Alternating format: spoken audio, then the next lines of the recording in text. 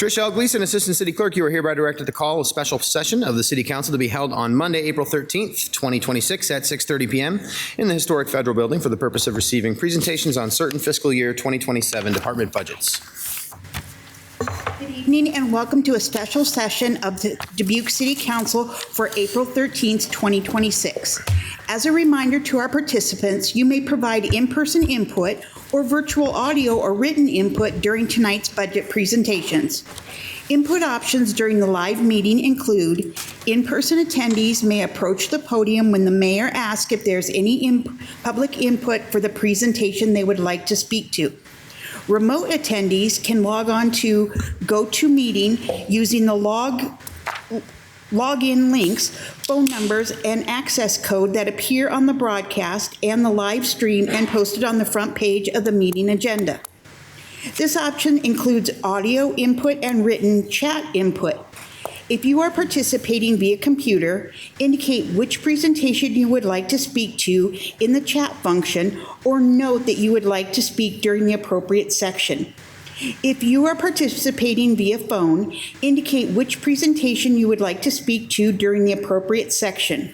All comments, whether in person or virtual, must be accompanied by name and address.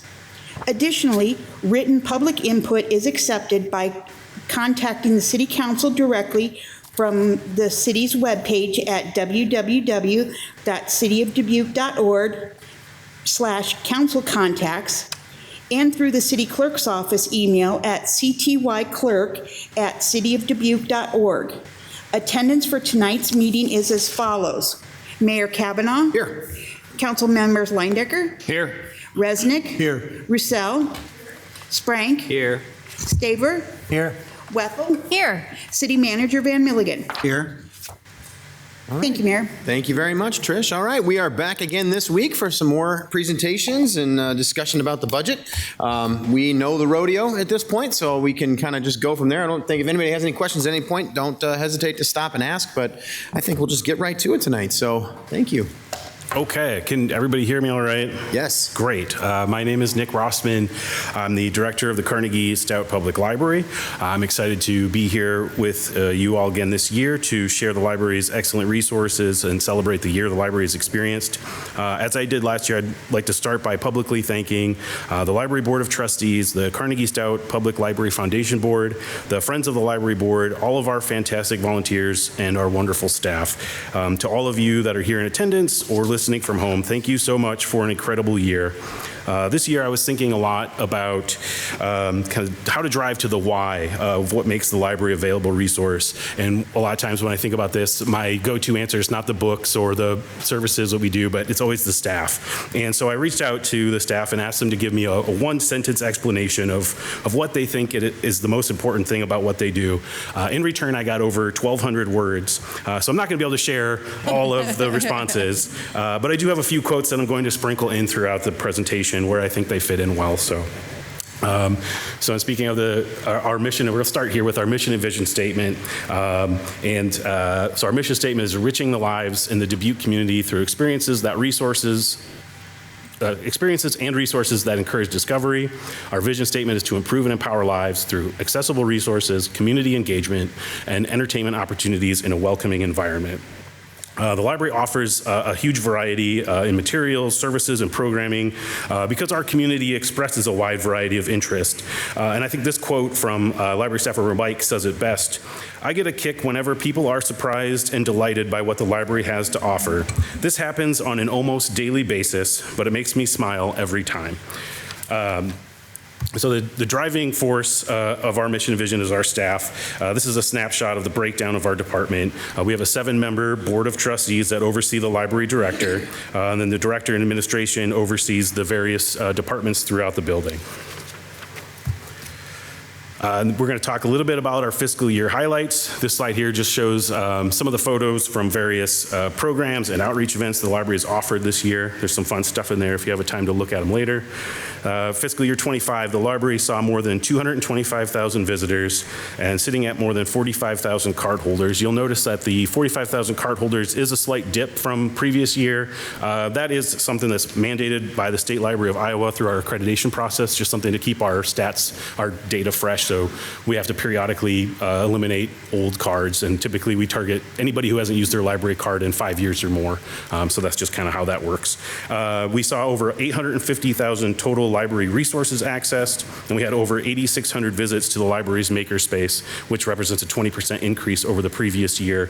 And we've seen almost double increase in the last 2 years. So, and then when I talk about the 850,000 resources accessed, what that is we're adding together our circulation count, our programming attendance, the use of library databases and other online resources, and also our technology use. So it's just trying to capture everything that we're taking statistics on and package it into one number. And we'll kind of use it throughout the presentation a little bit. If we're looking at just the programming, we see we had over 35,000 attendees to library programs for the fiscal year. That encapsulates library-sponsored programs from like the summer reading program, which is offered for all ages, regular programming such as Pokemon Club or Reading with Rover, singular programs like author visits, historical presentations, or a first for us this year, a pig party on National Pig Day, which included an opportunity to hang out with some piglets. So, and I think it's staff member Olivia that says it best, from children to adults, I feel like the library is able to provide magical, fundamental moments that the patrons have maybe never had the opportunity to experience. I agree. And just some of those charts there just kind of show some of the programming attendance over the last few years. So almost 900 programs in fiscal year 25 that we offered. Here's a breakdown of all those resources. So that 850,000 approximate resources that we had. You can see the physical checkouts and the digital checkouts make up more than 50%. You see those programming numbers on there. The technology use would be people coming in to use our public computers, checking out laptops, accessing our Wi-Fi.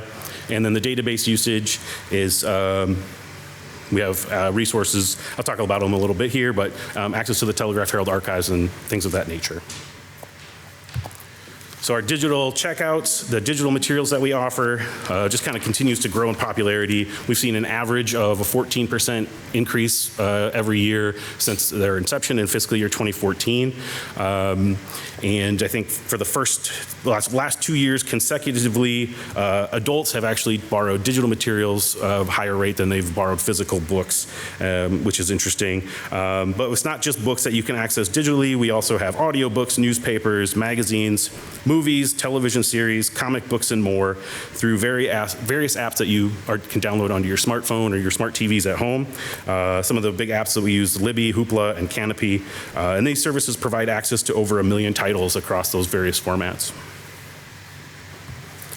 And then this slide here shows our database usage over the past few fiscal years. You can see it kind of ebbs and flows a little. The biggest driver of this usage is people looking up information on the Telegraph Herald archives. That's over 50% of our usage from just fiscal year 25 alone. But we also have access to Ancestry.com if you're doing family genealogical research. This year I used Consumer Reports myself to research a new refrigerator for my kitchen. We have access to home improvement articles, car repair, and you can even get stock market advice.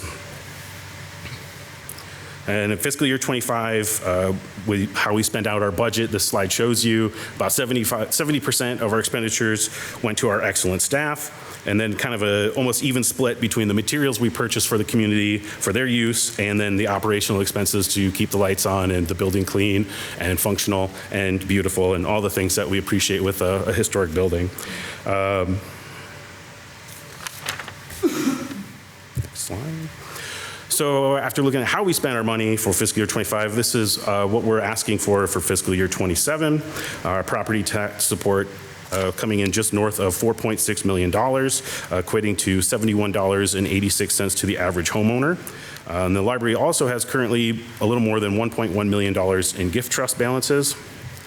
Just a breakdown of what those trust balances look like. So we do have a couple of restricted gift trusts. The Lacey Trust we use earnings from that trust to purchase materials of lasting value in the areas of travel, science, fine arts, and biographies. The Lowell Trust, earnings are used for framing, hanging, care, and maintenance of library-owned artworks.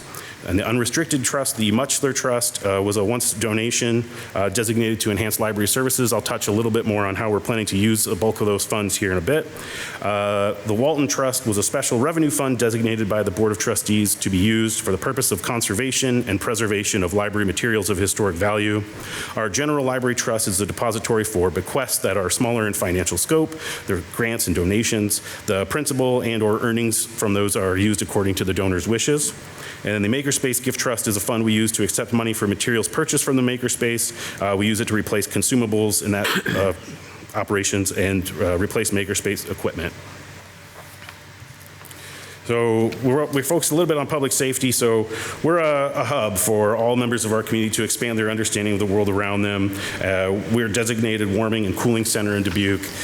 Something we've been doing recently are offering self-defense classes for the public, which are designed for anybody who experiences mobility issues. Of course, anybody is welcome to attend those. We've had a really great partnership recently with the Northeast Iowa Area Agency on Aging in dementia training and dementia I just lost my brain. Simulations have been really well attended. Bulk of the library staff went through that training, and we're now actually listed as a dementia-friendly organization. We also just have a really friendly staff that provides a safe space for access to accurate information.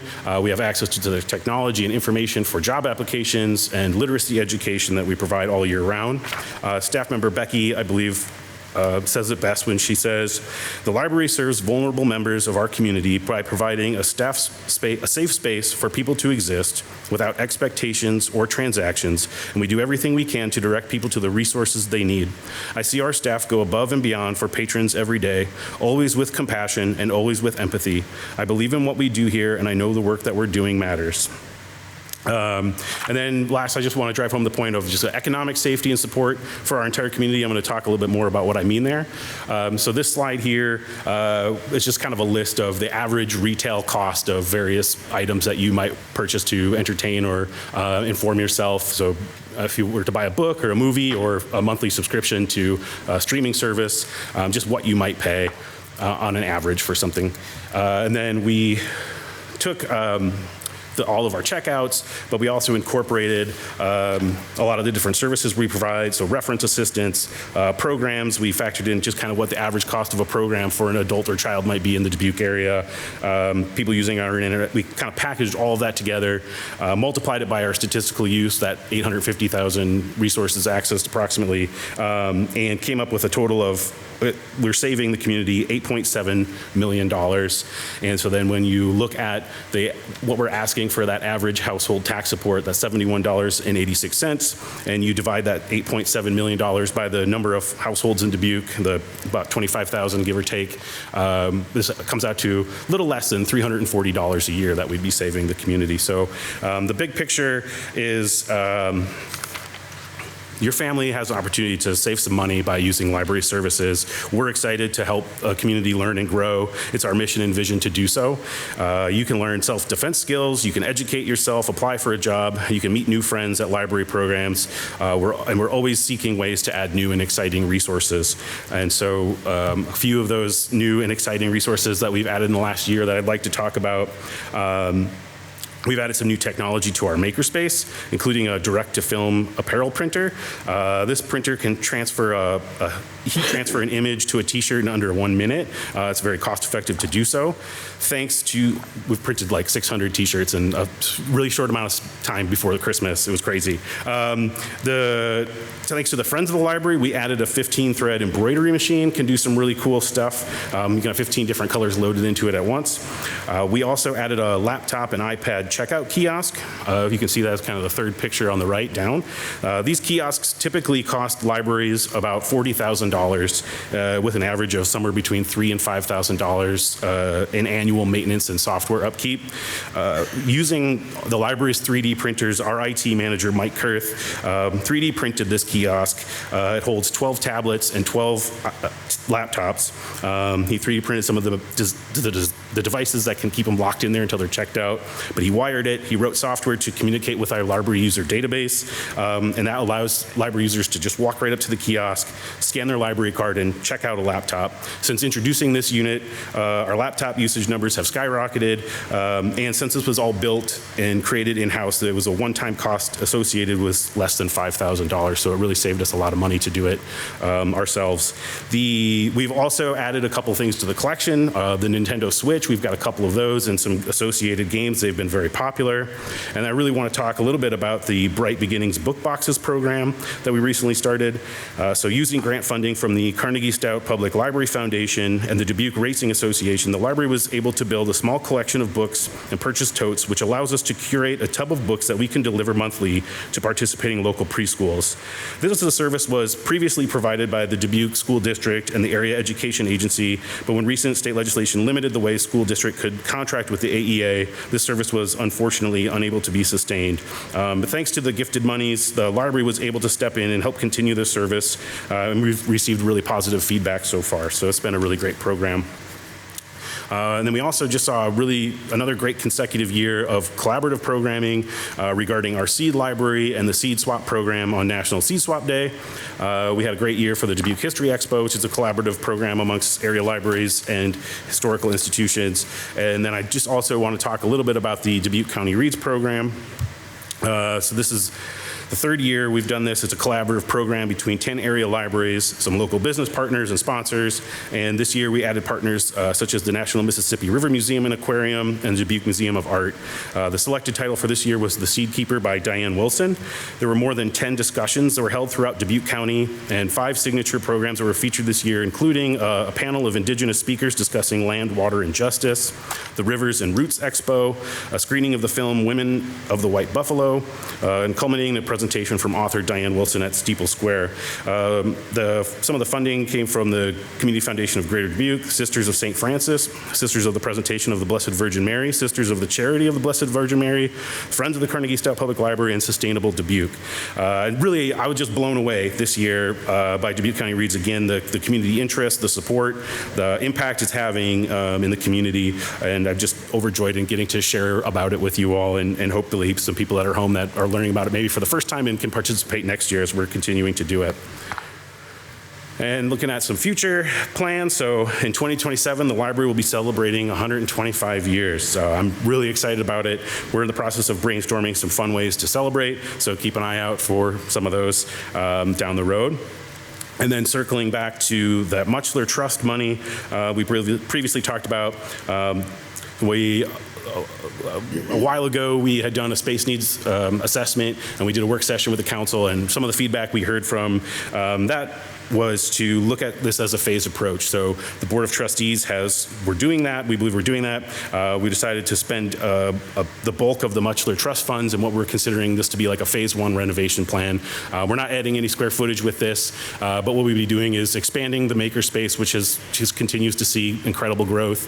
We're going to reimagine some public service points. Specifically, on the first floor, we're going to make one of our circulation desks much bigger. We're going to eliminate 2 of the desks that are down there. Some of that area is going to become some much needed study and tutoring rooms, and then we're going to redesign our teen zone, which currently, just the way it's currently designed with some curved walls, it just, the noise kind of amplifies out of there. So we're just going to design that space to be a little bit more better suited for teenage population.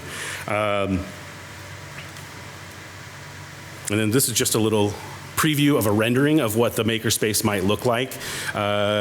If you're familiar with the makerspace, this will probably almost triple the amount of space for a lot more tables for people to work out and spread out and do their work. There'll actually be 2 rooms kind of behind it there. One would just kind of have our larger and loud equipment, and then another one actually be a space that'd be bookable by the community for whatever reason. We have oftentimes requests from scouting troops that want to come in and do a STEM or STEAM related programming, and this would allow them to be just kind of right there next to the space and do it there. And this quote from Colleen, I think, helps share how the makerspace works. I enjoy helping patrons bring their ideas to life in the makerspace. They may have no idea if it's possible, but with a bit of conversation and presenting different methods to accomplish their project, everyone leaves happy with a gift for friends or family or something for themselves. All right, so this slide just is a snapshot of our requested CIP projects. Unfortunately, none of these were funded for FY27. We're going to continue to monitor them and keep submitting as we need to. But just as an example for fun, here's a couple of previous CIP projects that weren't implemented through the normal CIP process, but were completed anyway. So we're still keeping track of these things and trying to get them done as we can. So even though they might not get funded in conventional methods, we're still finding ways to get them taken care of. And then for all of my performance measure slides here, I'm just going to also share a quote from staff as we kind of go through them. So here's some performance measure items from our youth services. This quote's from Daniil. The library is an incredible resource because it helps build strong readers and learners from the very beginning, strengthening the foundation for lifelong success in our community. For adult services, this quote comes from Ben. I enjoy working at Carnegie-Stout because I'm proud to be part of a team that helps people navigate and find crucial, sometimes life-altering information. I'm equally inspired by our creative atmosphere, helping patrons express new ideas while being part of that creative process myself. And then finally, there's some information here on materials checkout and distribution. And this quote comes from Becca, and I think it's a really great encapsulation of kind of what it might be like in one day working at the library. You're not going to do all these things in one day, but on a daily basis, any one of these things probably will happen. Becca says, I'm committed to creating a safe, welcoming space that bridges gaps in social services while fostering meaningful community engagement. In my work, I've helped patrons find jobs, renew visas, apply for assistance, resolve conflicts, create custom crafts, and discover their next great book. I've given tours, issued first library cards, and even taken part in a pig party. Some moments are joyful, others challenging, but all are rooted in connection. Every day we help lift up those facing difficulties and provide lasting value that improves lives. So that concludes my budget presentation. I want to thank the mayor and council for listening, for the time and attention that you give to the budgeting process each year. And before we move to questions, I also just want to thank the budget staff. Thanks, and Laura, wherever you went. Just from the bottom of my heart, all their help and guidance and efforts to continue to improve this process. So that is it for me. All right. Well, thank you so much, Nick. Well, we're in a public hearing first, so I'll be happy to hear any public input at this time about the library budget. I'm seeing none here. All right. Anybody virtually? Okay. Thank you both. All right. Come back to us then for discussion. Ms. Russell? Thank you. Well, I always like to hear you speak. And recently, I heard you at another event, and you talked about the app that we talked a lot about technology, but you said there's an app. It's not Libby, but it's something else that we can use to access resources at the library. Do you recall what that might be? Probably Hoopla. Hoopla is what it's called. Yeah, and it's really great. So Libby is kind of different the way we purchase the materials for both. Libby is an app that provides access to digital books, ebooks, and audiobooks mostly. We have to select the titles. Hoopla is a little different format. The company selects the titles for us, and then we get charged based on what people download. And so there's no wait times there. And then they also have access to over 1 million titles across all the different formats. If you like movies and TV shows, comic books, Hoopla. And it's free. It's a free app? Yeah. Oh, yeah. So you download it for free, and then you can log in for the first time with your email address and library card, and then you're off to the races. Download it onto your smartphone or tablet, or if you have a streaming device at home, they have an app there for movies and television shows. Great. Well, I always like to add that I hear that the more you use your library, the more you get for your tax dollar. So it's an unusual kind of service where you can decide how much you want to take advantage of all that you have to offer. And clearly, all you do makes our library relevant in our changing times. So thank you for that. Thank you. Thank you. Mr. Resnick? Thank you. So I don't know what your hiring practices are, but you have the best people down there, and I agree. And they're whatever. They're there as problem solvers. I go in there with lots of different problems. I'm a problem child, I guess, but they immediately go and try and fix things and try and help me out. And that's what I think that they really enjoy it too. They really enjoy the challenge.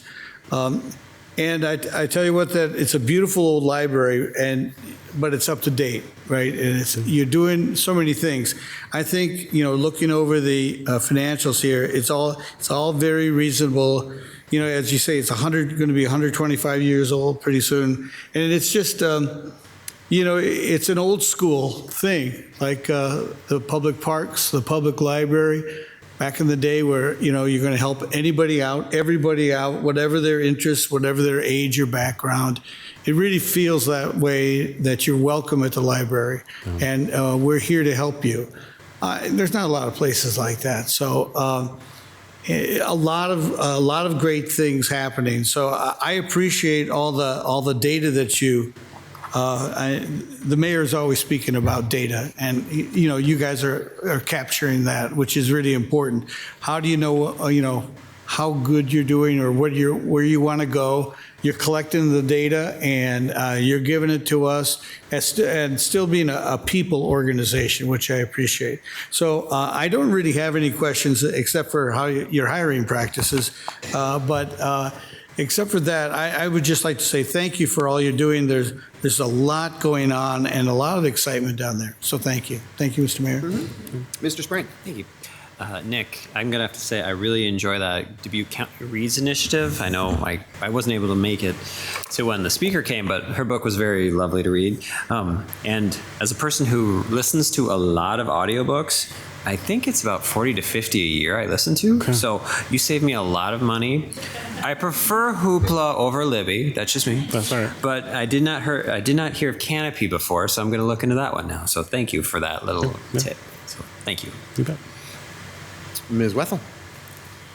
So I think I've told you the story about when I first moved back to Dubuque, the first friends I made were at toddler time. Mm-hmm. But there's so many ways for people to connect through the library. And just in the January to April program guide, there's 28 pages of ways that people can connect.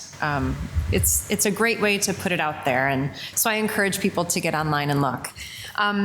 You had mentioned the Bright Beginnings book boxes that are now a planned process to preschools based on the lack of funding and changes in funding to AEA in the state of Iowa.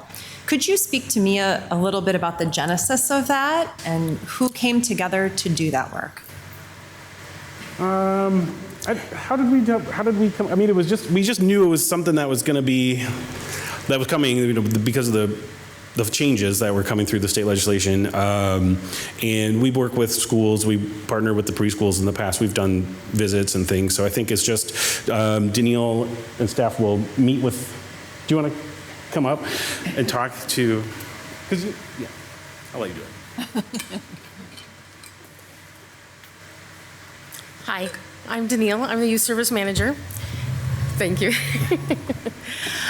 So when the state legislature first made the change, the school district had decided to contract with the state, so the preschools did get these books from the Keystone.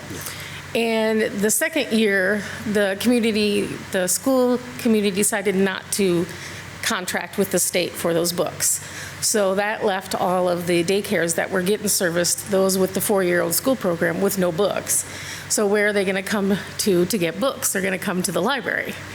And I looked at my collection, and I'm going, if I'm going to have 14 or 15 different daycares coming, I'm not going to have the resources or the space. So with that in mind, we decided to come up with their own collection. And we did some surveys, asked what kind of books they want, how they used them, and the most popular thing was their boxes of books per month. And so we decided to do the boxes of books that they get. Some get 3 boxes per month, some get 6 boxes depending on how many kids they have, and we deliver them to them. They check them out. It's great for our circulation, and they really love it. And we're growing. We're now up to 13. And we still have a space issue to grow that collection, but we're making it work. Wonderful. Well, I salute you for coming together and being proactive and providing that service. We're really fortunate, that we have people who are stepping up like that. So thank you. You're welcome. Thank you. Mr. Staber. Yeah, I would just, I'd like to thank you for everything you do. And, through our tour, I was amazed at, how fresh you're keeping it down there, all the amenities you have, the unique things you can check out, games, yard games. I think there's some camping stuff you could even get, activities. What really intrigues me is that makerspace, and is that something that's unique for Dubuque, or do a lot of libraries lean into that these days? It's a movement in the library world, yeah, for sure. I think, though, ours is unique and really we started kind of similarly, a lot of crafting, and we still have the crafting, but we've really pivoted and focused a lot on the technology and those resources. So we have a high-end laser cutter and engraver. We have some smaller units that do similar stuff. We've got this direct-to-film heat apparel printer, the embroidery machine. So just like some really high-end stuff. We have people that are in there using it as entrepreneurs. I was talking to a couple the other day that are roasting coffee beans locally, and then they're using the makerspace to print all of the labels that they stick onto their bags. And so awesome. We've got a guy who comes in and sews labels onto clothes that he sells. So just there's people who are using it as part of a business. There are people who are coming in and using it practically. They're replacing game parts from board games. Somebody may have, it's probably on the couch somewhere, but it's, they're doing that. And that's just for fun. So like I said, I think how many T-shirts we did right before Christmas of people coming in to make family T-shirts for their holiday gatherings. So just exciting stuff. Well, that laptop, kiosk is incredible to have made that out of your own, equipment there for save yourself 40 or 50 grand on a machine. It's really great amazing. Stuff. I also went kind of did a deep dive on kind of the history of the library, and I'm embarrassed to say I didn't realize how nationally recognized it is as being, just an amazing library nationwide. So, yeah, congratulations. Thank you. Well, Nick, thank you once again for a great presentation. I saw your annual report again this year, so thank you for sharing that with us. Can we go back to your capital improvement slide? So I've been thinking about this. How many years have we essentially had to say no to most projects? And just be honest, it's okay to. I'm trying to remember. Like, it seems like it's my perspective is it seems like it's most years. Yeah. I know we have one that's like really close this year, but yeah, I think, and these are things. It's an old building, so some of it's preventative. Yep. We're just trying to be preventative, and it's just more we're worried that something bad's going to happen and trying to get ahead of the game. So, what is? There was a discussion for a couple of years ago about maybe an expansion and some changes within the library. What has happened with that conversation since that time? That would be what we're calling the phase one renovation. So, we had the Muchler money. We've had that for a little while, and we thought we could put that just going to be good use and make some changes. Clearly, the makerspace has become very popular, so make that space bigger. Right now, if you have 2 or 3 people working on projects in there at once, it's pretty much that capacity. So just trying to make that space bigger and increase some of those study rooms and some of that stuff we've had a lot of requests for. I think every library that, if you build a new library now, they're putting in 15 to 20 study rooms, and it just seems like the more you have, the more they get used. So just kind of that's a trend that we're looking at and trying to see what we can do to get more space like that available in our building. As far as what comes next, it would be after these renovations are done, we'd have to start thinking about how do we raise the funds to do this and what does that look like. How does that happen if we as a city council and as a city don't fund it? Especially things like what's on the list right there, or some of the phased in types of renovations. How do we fund it? How does it get done? Well, I imagine it would take a long time of just trying to, solicit from private companies, grants and things of that nature. Just with granting, sometimes it's hard. You've got to, there's a deadline to spend the funds. So it just kind of depends on how that looks. But so it's mostly. That was one of my questions. It's mostly private foundation grants. There's not a whole lot of like federal or state government grant money that would assist you in those types of things, right? Not at the moment, no. State of Iowa and federal, not right now. There's not a lot in the way of libraries at the moment. But there are private institutions that are out there that want to see libraries flourish, and they're helpful, but I'm guessing it's pretty competitive. Yeah, I'm not sure honestly, if there are private companies that are doing a lot of, I know the state of Wisconsin just did some grant funding for libraries just within the state. But I'm not, the Carnegie Foundation just gave out $10,000 to all old Carnegie libraries. We were a recipient for that. We were kind of earmarking some of that money for our 125th anniversary celebration. Some things we're kind of thinking about for that. And you said it was $10,000? 10,000, yeah. Okay. Doesn't go very far into renovations, so. Sure. Yeah. But, yeah. Yeah. Yeah, that's interesting. I appreciate all that information, because I think, every year you come here and you tell us all these things, and I see the smiles on the faces of your staff, who apparently are very, very good, according to Mr. Resnick. And no, I've met them and they're wonderful. And you have these great pictures of all these things that people do at the library, and Ms. Wethel tells her story about how it was a place for her, because I've heard that story from a lot of different people. It's such an important asset to our community, and really any community, and yet we can all say, I think without any sort of reservation, that libraries are under attack in a lot of ways. I mean, there's this sort of push against having libraries, or at the very least having cities fund them, which I completely disagree with. I think I see it as a community asset. It's something that we need. The challenge has been, when we go to make goals and priorities, there's sort of this list of like foundational services and then on your way up, right? And it's such a challenging time to make things happen and make all those projects a reality that the library just hasn't made the cut in our process. And I think for a few years that's fine, but I find that concerning over time, that I think we need to think about what it's going to mean for that particular building, which is an absolute treasure in our community, the building itself, but then what you provide is such a treasure too. And I do know that this is unique because you have a board of trustees and you have capability to do fundraising in a different way than like I'll just say the Public Works Department does. It's not, they don't have that capability like you do. So it would have to be some sort of a partnership type approach to do that. But it is something that I think about frequently, just because of the services that you provide and the importance of those services and what it means to people. And I don't want to see that get kicked down the road too far before it really becomes very, very difficult to deal with, especially things that are more preventative maintenance and that kind of thing. So I don't have a great answer for you today, but I'm saying all these things out loud, so it's something for us to think about as we think about this next year and the years ahead, knowing the importance of what you have. And then also for community organizations to think about, knowing that this is something that we need to work together on. It's not something that necessarily needs to get done entirely by city government, but it also is something that needs to get done eventually. All buildings need these things. So, except for book drop waterproofing, that's usually just a library that needs something like that. But that's still a very important thing. I mean, I don't think you want your books to get wet. So, all that's just to say, I very much appreciate what you're doing. I'm thinking a lot about it and hoping that we can find some ways to do a little bit more in the future as we go ahead here. So, thank you. I appreciate your thoughts and your words. All right. Well, thank you very much, Nick. Appreciate the presentation. Sorry. Oh, yeah, Ms. Lyman. Sorry, I did have a quick question. Yeah.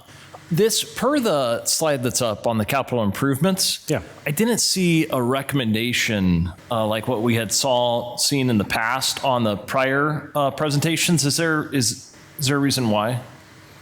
Is that like the improvement packages saying yes and no? Yeah, correct. Yeah. Mike, I don't know if you can answer that one, but it's not in the policy book. So did you have any improvement package requests? No, those, yeah. We don't have any improvement packages. Because these are capital improvement. This is a capital improvement project, yeah. Okay, so I see. Yeah. Is that the question you were asking? So these are in here as part of the budget to approve? No. No. I think because of the Board of Trustees as a kind of separate entity, Mike has always kind of given us the leeway to present on things that weren't recommended as an option from the board if the board chooses to do so. And that funding comes from? The capital improvement project would just be regular capital improvement funds. As part of As part of the city's general CIP budgeting, yeah. Okay. So these are requests that we submit just like any other city department, and then they may or may not make the recommended cut list. Am I answering it correctly? Close. Yeah. Jennifer Larson, Chief Financial Officer. So we develop a separate 5-year capital improvement plan, and the first year of that, fiscal year 27, is what is recommended to be considered by City Council.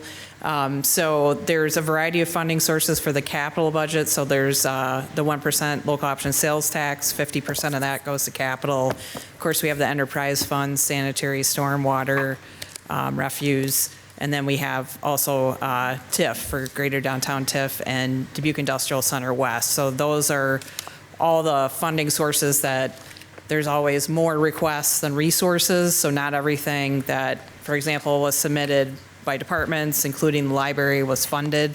If you look in the capital improvement program book, in the front, there's a CIP message, and there are tables that list the projects that were not funded. So you can see those by department, if that helps. Yeah, no, it does. And so the capital improvement plan for 5 years, we look at that every year and approve that? Yep. So at the night of the public hearing on April 28th, you'll just be considering fiscal year 27. And then when we go through the budget process for fiscal year 28, then all those, you'll have the opportunity to relook at all those years. And then, of course, add the new one to the end of the 5-year CIP. Okay, thank you. Any other questions? All right. Well, Nick, thank you very much. Appreciate it. Okay, and thank you very much to the library staff as well who was able to attend and those who are not. Okay, next up, we have the Flags Civic Center budget presentation.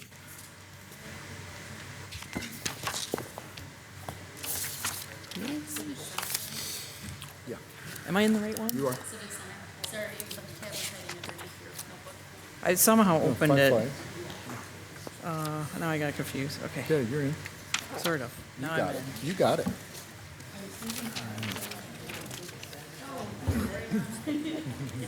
You're on it. That was an error on my part. I was like, Matt, we're ready when you are. Thank you. Mr. Mayor, members of the City Council, good evening. Matt Kalsovich, Parks and Recreation Director. It's a privilege and an honor to be here presenting to you the first time in my time with the City of Dubuque and our budget process. I'd like to start as well with some thank yous. First to City Manager Van Milligan and Assistant City Manager Brubach for their support of me during this time, going through this experience for the first time. I'd also like to thank Jenny and Laura and the members of the Finance Department for their support as well. Being 7 months here on the job now, it's been quite a whirlwind to get ready for this process, but I've learned a lot, and they've been so supportive and helpful in getting me to this point here to share with you tonight. I'd also like to thank my staff who's here from Parks and Recreation, the hard work and dedication that they put in to prepare as well, and I know they're excited to share information with you that they have over the last few years in their participation in this event. And then certainly to our Parks and Recreation Commission. We have some members here tonight and who are viewing online supporting us as well. Very appreciative of all that they've done to really try and move Park and Recreation initiatives forward and share information with all of you about the priorities they have and where they're looking to grow and improve Park and Recreation services in the City of Dubuque. With that, I will dive into the first of my 3 presentations to give to you tonight on the Flags Civic Center. So the 3 facilities that we run, and I'll highlight this in each of the presentations, the way they're compartmentalized for the community to go back and review at a later time, are very similar with myself and our project and facilities manager, Jared Charlin, who, as many of you know, has been on a deployment with the Iowa National Guard now for some time, but we're excited to potentially be getting him back this summer to reactivate his role and his support of these facilities and this work specific to Five Flags. But we have our setup there with the 3 different leads, and in this case, Five Flags, Ryan Boniface, the general manager. And in this case, I will take this opportunity to highlight, as many of you know, Ryan is going to be wrapping up his time with the Oakview Group. We're sad for that professionally, but happy for him personally. And what he'll be moving on to, but he has been an integral part of getting the facility, even in this first year of Oakview Group working with Five Flags, to the point it's at, and really on the cusp of some incredible opportunity, and I'm excited to highlight a lot of what we're looking at, and credit to him and his team as they contribute. So our structure, again, very similar from each of these facilities in terms of, in this case, Oakview Group team responsible for day-to-day operations and staffing of the facility. And on the City of Dubuque side, managing the contract that you've supported in terms of our arrangement with Oakview Group, which we oversee the operating loss and management fee and incentive fees. But as has been stated before, building is owned by the city. We are responsible for capital improvement funding and the insurance of the building. In this case, Five Flags is unique in that the Civic Center has its own commission, and this is a group that meets quarterly to discuss operations and aspects of the facility, and they're a group that is part of making recommendations or being part of giving feedback to the staff, both with the city and Oakview Group, for how the facility runs and what can be done to improve and make it a better experience for people. So definitely want to thank them for their support and commitment to the process as well. To highlight more about the Oakview Group team, the general manager position, Ryan Boniface, I will mention that we've already been in touch. I've been in touch with Jeremy and Kiri from the regional management about the process to replace the general manager position, and that's already well underway, and I will be included in that process as well. So excited that they have such a commitment to ensuring the quality of and the caliber of somebody in that position, and the urgency to continue to have that be filled as quickly as possible to keep processes moving in relation to this facility and Grand River Center that I'll get to here in my next presentation. But Tom Robbins, Assistant General Manager, will be part of helping to bridge.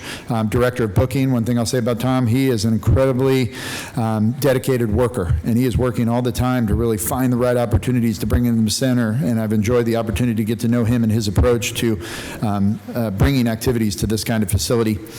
Jamie, Director of Operations, and Greg, Director of Finance, carries over from previous management there at the facility, so a wealth of knowledge and information about really making things the best situation possible for both parties. As far as highlights, I think the council and the community are very well in touch with, but certainly great to take this opportunity to talk about the scope of things that are happening at Five Flags. And it's a unique and special opportunity as a community that we would have such an amenity to be providing what we are there. Things like you see up in the top corner, Brew Fest, or music events, the sporting events that have risen in terms of activity, and certainly on the theater side, Dubuque Symphony as an anchor tenant and the long history there. It's just really a special cultural hub that we want to continue to grow the opportunity for Dubuque residents to take advantage of and enjoy with that full experience. Some other events that have happened over the years with concerts and performances, comedians, and even a new movie night that's happened in the last 6 months. Again, it speaks to the uniqueness and the way that the Oakview Group team is really trying to be creative as far as bringing opportunities for the community and really using the facility to its fullest. To highlight a little bit more of the importance of the facility and just talk about some of the demographics. And this information going back a few years ebbs and flows between the categories, but it's pretty consistent. And what I think it really does is it highlights that it is a range of different incomes, different ages, and there's deeper demographics out there as well about the broad range of people who are looking to Five Flags for their entertainment needs, their activity needs, the engagement they've chose to have here in the community with a place like Five Flags. And this really shows a good breakdown that it is a wide and great population of people that are all wanting to take advantage of that, and we want to continue to be sensitive to that from a programming perspective. One of the staple facility activities at the facility is the Toys for Tots, and just a wonderful example of the way that that works to bring the community together. It's a hub, it's a location where something of this magnitude can take place. Bryce Parks, the coordinator, is part of the commission there at Five Flags as well, so an extra special connection for him. And it's, again, one of those things that we just want to continue to celebrate with the community on why this is such a significant thing to have this be available to us, on top of the things that people see as maybe some of the traditional functions of the facility with the theater and the arena. Obviously, a system like this is dependent on communication and education, not maybe just even for the community, but the region about what kind of opportunities are available and where we're looking to not only provide, but create an economic opportunity for us to grow as a city and as an organization, bringing in people to invest and spend money here in Dubuque around the activities that they would enjoy. So the team has really made a great effort to promote, and you see some of the activities here on the screen of things that have been and that are coming. But to have almost 25,000 followers on Facebook and grown that into over 4 million content views annually, that really hits a level of significance in terms of the effort that the Oakview Group team is going through. And I know even our city team has come alongside to do some special promotion. And then that over 2,000 on Instagram and 40,000 additional content views, touch points for people being educated about these opportunities is significant and meaningful. And again, speaks to Oakview Group's commitment and their team on wanting to make sure everything is done to its fullest. To reference a few current and future initiatives, certainly Five Flags has been talked about for many years, going back to the presentation in 2023 with my predecessor, Marie Ware, who obviously was instrumental in moving things forward to where we are today and the opportunities that are available at Five Flags. But the replacement of aging and outdated service equipment with concessions, that needs to be a focus. Safety review, the fire escape and theater infrastructure, and a project with Strand and Associates that's in motion and carries over a few years in regards to trying to make sure that those items and those pieces are accurately prepared for. Overall building repairs, upgrades, and capital improvements, and again, a topic that's been discussed for a long time, and I'll go into more detail here in a minute. And then Culture City, the sensory-friendly venue certification. The Oakview Group team implemented that a few years ago at the Grand River Center and brought that over to Five Flags, and now they're fully certified for that sensory or expanded sensory experience for those who need that. So it's not a barrier for people to come and enjoy the kinds of activities we're offering here, both on the theater and arena side. So kudos to them for that kind of commitment.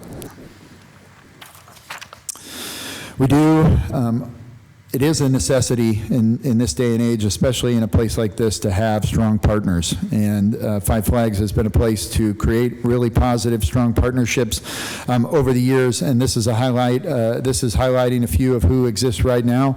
I think the Oakview Group team and I have talked about maybe the untapped potential with some of these arrangements.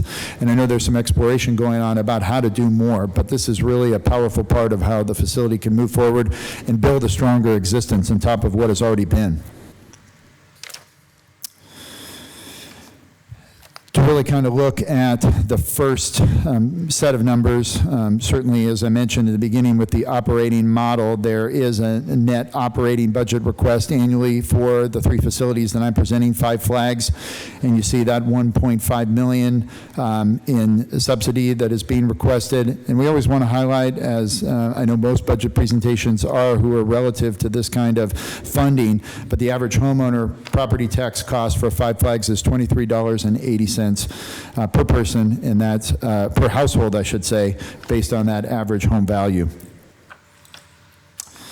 Before I go into more numbers, definitely wanted to bring in the safety piece and talk a little bit about what's happening there. So as is with the case in terms of many of our city facilities, the facility serves as an emergency shelter. Critical part of just needing to know that that's available should that be a need for the community. It is also a backup facility for weather changes and challenges for certain events that happen in the downtown. Again, fantastic part of the partnership, that's a strategy that we put in place to ensure that people can enjoy something that maybe a lot of planning has gone into, and Five Flags is the place where that may still be able to take place depending on the issues, especially related to weather. And then one of the elements that I also want to highlight with police canine training. So we know that a facility like this has visitors in the hundreds and thousands. And so to work very closely with our local law enforcement, even our regional law enforcement, to come in and work in a place where they may have to deal with those real-time situations, I think is a tremendous partnership, and I know that they've expressed their appreciation about that. And in a place like this where you do have the mass amount of people getting together that you do, to have extra familiarity on top of increased training, it's fantastic that we've been able to make that create that relationship and establish that partnership in terms of knowing that we're ready if something should be a need. Now to go through some more in regards to the numbers, and it's, I think, a twofold story here in the sense that the city manager on the initial budget presentation night shared information relative to the total city operation about how some potential funding that I know was strategized going back to 2023 and even a little before that was being earmarked for Five Flags improvements. And so it's settled down relative, again, to some of the restructuring that's having to take place to this total number.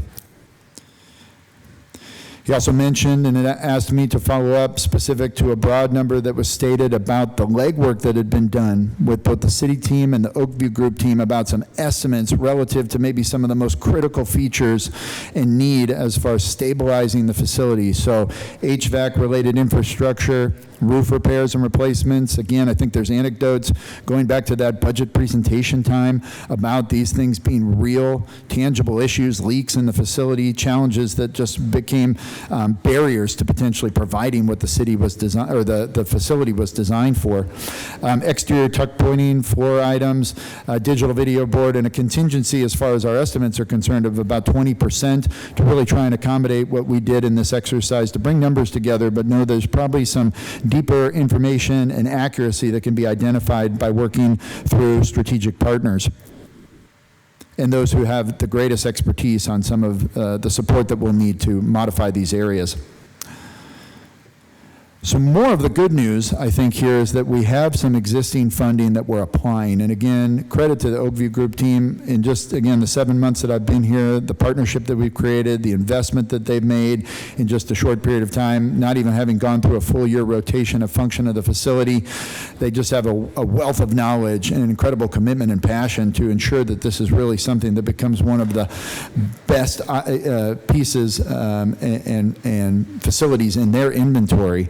Building improvements, a fund of almost $1 million, safety, fire escape focus in the value you see there, plaster repair and painting that's already been strategized on, again, a much bigger scope than what's available here, but it's a start, arena chairs and other projects adding up to a little more than what the number was in terms of the budget because of a carryover, and going back a couple of budget cycles, there was about $600,000 carried over in 24, and some of that is still pushing forward in terms of the number that's active right now and the work that we're strategizing on in addition to the recommended funds. Again, a far cry from the 25-ish million almost that was originally projected, but a lot to still do, a high volume to still do a lot of good at the facility.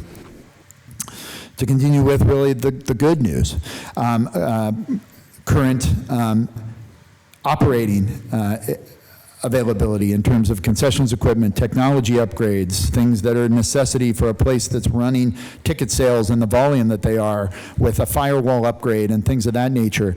Other building improvements, again, thinking about the age of the facility and the function of the facility. What are the unique things that need to be taken care of? Safety updates and strategizing for other projects. So almost $800,000 active today. So as much as we've talked about in the initial report about reduction, there are some resources available that are going to be able to be applied to some of the highest need that we know of right off the bat.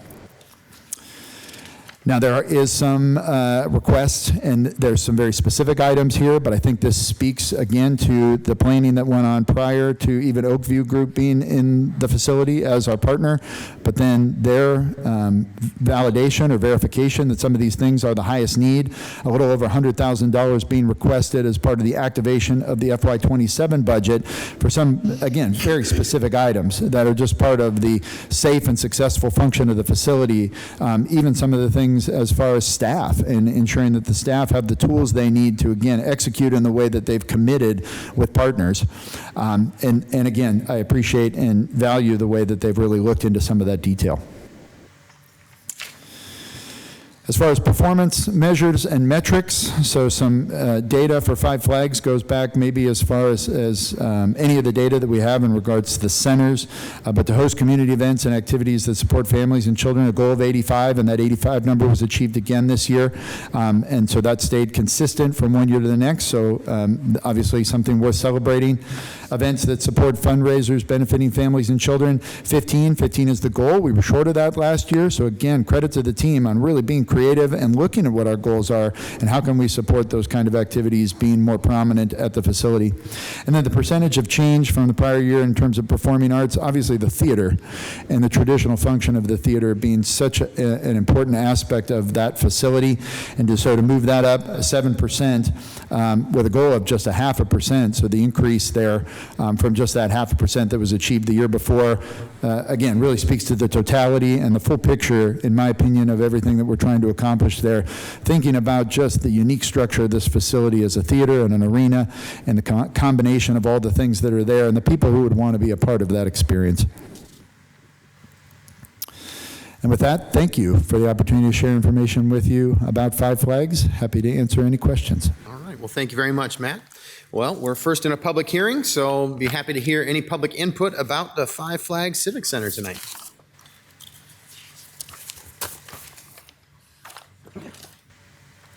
Good evening, everyone. I'm Carrie Tito, 804 West 3rd Street, Dubuque, Iowa. My comments are more about the budget process in general, but do relate to some things you've talked about already here this evening. We need to be honest about what's happening here. This is not transparency. Transparency is not 1,000+ pages to review in a day. It's not presentations that summarize spending without requiring your input. It is a list of options that you should be choosing from to show where your values and priorities lie.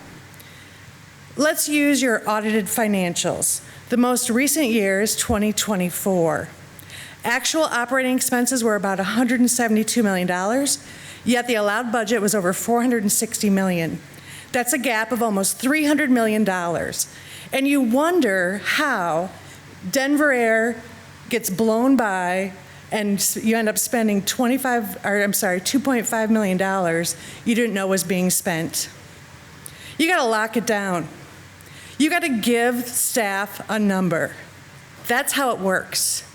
Give them a number for your operating budget, which has been between, we don't have audits for fiscal year 25 yet, around $175 million, I think, is what you should set it at. You could talk to your CFO about what they think is reasonable. Then start examining what opportunities we have to spend capital expenditures. And you make the decision. You have the spending authority. Do you not realize that? So take the library, for example. They have a wish list that you couldn't address for the past 5 years that's $480,000. You have a budget that's over $200 million. And your Denver Air debacle at $2.5 million could have paid the library 5 times over for that one simple sheet of capital expenses that would have benefited our community for years. So I know we're halfway through the process almost this week, and so I want to just go through how I think you could fix it. Right now, you're approving a number that doesn't guarantee better outcomes for residents. And over time, that's why trust erodes, not just in staff, but in you. Because when residents can't see what's being chosen, they assume nothing is. They think you're just rubber stamping what's being served to you. Now, I know some of that's not true, but you're the leaders. Figure it out. You are not here to review expenses. You are here to decide what stays and what goes. The fix is simple. Start with what was actually spent, around $175 million. Build the budget from there. It's not perfect, but it's better than budgeting 40 to 60% higher than actual. If something pushes spending higher, it comes back to you. That's where it belongs. So we can find out what it is in daylight. We can find out why it matters and how it compares to other choices you might have to make. That's how it's supposed to work. I don't know how we got off track here in Dubuque. That forces trade-offs, that sets priorities, that protects residents. As you look ahead to fiscal year 2027, a budget closer to $200 million at your discretion, based on what capital expenditures make sense for your residents, then it's not perfect, but it forces the discipline we have to look forward to and puts you back in control of what's going on here. The buck stops here with the mayor and city council. If you approve the fiscal year 2027 budget without making choices, you are handing your authority to staff. And if you can't show residents what you chose, don't send them the bill. Thank you, Carrie, for your comments.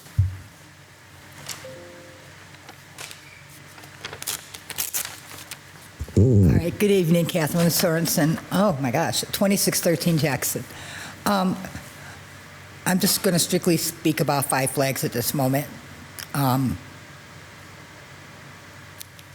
gentlemen know me. Hello, guys. They did not know I was going to be here tonight. They did not know I was going to speak, and I'm definitely not getting paid. For years, we don't have the money for Five Flags. We can't do this, we can't do that. Has anybody within the last year on this board attended an event, either at Five Flags Arena or in the theater? Actually paid, walked in, and attended an event? Do you understand the issues in the small theater? The issues with the flooring. We've got one end that slopes down, and then we've got a bump. That's what you're presenting to the public. There are so many people that walk in there that are not from Dubuque. They're attending an event, and they don't know it's owned by the city of Dubuque, and as staff, because I bartend, we don't tell them. We just say it's an aging building, and it needs some work, and the city's aware of it. So basically, we lie, because we're protecting the image of Five Flags for the city. But there are leaks, and what they're asking for tonight, when they're saying we need service carts and the deep fryers, and an ice machines and wireless microphones, we would love wireless microphones. If you've never worked in the arena environment, or you've never worked when DSO is performing, and you've got walkies that you have to try to listen to relay to staff that we just ran out of 6 bottles of wine and we need more, it's very difficult to speak because the connection inside that building is so strong, is so lacking, basically, that we can't communicate. We are working with probably 3 service carts, and at times we have 6 bars going and a concession. And we are trying to figure out how we're going to get all this around the arena and who's going to be running stuff around, including our upper management staff will be there to help us. They've ran and got us cases of water. They've ran and got us anything we need because we ran out and we don't have enough there with us because we can only move so much at one time. You can only move so much on one service cart, and then somebody else needs that service cart because we're running so many events at one time. We are very fortunate there to have someone who runs our deep fryer, who is actually what I call the expert, because she can keep that thing running even when it wants to die. So at least we can have hot food when people want it. They're, on the inside, what staff is asking for is all necessities. They've not over-exaggerated. They've not misguided you in any way, shape, or form. Those are things that are actually needed to run every single event, and at times we're running 2, 3 events inside that building. That's what's going to be needed. As far as the capital improvements, you've known for years. I've been there when we've got buckets because the roof is leaking and we've got a major event in an arena. What does that look like? How tacky does that look to the public? I'm sorry, please avoid the buckets. We've got signs everywhere to keep people safe. It looks bad, guys. And there needs to be that funding into that. As much as you want to fund everything else in town, as much as you need to keep, my words, TIF districts, we need the funding put back into Five Flags in order to keep it sustainable and make it look good. Some of these projects are not expensive. Fixing that floor in the small theater, or at least maybe recarpeting it and leveling it out, that's not going to cost you $1 million. It's maybe start with the small stuff. The roof is going to have to be replaced. We already know that. And the HVAC, yeah, probably needs a little bit of work too. But it's something we can deal with maybe, but you have to put the money into the building. Thank you. Thank you, Catherine, for your comments. Anyone else? Yeah, please.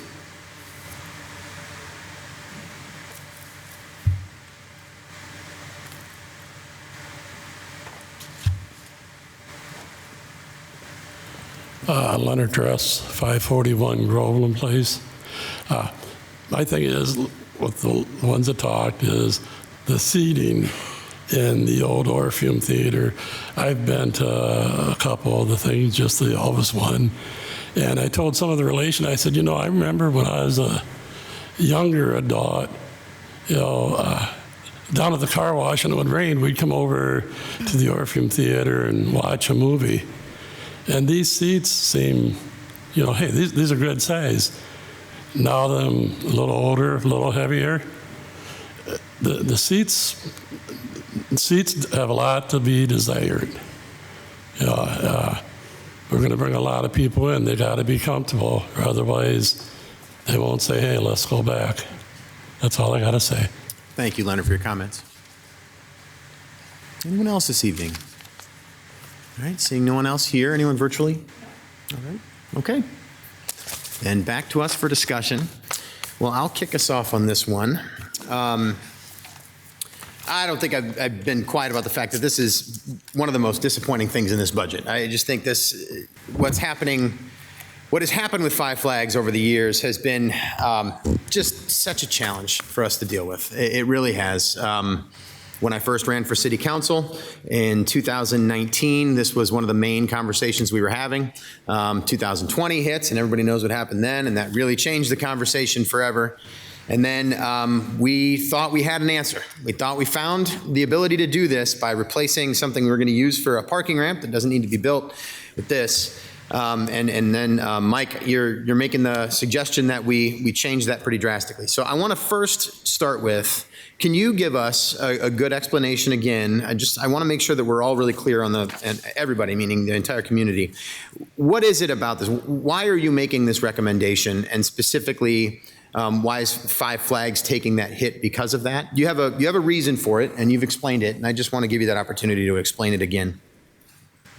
Sure. So as we presented the night the budget recommendation was presented, is all the property tax reforms the state of Iowa has done over the last 20 years, actually, but even some more recently than that, is we have the ability to collect about $6.5 million less per year than we would have without all those reforms. And it's not just collect property tax money, it's also, there are other revenue streams, for instance, bank franchise fees that we used to get that they eliminated and we don't get anymore.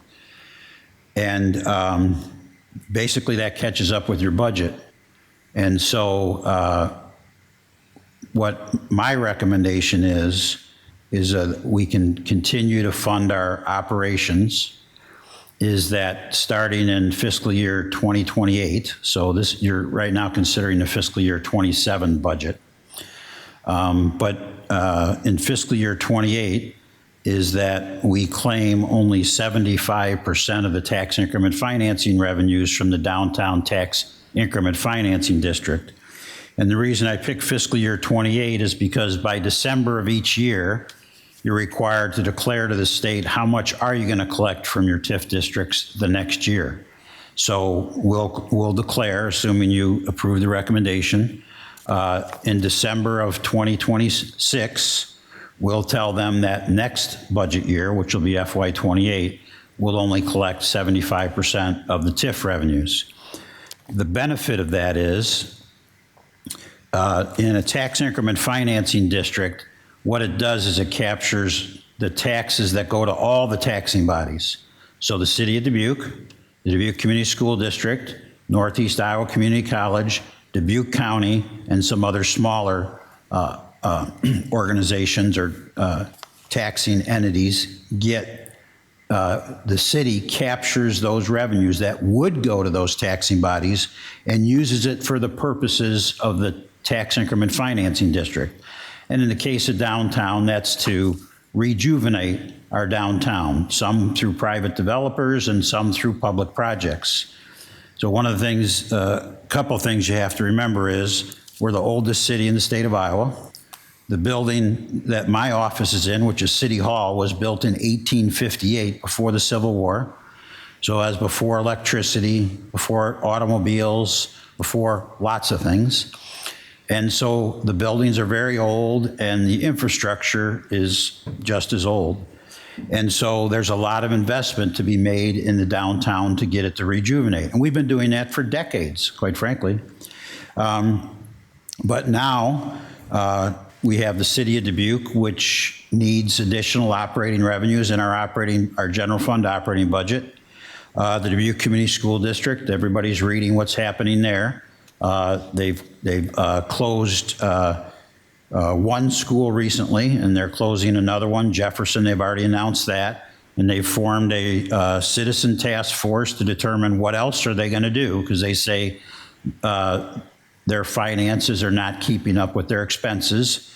And we also know, what's happening at the state level as far as schools, the public school system. And so also the school district is in need of additional operating funds. Dubuque County is in a similar situation. One nice thing about what they're looking at doing is we've always appealed to Dubuque County to take over the operations of the 911 center. Because when it was created, now probably almost 40 years ago, all the jurisdictions in the county didn't participate, and the decision was made that the city of Dubuque should run the 911 center, and that the cost would be shared with the county. Since then, now all the jurisdictions do participate, so it makes a lot more sense that Dubuque County would operate the countywide 911 dispatch center.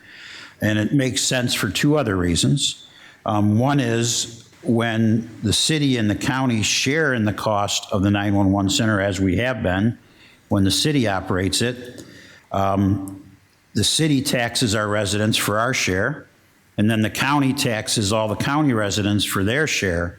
Well, all the city residents are also county residents. So the city of Dubuque residents get double taxed, once by the city and once by the county for the operation of the center. That doesn't seem right. And then last year, we partnered with Dubuque County to create a new 911 emergency communication center on the west side, and it was intentionally designed so it's big enough that it could be a regional dispatch center, which in other words, the counties that surround Dubuque County, once Dubuque County starts operating it, they could also use that center, and the county could save money by that, and so could the surrounding counties save money by having a regional dispatch center. So my recommendation through this budget process is that starting in fiscal year 28, we start claiming only 75% of the tax increment financing district downtown revenues and disperse the other 25% back to the taxing bodies.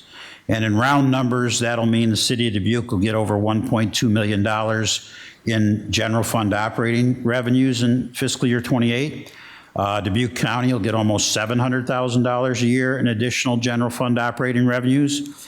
The Dubuque Community School District will get over $1.2 million a year in general fund operating revenues for school operations. And as I said, NICC and the other taxing bodies will also benefit from the city only claiming 75%. But what are the ramifications of that? So that's less revenue to be invested in and spent in the downtown. And so the decision has to be made, all right, if we're going to have 25% less revenues, what are we not going to do that we had planned to do with those revenues? And the two areas that are taking the biggest cut are Five Flags. So the current year 5-year CIP had over $24 million budgeted for investing in Five Flags. And this budget recommendation brings that down to just over $7 million. Now, that doesn't include the almost $1 million that are also in the operating budget to invest in Five Flags. And Matt Kalsevich went over that tonight. So it really comes out to about $8 million will be invested in Five Flags. So one of the residents was talking about some of the things that needs to happen there. It seems like everything that was described in that is going to be able to be done. So it'll fix everything that's broken, and it'll create some enhancements on the service level and some other enhancements. But no, it's not going to be a $24 million makeover.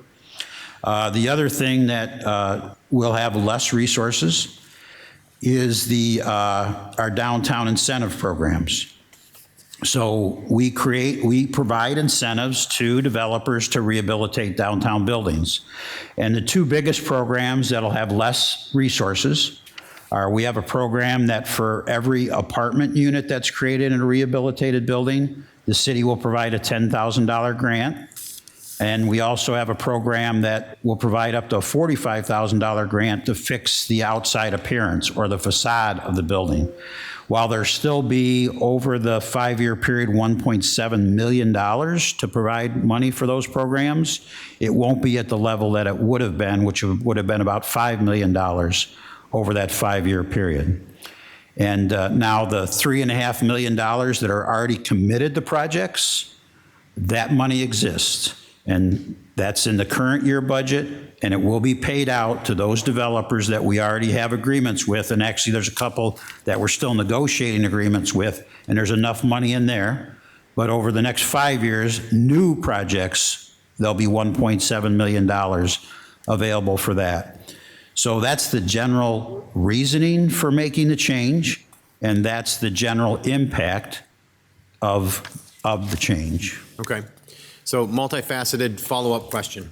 And the question generally is, what if we say no to this idea as a council? So if we say no, then this year, my understanding is, and tell me if I'm wrong here, but this year, the direct budget impacts of what we're talking about are minimal, because we're basically making a declaration for next year if we say no to the, or you're looking at me funny, so I'm wrong here, so help me. Well, I'm not going to say you're wrong. That's okay to say I'm wrong. I just want to describe it differently. Yeah. So I try and make the point that if you're going to cut the operating budget to lower property taxes, you need to cut recurring expenses. If you cut a non-recurring expense, all you do is dig a hole for the next year's budget, because the thing still has to be spent next year, but now there's no money to spend on it. And the same thing is true in this situation. So I told you that next year, FY28, if we only claim 75% of the downtown TIF, the city of Dubuque will have about $1.2 million in additional general fund operating revenue. That's a recurring revenue, which means you can pay for recurring expenses like employee expenses and other things with that recurring revenue. Okay, but how do we get from FY27 to FY28? So the way we did it is, over the years, we've made some internal loans to the Downtown Tax Increment Financing District of just over $5 million. So what we've done in this year's budget, FY27, the one you're considering right now, is we're having the Downtown Tax Increment Financing District pay those internal loans back. That provides some resources in FY27 that I felt comfortable making about $1.2 million in recurring expenses in FY27 with that one-time revenue source, a non-recurring revenue source. You'd say, well, wait a minute, Mike, how can you do that? You keep telling us you can't do that. Because in FY28, when you only claim 75% of the TIF, that $1.2 million does become a recurring revenue source. So if the mayor and city council direct that, hey, in December, we're not going to claim only 75% of the TIF, we're going to claim 100% just like we always have. We've got a lot of things we want to do, $24 million of 5 flags, more money to provide the developers for incentives, whatever else you have. What I will then recommend is that we cut the FY27 budget. And quite frankly, it would be most every improvement package, both recurring and non-recurring, except the 9 firefighter positions. And I say except those because they're paid for 2 ways, neither of the ways I've described so far. One is the ambulance fees have been increased, and so those revenues can cover some of those costs. And the other thing is we have the intention to apply for a federal SAFER grant, SAFER grant, which will fund some of the positions for up to 3 years. So I would not recommend taking those 9 positions out of my budget recommendation, but I would recommend taking almost every other improvement package, recurring and non-recurring, except for the enterprise funds. Remember that they stand alone on their own. But out of the general fund, I would recommend taking those all out of this year's budget. So once again, so we don't dig a hole that we can't get out of next year in fiscal year 28. And as you consider all of this, and I get that it's complicated, and I heard one of the speakers be concerned about how complicated it is, but it's complicated. And we have to live by federal and state laws that make it all the more complicated. But the thing we have to keep in mind all the time through this process is it's been made clear to us by the governor, the Senate in the state of Iowa, and the House in the state of Iowa, all controlled by the same party, so there's nobody out there saying, well, no, we're not going to do it that way. They get to make their decision and then go forward with it. They've all made it very clear there's going to be more property tax reform. So this $6.5 million we've lost up till now, it's potentially going to get worse, and it's potentially going to get a lot worse. Some of the proposals are devastating to our budget and every budget across the state, schools, counties, cities, all of them. So I don't know which one's going to pass, other than when they've made it clear something's going to pass. So if we make changes to this amount of the claim tax increment financing and say, no, it's going to be higher than 75%, I'm first of all going to recommend you cut the improvement packages from this year's budget, and then I don't know what's going to happen with the property tax reform. So, I mean, we'll be sitting here in a really interesting position next year. And I hate to overcomplicate it, but I have to say the next part. Let's say you don't say that. Let's say you agree. You say, all right, we don't like it, but we're only going to claim 75% of the TIF next year. Then I'm not going to recommend taking any of these items out of the budget this year. But at least one, and maybe more, of the 3 proposals that were being considered at the state level says that you cannot, any TIF that is released into your general fund, okay, well, let me take a step back. They all have property tax caps. So they're going to, no matter which one passes, it's going to cap how much you can collect in property taxes starting in fiscal year 28. That's clear because they all do it. But at least one of them says, but any new growth doesn't count in your cap. So if you're a growing town like Ankeny or Waukee, or you're okay because your growth isn't going to be capped. You're not going to be capped how much you can collect from your growth. One of the things we've advocated for is, hey, when tax increment financing revenues are released to the general fund, like only claiming 75% instead of 100%, that 25% is growth. It's just growth that happened a long time ago and was captured in the district, and now it's being released. But the state so far doesn't agree with that. The bill says it's not growth, which means it won't allow you to go above the cap. So we actually could be sitting here. So they say the legislature is going to go out of session sometime in May. So we're all going to know after you pass this budget what happened. And if they say that you can't count your 25% that you're not going to claim in December as growth, I'm going to come back to you this summer with an amended budget. And it's going to say, we're not doing any of the improvement packages. I mean, that's going to be my recommendation. You're going to decide what happens. But I'm going to say, we can't afford to do any of the improvement packages, because if we do, in 28, even if you release the 25%, you don't benefit from it. It won't get you one more nickel of money. It will get the other taxing, but well, maybe. I'm not sure what it'll do to them. I mean, they got to figure out their own problems. But I know what it'll do for us, which is nothing. And so I'll say we need to not do the improvement packages you just approved, because if we do, we're going to dig a $1.2 million hole in fiscal year 28. And guess what?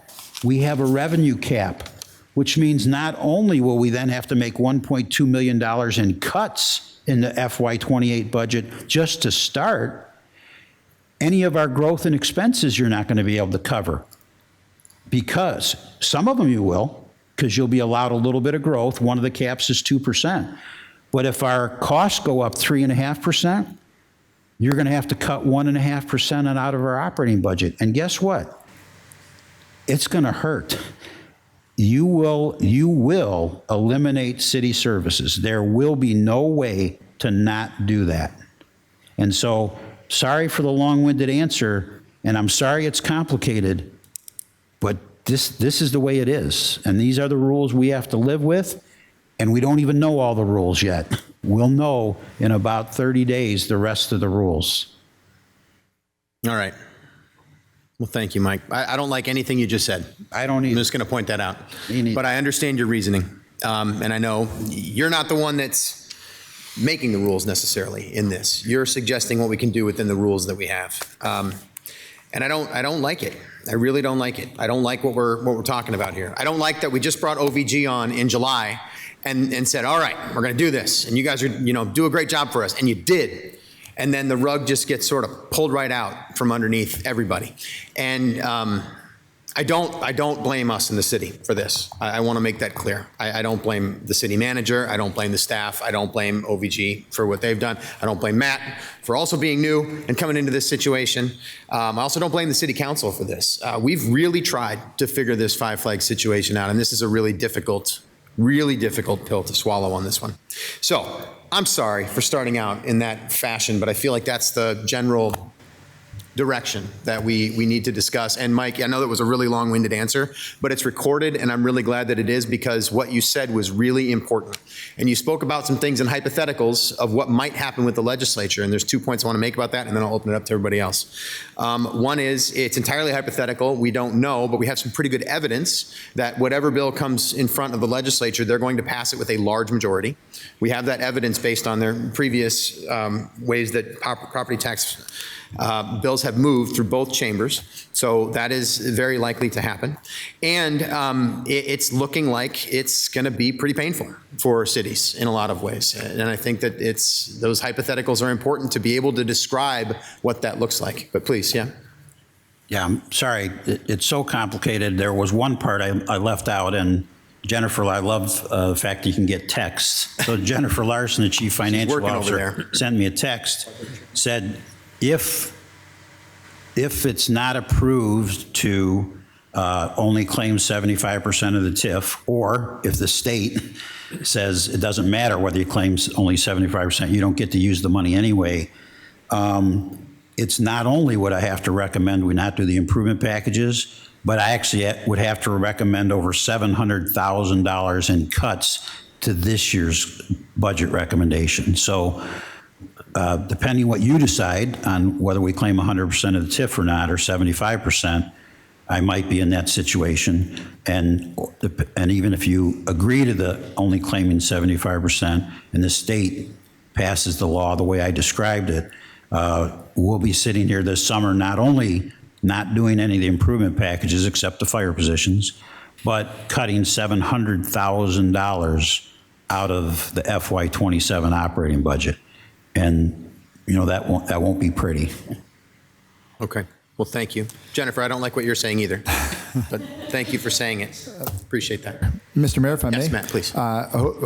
If I may, I wanted to offer some additional information just in regards to Five Flags and maybe some information to hopefully counter some of the frustration and disappointment that you're expressing. First off, I coming into the conversation where I am, again, my 7-month relationship here with the city and the history of even this project, my understanding is that it was really going to be a deep dive into structural change and opportunity to use the space.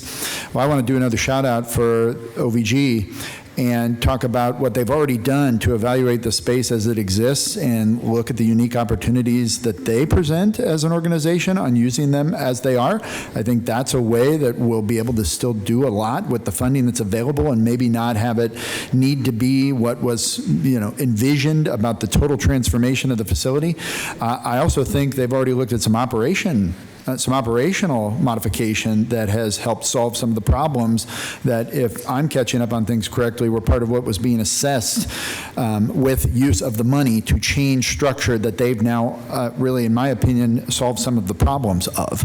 So I really feel like the money, the way it's being pooled and collected between previous carryover, active funding, and what the city manager is still very graciously protected for this work, can still go a really long way to changing the dynamic and the experience there at the facility. And I think the intersection of resources and opportunity is really just starting now, especially in relation to the connection with the Oakview Group and what they bring to the table.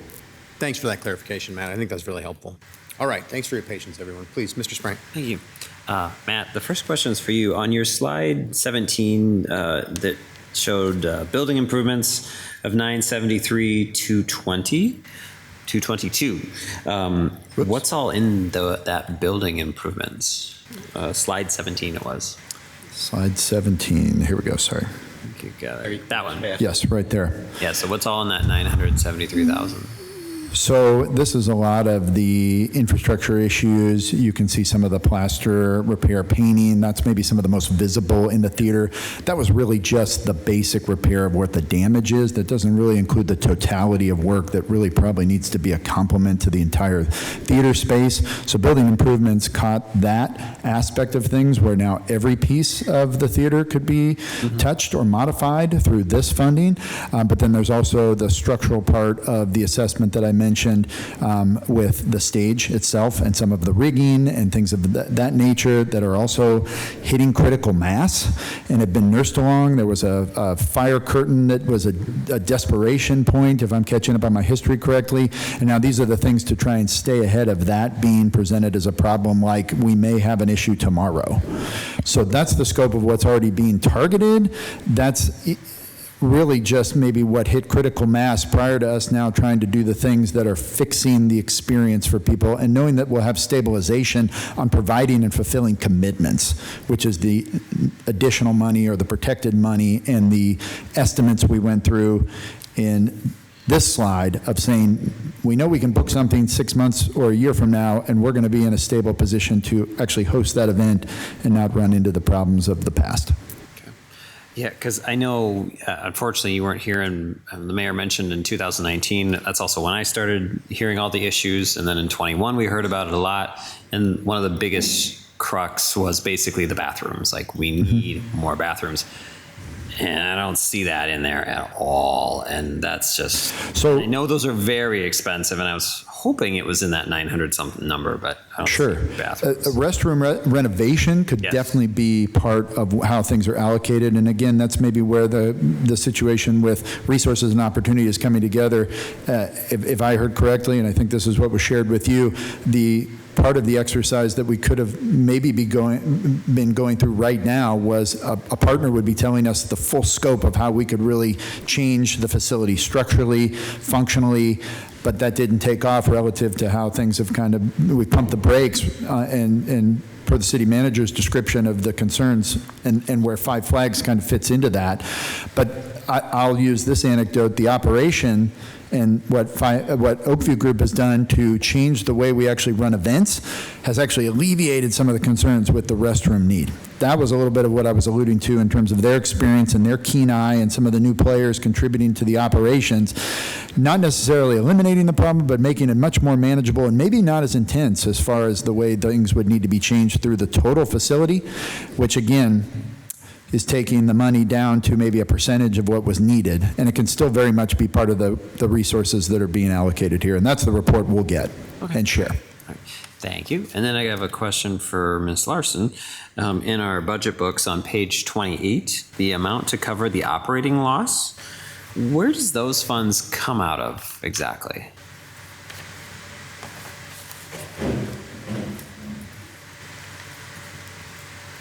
So those are part of the adopted budget each Okay. year. So it's, called essentially under the pay to agency line. Okay. So it would fall under supplies and services. Gotcha. That was all I had. Thank you. Okay. Ms. Rousseau? Thank you. A couple comments and then a question. One, I feel that the dollars we are approving, that we have gone through all of these and looked at them, and as you stated, they are for the safe and successful operation of the facility, which is really the important aspect of what we have going on. Number two, I think it's important to note that the demographics show such a wide range of people that are taking advantage of this facility from across all income levels. So it's not just a certain group of people, it's all across the spectrum. The next one is that I really think Oakview is using the facility to its fullest. It was a really good step. And lastly, there was a good thing that I saw going through here, and that is the slide that showed the many strong partners. And I think you noted it as an untapped potential. And I just wondered if maybe if Oakview Group, or if you have some insights into what kind of potential is there, and how might it impact our budget in a positive way? Absolutely, and I'd be happy to welcome General Manager Ryan Boniface up to talk more about the global approach of the Oakview Group. But we've talked about the specific resources that they have as an organization to look at our community and overlay a lot of the experience they've had with other communities connecting with this kind of situation. So that's where we've started our conversation, and I know there's others who are already people I've talked to and connected with from Oakview Group leadership that the conversation will keep going, but I'll pass it on to Ryan for more of that perspective.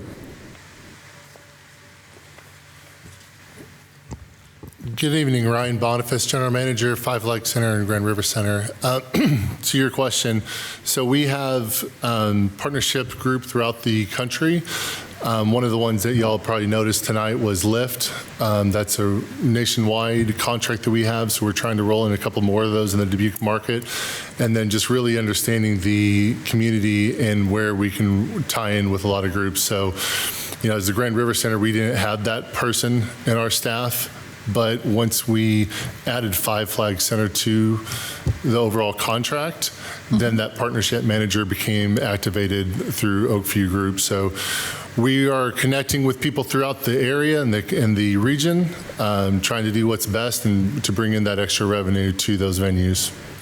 So the way you work those, it just goes into the general revenue bucket for the operations of the center? Yes, ma'am. It goes straight to our operating costs. Okay, great. Keep up the work there. That's really, really important. Absolutely. Thank you.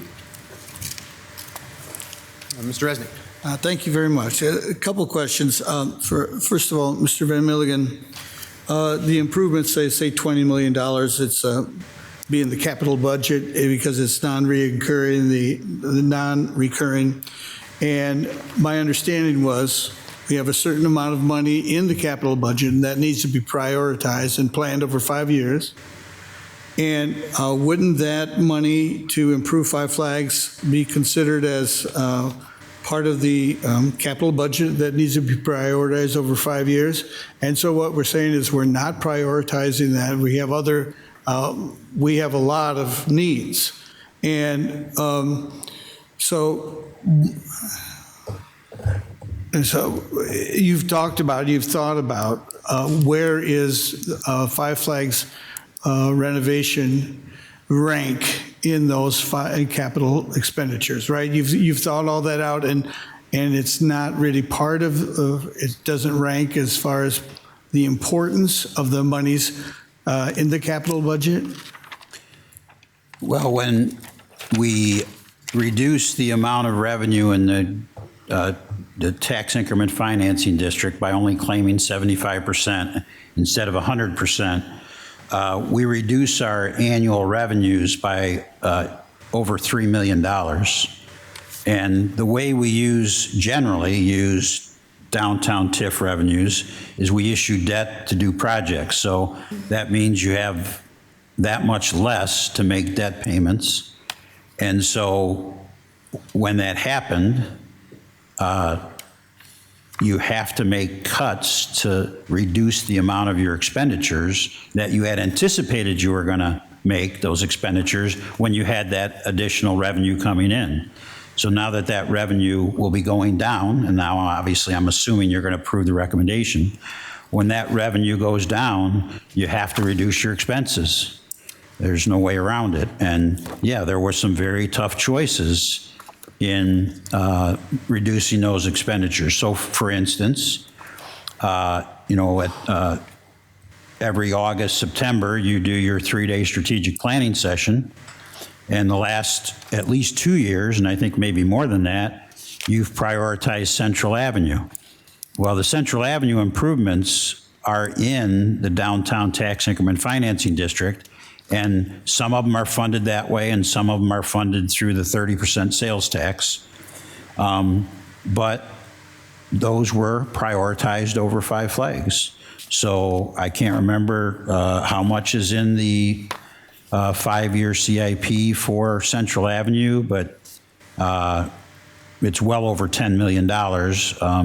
And so, somewhere else that could have been cut in expenses would have been Central Avenue instead of Five Flags. That's not the recommendation that I'm making, and I'm making that recommendation based on what you told me your priorities were. All right, thank you. And, I think that Five Flags Theater, that beautiful historic theater, is there something that can be done with the seating that you don't have to buy all new seats for? Can we just give us 4 more inches between each row?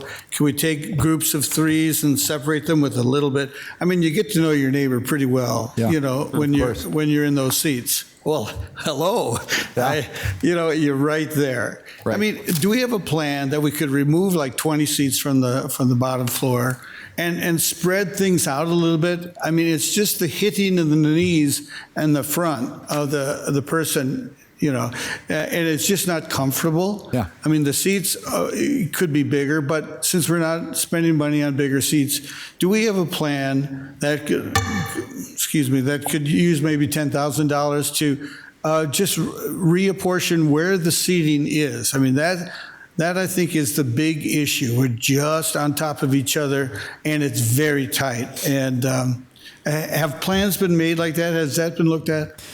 That is what is potentially being activated as far as those other services. That's where we would need to bring in a partner to tell us what is feasible, what the options would be, how do we maintain the historic significance of what has been established. Does changing things structurally like that disrupt any of the categorization of it as a historic facility? So that's the levels or layers that we would have to go to get that review in place to know that action would be allowed or warranted. I think it's clearly warranted that we would be trying to do something like that to create a better, more improved experience. These are the steps that we'll take to answer those questions. Okay, great, because I think...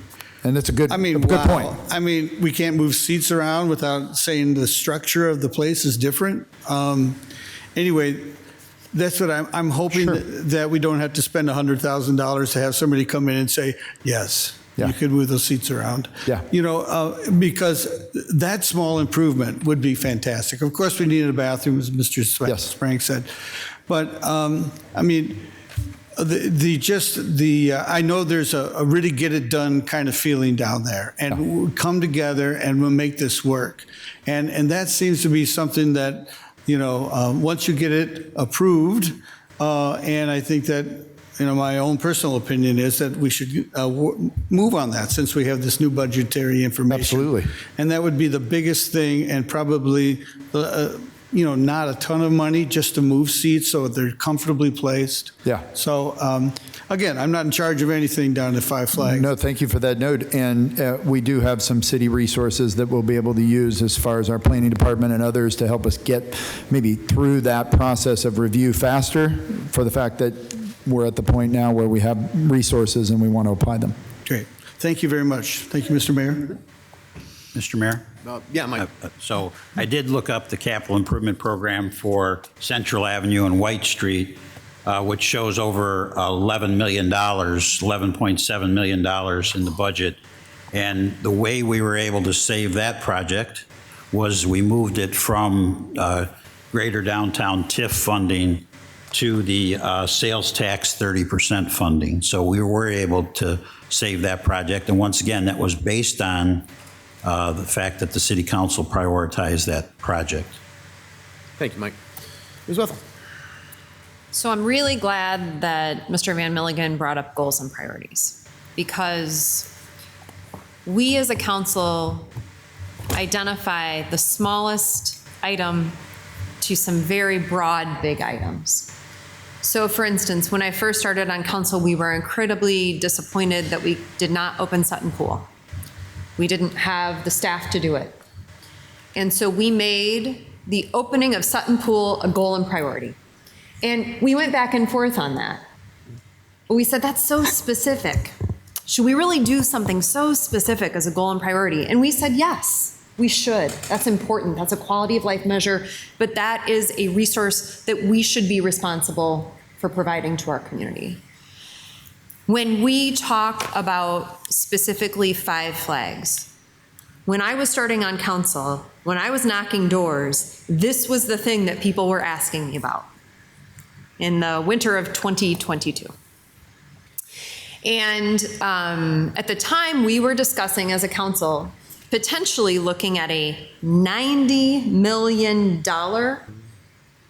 referendum. And we said, what does that do to our debt capacity? And unanimously, we as a council felt that that was not a financially viable place we wanted to put our city in. It was, I will say, dangerous. And we said we should not endorse that. It's not that we didn't want Five Flags to be nice, but that was a risk we were not able to take at that time based on what it potentially would do, because if our debt capacity is expended on a project like that, what happens if something big happens? Well, this is something big. What we are looking down the barrel at, and I don't mean to sound dramatic, but it's real. We are going to have to unfund what we do as a city. And I don't like it either. But when we talk about goals and priorities in this coming year, I think we have to be pretty frank about looking at maybe dialing in some very specific goals and priorities as it relates to the nuts and bolts of just facilities management. Whether that is facilities management of Five Flags, whether it is looking at our fire stations that we are going to get a study back on, whether it is looking at creating our law enforcement center as a new space or remodeling it. We are going to have big decisions, and I think we're going to have to dial in on specific, not that we let big infrastructure projects go to the side, but I think this is our responsibility coming forward, and I think tonight is a big piece of it.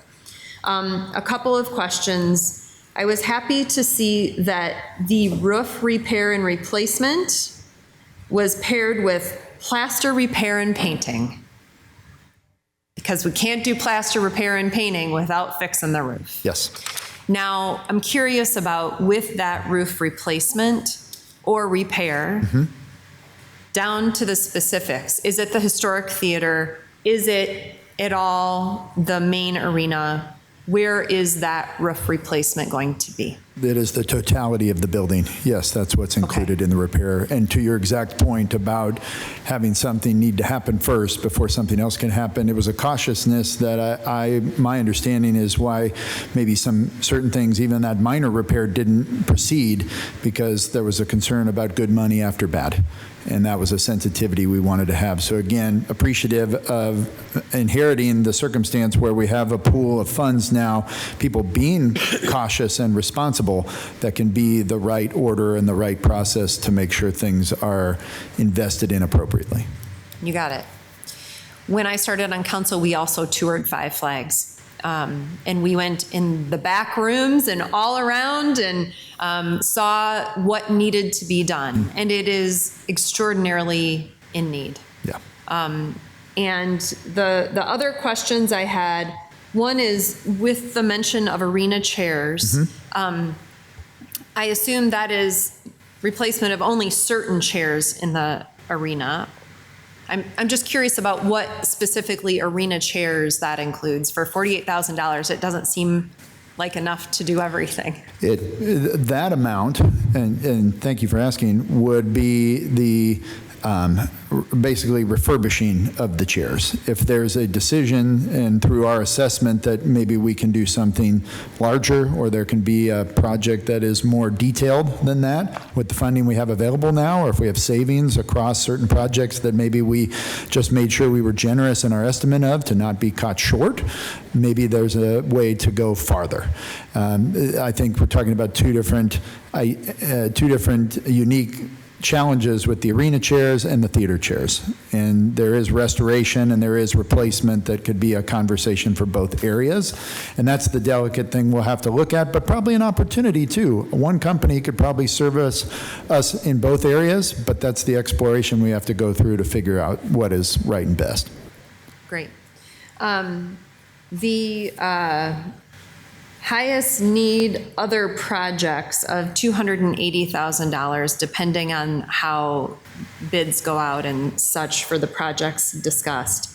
I would agree that I hear time and time again about the bathrooms. And so I understand that wasn't part of what we're discussing tonight, but I would certainly advocate for that to be a piece of the puzzle if we're able to afford even upgrades and accessibility. Thank you for sharing. Speaking of accessibility, we had discussed some time ago, before either of you were in your roles, the idea of improving and growing our ADA accessibility for specifically the historic theater. Yes.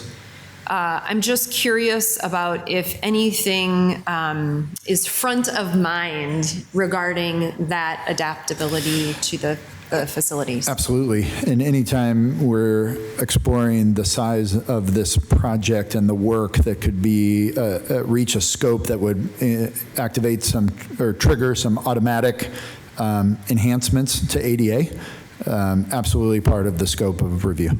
Okay. Thank you. Thank you, Mayor. Any others? Mr. Staver. So when I'm looking at this operating loss between all revenues and expenses, are the revenues shared in here somewhere that I'm not seeing, or is that private information? Or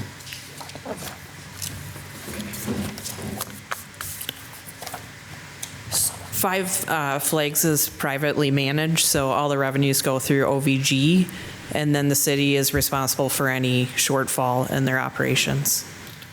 okay, I guess the question would be to OVG: is there any chance that this will become self-sustaining? I think that would be difficult to pull off the way the building sits today. Okay. Would any of these improvements help get it there? To run at zero, I think it's a big building, and I think in our market that this building will always need a subsidy. Okay, that's all I had. Thank you. Anything else, Mr. Staver? No. No? Okay. Mr. Landecker. Yeah, thanks. I think my question's for Jennifer Larson, most likely. So on page 16 of the presentation, there's a contingency line item at 20%, and the question is 20% typical from what we budget across the board, or? So in this case, it was the collective identified fair number. It typically, depending on the size of the project, would be anywhere between 10 and 25%. And this number was one the team, through discussions, felt like was fair based on the accuracy of information we collected. So this was very specific to this information. So Okay. All right. If I could use as an example, like an engineering project, when it's at 30% design, the contingency will be much higher. As it gets closer to 100% design, the contingency percent keeps coming down, down, down. That's kind of what's going on here. Is I contacted Matt a couple of months ago and said, hey, we're not going to have the $24 million. I need to know, how much money do you need to fix what's broken? And so they, OVG and Parks and Rec, went through a process to identify those things and then do an estimate. But it hasn't been vetted by engineering or architectural firms. So it really, at this stage, needs to have a pretty high contingency. But as we get farther down the line and refine what needs to be done and how, and get better estimates, we'll bring the contingency down, which would mean we'll be able to do more, we hope, than this shows. Okay, thank you. Yeah, that's where I was thinking is, and that makes sense from being more conceptual versus, I think, typically see closer to 5 to 10% once things get nailed down a little tighter. To Mike, to your point earlier on the state's approval and whether we're going to have the funding to be able to do some of these things, and specifically as it relates to safety, how do we think about that? And, you know, when I ask the question, I'm thinking more about probably the arena side than the theater side. I think we would all, I don't want to speak for other council people here, but I think at least myself and the residents I talk to, I think everyone's in full support of the theater. I think we have to make sure we keep that open. But is the arena, I mean, at what point do we look at that and saying, are we going to keep this open, or are we going to shut it down from a just overall safety standpoint? Well, I don't think anybody's contending that it's not safe. It needs a lot of maintenance work, but that is a decision that the council has to decide when you're going to decide. So, I mean, you want to, you know, it was mentioned that there was this massive study that we paid for, brought in all the experts that do arenas, the architects, the engineers, these, you know, we didn't have any local firms that had that level of expertise. They went through the entire facility and said, hey, if you did this, you'd have a much more competitive facility. That was the $90 million plan. The council brought that down to the $24 million plan, and now we're bringing it down to about the $8 million plan. But as Councilmember Staver asked the question, can we ever get to zero subsidy? And the answer was no. And then the follow-up question, well, will these things get us closer to that? And I guess I would answer that question a little differently than was answered. I think these things will help reduce the subsidy because it'll make it a much more competitive facility. It won't get to zero. That I agree with that part of the answer. But at any given year, and we've talked about the goal-setting sessions that happen in August and September, where the mayor and city council get together for 3 days and they decide what their priorities are. If one of those years you prioritize, well, we need to evaluate whether we want to continue to operate Five Flags. Do we want to sell it? Do we want to demolish it? Do we want to, I mean, I guess I could go on. I don't know what all the options are, but that was all considered back then when the $90 million plan came out, and the council's decision was, yes, we want to keep it and we want to invest in it. The investment was turned into $24 million. So if the council in one of their annual goal-setting sessions, if you decide we're going to revisit that question, then guess what? We're going to revisit that question.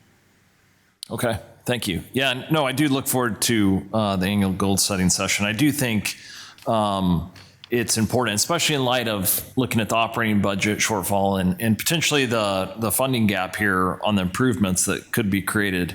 And I think about, you know, some of the new amenities that we have coming online as it relates to quality of life. And so, you know, I'm fairly an optimistic person. And so, I think about the new amphitheater that's coming online down on Schmidt Island. We also have the Grand River Center, which I think is a wonderful amenity. I know we're going to talk about that next. But there's also new event space at the Q Casino. There's new casino showroom floor at the Q Casino, or revamped, I should say.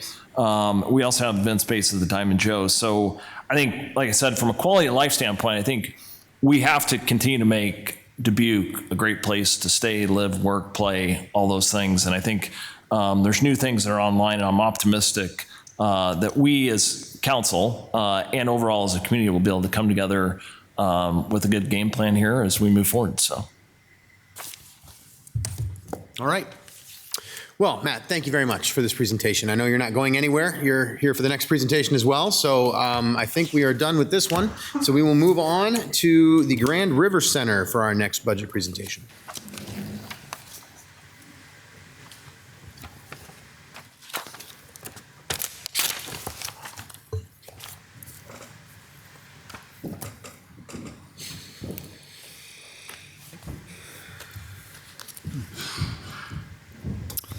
Mr. Mayor, members of the City Council, Matt Kalsovich, Parks and Recreation Director. It's my honor and privilege to be here tonight to share information with you about the Grand River Center. So similar to our other centers, the staffing model with myself and Jared Charlin, our project and facilities manager, again on deployment with Iowa National Guard, excited for his return, projected for midsummer to reactivate his role in supporting these facilities. The connection here that has evolved with Oakview Group and Ryan Boniface in his current role, wrapping up his time here, but is serving in a capacity to be the general manager at both Five Flags and here at the Grand River Center. Also, a similar model, this was an evolution through the new contract, and Oakview Group essentially mimicking what exists with Five Flags came alongside what the existing model was with Oakview Group in terms of their management structure at the Grand River Center. So again, day-to-day operations and staffing through Oakview Group, and then the management of the contract with the operating loss management and incentive fee, and then the building owned by the city with us providing insurance and capital improvement support.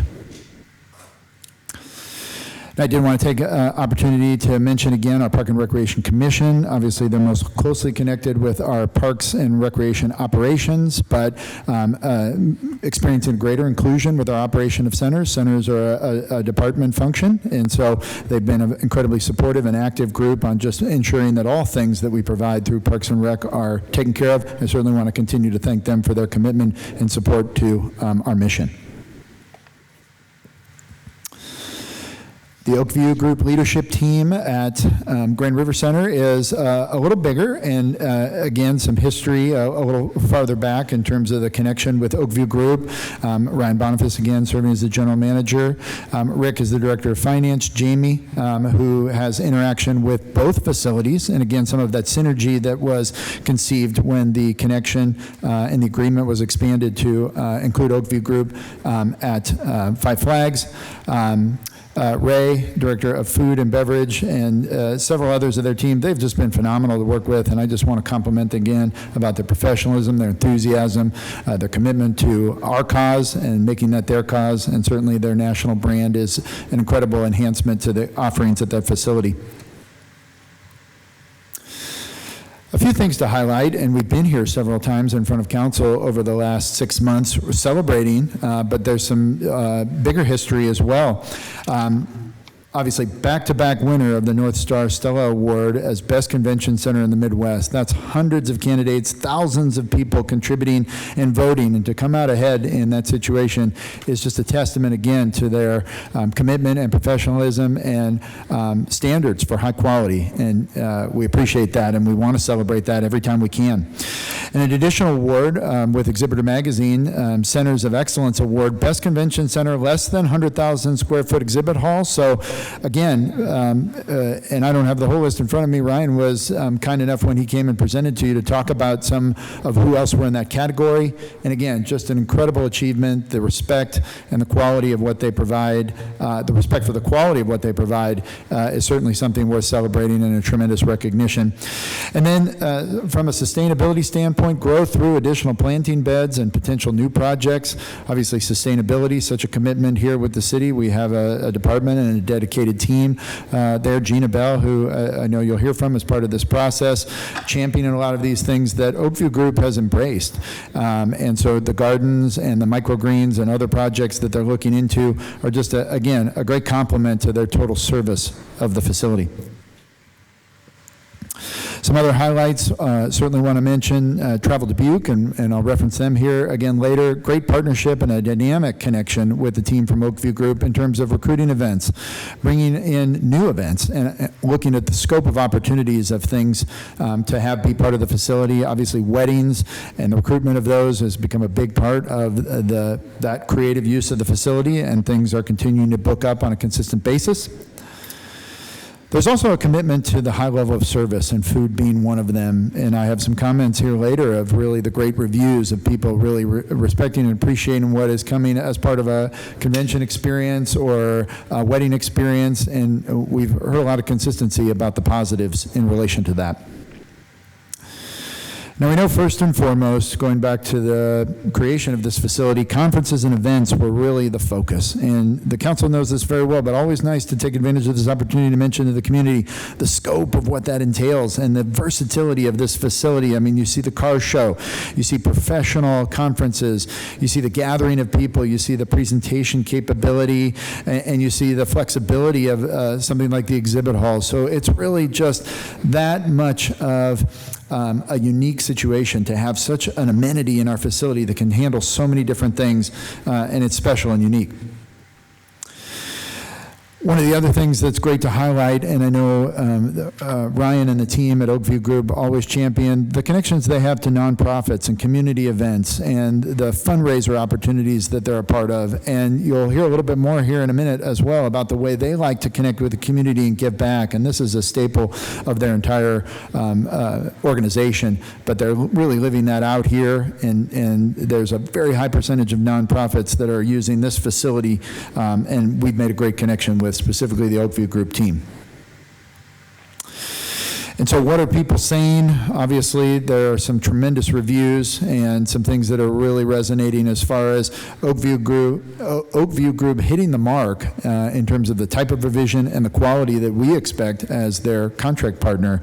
But for people to be talking about things being top-notch or using words like impressive or just talking about that things were fantastic. I mean, those are the kind of comments that are just a validation of that the work that's going into providing at this facility really is hitting the mark. And so a diverse list as well: Iowa Credit Union League, Thieves and Supply, Ameriprise Financial Services, again, really kind of capturing the scope of people who are looking to utilize this facility for our service. So bouncing back to that community outreach, again, Oakview Group's commitment in the top right corner, the partnership here locally with Wahlert High School students and the start of the Microgreens initiative that's part of garnishing and serving as part of our food service, the commitment to the Dubuque Rescue Mission in terms of not wasting any resources that can do good in the community, and then their staff's direct contribution as well. And you can see some of the places where they're out volunteering and really getting entrenched as far as community support and really getting to know the people that they're serving here locally. So talk now about some future and continuing initiatives. I think one that is rising to the top very quickly, and we'll have some other information here in a moment, but continued partnership and growth of youth sports tournaments. And so the creative way that Oakview Group looked at the exhibit hall and the way they responded to maybe a growing need, and we've created an opportunity for ourselves in a growing market that could really benefit the facility in our city. So expanded edible garden, talked about that, and use of internal sustainable services. Obviously something the Oakview Group team is very proud of and part of their organization mission, but fits in very well with where we're trying to complement that as a city. And then all disposable dishes and flatware to be compostable, an evolution with that, and a continued effort to be sensitive to that part of their operation. But to go a little farther with sports and volleyball event specifics, the largest event that the center had interaction with here in recent time of providing or overlapping with youth sports events. And this was one of the venues where this event was held. It was actually so large that it included several other places, including Five Flags and other collegiate facilities around town. But to see 127 teams, 81 from beyond 60 miles away. So again, just that very tangible number about bringing people to Dubuque to invest and spend and be part of the growth of the local economy and the youth sports tourism that's evolving. You can see the total number of attendees, including players and those who were from 60 miles away. I think that number of almost 1,000 room nights is another one that's really impactful as far as this kind of complement to what we have available at the facility. You can see teams from 3 other states other than Iowa. And then maybe the most impactful number is that information there from Destinations International Calculator and what Travel Dubuque uses to gauge the economic impact, almost 1.4 million from this one weekend event. And so maximizing opportunity in the creative way that they have is really paying off and really benefiting us and them. And you see the statistics there provided by Travel Dubuque. Again, thanks to them and their team for keeping track of this information and providing details to us to share with you tonight. Another exciting potential partnership is certainly with the hotel and newly purchased by the Riddles Group. And Oakview Group has already reached out. And so very proactive about saying, hey, what can be the new existence? What can be the way that we can even do more to complement each other? And there's a partnership established already to help grow business. And there's more of that to come. So again, just a testament to how progressive the Oakview Group team is, how they're looking to really grow in terms of not just what they do inside the building, but what things can happen outside that make it the most dynamic and best version of itself. So as we highlighted it with the other facility, public safety is certainly an aspect of things here at this location as well as an emergency shelter. Again, utilizing all the city resources we have to ensure that that's something that's available. The team at Oakview Group and the staff has gone through CPR AED training, so an enhancement they've included to, again, be the most prepared to provide a full experience and handle anything that might evolve that's unknown.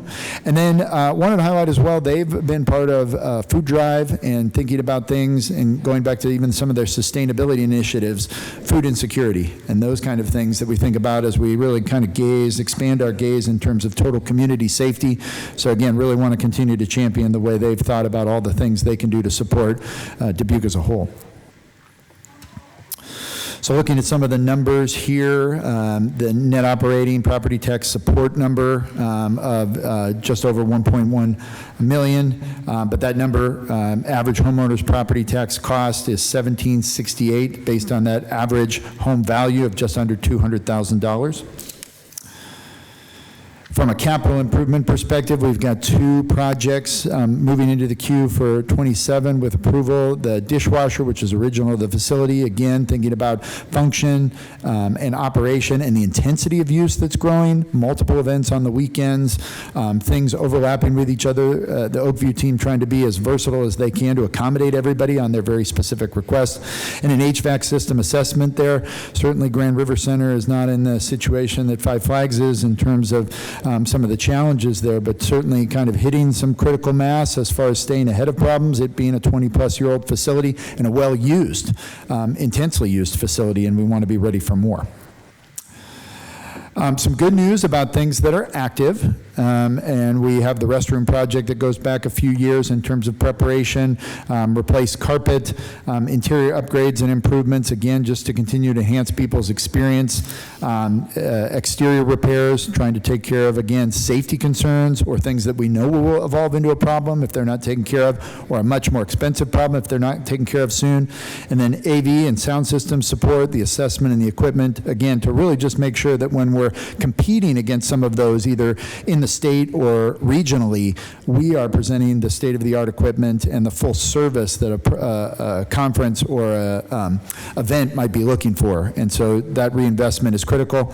One of the pieces here that's evolved since the last budget cycle, and there's still some detailed work going into how to present this to council, and this may be part of what we use this largest pot of money with the restroom renovation for, is the escalator stair issue. And so working on that now to try and get the right information together. Estimates have it at about half of what's allocated here, so there still could be a good portion to invest in restroom updates and upgrades. Thankfully, the function of the restrooms are good, certainly dated, and again, just looking at the totality and the whole experience that we're trying to make sure is right there at the facility. So looking at some performance measures and metrics, we were challenged this year through the budget process to really do more to highlight what is really kind of the story about how successful we're being in terms of providing core service relative to the facility. So one of the metrics that's been on the books for a long time is the average rating of service and a goal of 85%, and I'm excited to share that they've achieved that again in our budget cycle, and I know they were excited to reach that as well. But then to highlight the number of conferences and seminars, 95 this last year, and we've implemented a goal of 80, so that's freshly added to the metric that you'll see moving forward in future budget presentations. And then number of weddings, sports, and one-day activities. Again, a market that's really probably taken off in the second 10 years of existence at the Grand River Center. 81 this year with a goal of 70. So maybe those goals might move up too as we get to some 3-year averages as we're charting things, and we just want to be sharing good information and realistic about where we're landing in terms of what's achievable and what's most functional around the total use of the facility. And with that, I say thank you for the opportunity to share, and happy to answer any questions at this time. All right, thank you very much, Matt. Well, we'll take public input in the public hearing here for the Grand River Center. Please, come on up.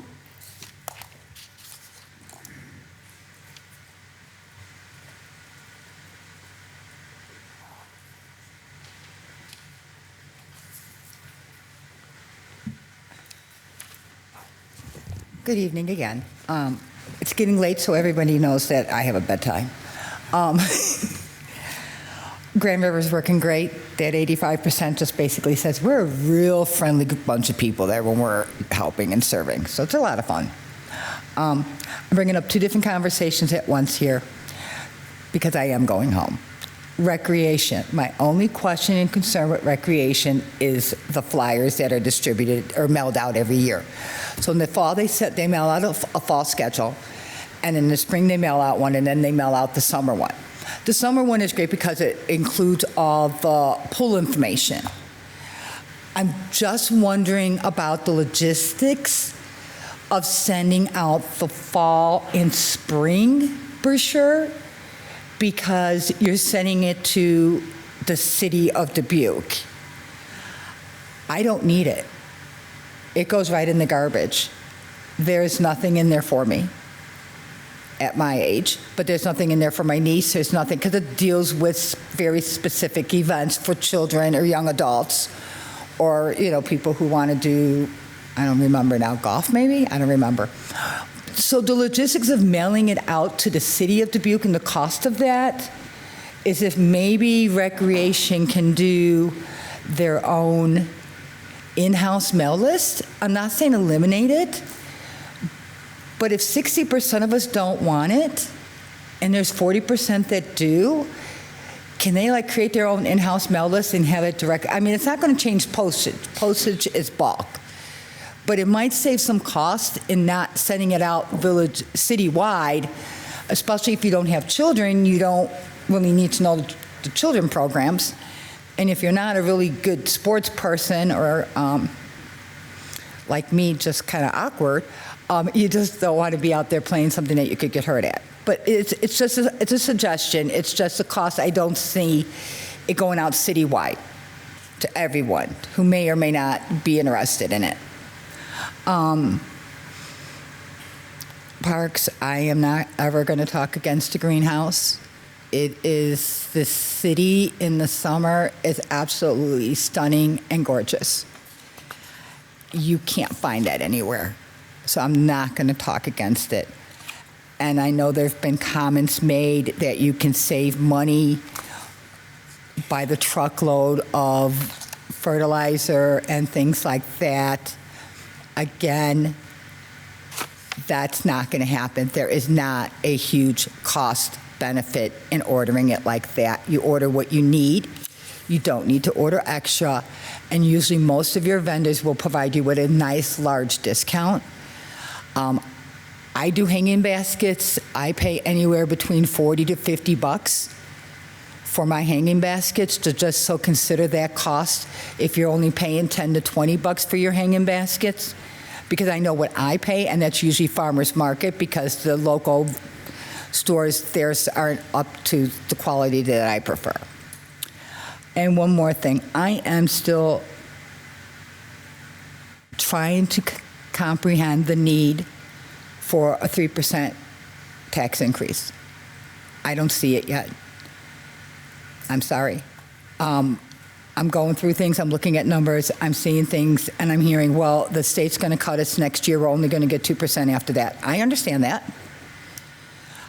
I am also sure that you don't have to go through your binders and line item and veto things when you should be able to ask the questions as to what departments may have a higher body count than they actually need or use. There is no way that this is the only city that doesn't do that. Every municipality does have at least one or two departments that are higher than they need to be. It's common, it's normal. So making you guys look like the bad guys by having to cut line item by line item, I don't think it's fair. There's only a difference between operating and expenses of $1 million. Take that out of the reserve fund. Because you don't know how much money from the TIF fund is included in that $2.3 million. How much of that $2.3 million is going to be dumped into your TIF fund that you're not going to see anyway? So I'm looking, I'm seeing, I just can't wrap my head around the need for this on top of increases in service fees and increases coming straight across the board from everybody else. I'm not seeing it yet.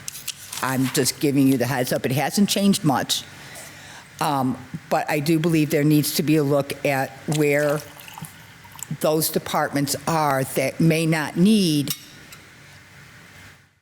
5 people. Maybe they only need 4. And they can spread out that work among the 4 people instead of needing that 5th person. I'm not looking at any particular department because I've been trying to go through it and find it with that online system, and it doesn't work. We already know that. So I'm not even going to go that route. But every municipality has that. It's there. I just can't tell you where's it at this point. I know where it's not. It's not going to be in your police department, your fire department, or your public works. That's where it's not going to be. I just can't tell you where it is at this time. Have a good night. Thank you, Catherine, for your comments. Any other public input? Not seeing any here. Anything virtually? Thank you, Corey. Thank you, Trish. All right, back to us then for any discussion. I'll kick us off then. So first of all, I think that this place, and clearly by the awards, absolute jewel on the Mississippi. I mean, it is, people talk about it. When you go and talk to other people, they say, oh, I went to your conference center and it's so cool. And they love it. And the fact that OVG has done such a great job of bringing it to its full potential, thank you for that. I think with the partnership with you, Matt, and your department, it has gone well. People are talking about the food. People are talking about all the good things that are happening there. So thank you. And I particularly really appreciate the community outreach, the decrease in waste, and the sustainability initiatives. I think those things are a fantastic addition to it. My one question is, why are we projecting an operating loss that is higher next year than this year, despite all those changes that we're making and the good things that are happening and a better hotel situation? I'm just curious if we could get some reasoning behind that.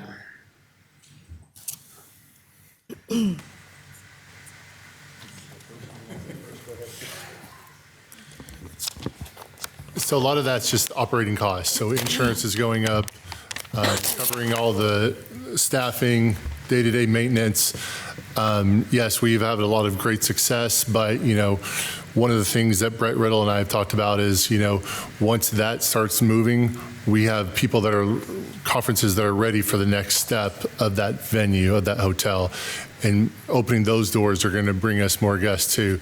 But until that happens, we have had that cost go up. So it's really, so if I'm understanding correctly, Ryan, it's more of it's kind of a timing thing, that the hotel needs to get online fully, for example, and so that's one of the things that has to do with timing. But then you mentioned other costs too, like there are rising costs in other ways that are making it more challenging. Yeah, I mean, all the costs are rising. Our food costs, we had to change our whole menu this past year to help subsidize those costs. So it's anything that we're dealing with the budget. Y'all are dealing with the same thing here. The cost of living has gone up, the insurance for staff and all of their items, as benefits packages, just everything as a whole has gone up through the past few years. We're chasing it as quickly as we can, and then just, trying to take care of it as quickly as possible. So that's despite the efficiencies that you built into the system already. So even on top of those efficiencies, you still expect this. Would you say that this estimate is a pretty conservative estimate? Like, would you hope to be able to beat it, or is it a pretty conservative estimate? We hope to beat it, absolutely. And I think there's certainly a case where we can, especially with the Grand Harbor's operations, my understanding, starting this fall. So I think once that comes into place, we have people that we're ready to talk to, that are ready to come back to the city of Dubuque, ready to come to the Grand River Center, just waiting for the next phase of the hotel. Great. Okay. Thank you for that answer. I appreciate that. Okay. Others? Mr. Resnick? Thank you. So I look at the capital improvement projects, and I don't see anywhere where they have those, the steps in the beginning, the moving steps, escalators. Yeah. Are both of them down?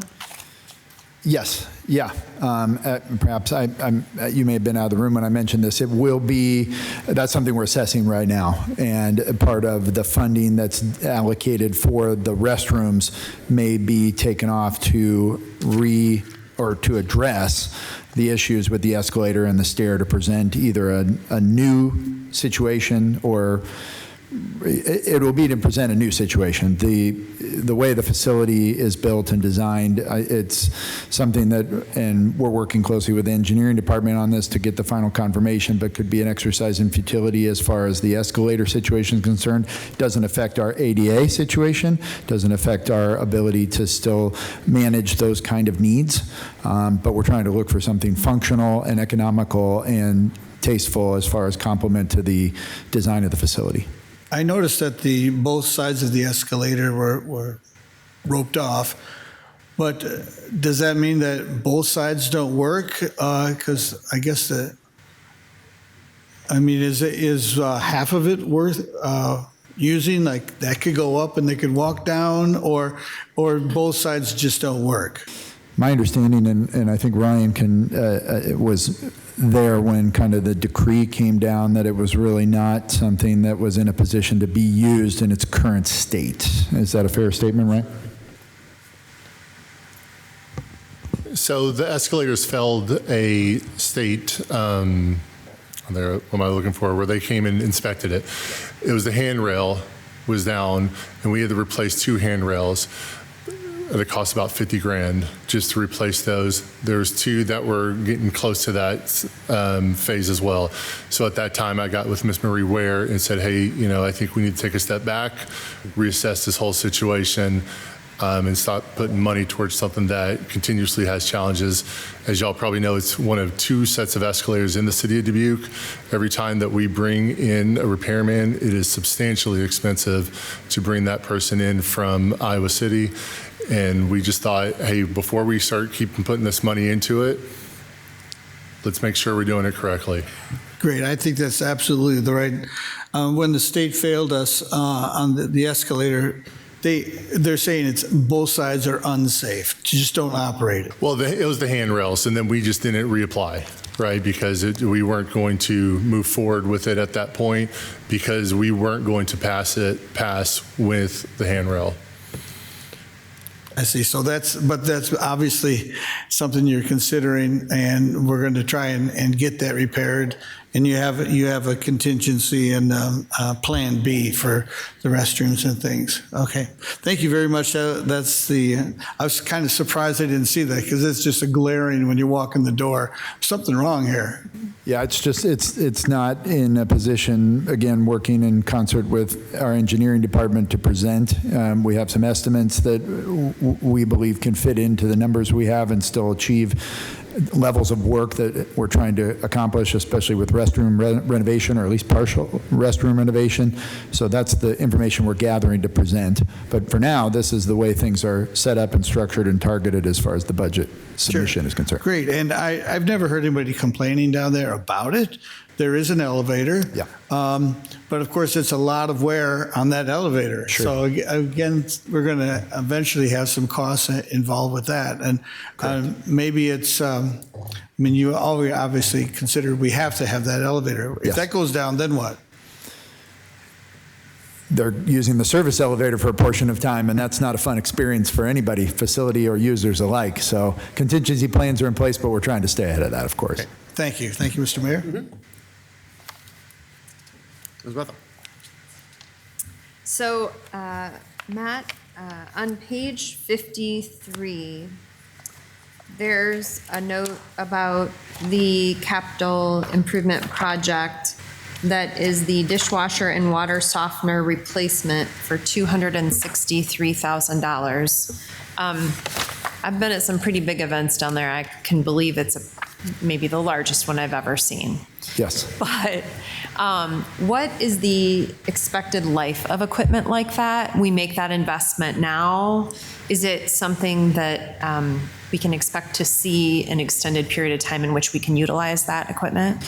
There is a warranty, I believe, connected to the products we're evaluating, but I can tell you, and Ryan will correct me if I'm wrong, the dishwasher that's there now is the original of the facility, so it was a 20-plus year product. Oh, wow. And we believe, obviously, with the evolution of technology, we should be in a situation of seeing the same kind of return on that investment. Great, okay. And then I noticed it says roof restoration, which is not related to FY27, but is related to FY28 and 29. It says 28, 33,000, but 1,350,000 in FY29. So when you say roof restoration, does that mean replacement of the roof? Has that been addressed since the facility has been built? I'm just curious about that too, as far as... It has not been done in its totality, but it has had spot repair, I believe. And so this is either one of two things, either the repair of the things that need to be taken care of, or if it's the total replacement, I think we're preparing for, again, based on the age of the facility, what is typically the time frame for when that would happen. And so that... 25 years would be the time frame there. Okay, Yeah. and so that would be, the full replacement would be the $1,350,000. That was the estimate put in as a placeholder, correct? And again, just to verify for everyone at home, that is not until FY 2029. But I appreciate that we're looking into that for asset management. Absolutely. As we're talking about roofs for other facilities. Yeah. So just a note, I appreciate the details of things like examining your menu and food costs as it relates to trying to tighten the budget. So thank you for pointing those things out. This past weekend, my husband and son were on the Fenland Place elevator. And he said, I think I saw a family going to like a volleyball tournament. And then he and I walked our dog down to the river and saw hundreds of cars. Hundreds. There were so many people on the Riverwalk. And so the family of four that they saw on the Fenland Place elevator, yes, they were there for a volleyball tournament, but they were staying in a hotel, they went to restaurants, and they went to the Fenland Place elevator, which I appreciate. But when we talk about they stay in a hotel, our hotel motel tax, 50% of that comes back to us in our general fund. Is that correct, Mr. Van Milligan? Okay. So we talk about that as directly correlating to our general fund long-term. We talk about the jobs associated with that at the Grand River Center, at our hotels, at our restaurants, and what that does to create a vibrant economy. And so it's the same conversation for Five Flags. Our goal is not to always break even. It's to bring in people to our city so that we can have a vibrant community with a successful small business community. And that's what a city does for its people. That's what a city does for its small business owners, so that restaurants can be full, so that hotels can be full, so that maybe one day people come back here and they say, you know what? I love that place like Dubuque. I got a job offer there. I think I want to go there. And so it's a full circle conversation, although this is a really, this is a big budget and it's a big loss. But that is what it does for our community. So I want to drive that home to residents, that it is not light upon me that this is not a profitable venture for the city of Dubuque. But neither are our pools, and neither is our golf course, and neither is our recreational activities all summer. But we are a city government. And so I appreciate the role you both play in bringing this budget forward. The details are really great in here as far as not just what we're dealing with now, but the future. So I appreciate it. Ms. Russell? Thank you. I think this question might be for Ryan. I really like to read about the proactive reach out to the new management at the Grand River, at the hotel next door. And I wondered if you could maybe give me your thoughts on how you see, in a little more detail, about how you see that's going to benefit us as a community, having that partnership and taking that proactive step to, to build that relationship. Yeah, and I'd say that I'd start with, we've always had a good relationship with our neighbors next door. But I think, the financial contributions that Brett and his team are looking to put into it is going to help not only the city, but help us drive more events into the convention center.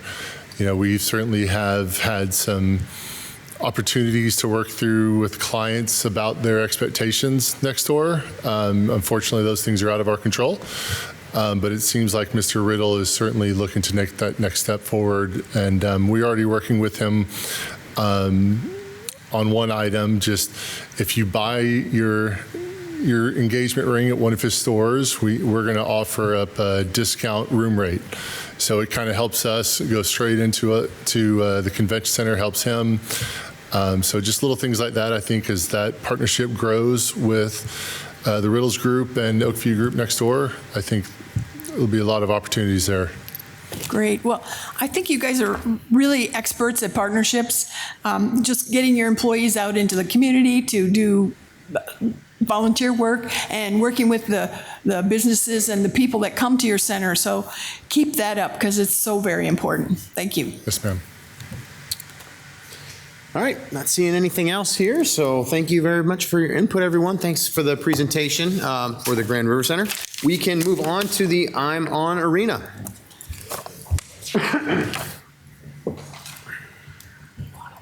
No, I'm good. Okay, I'm drinking. It's allergies. It's all allergies. That's too bad.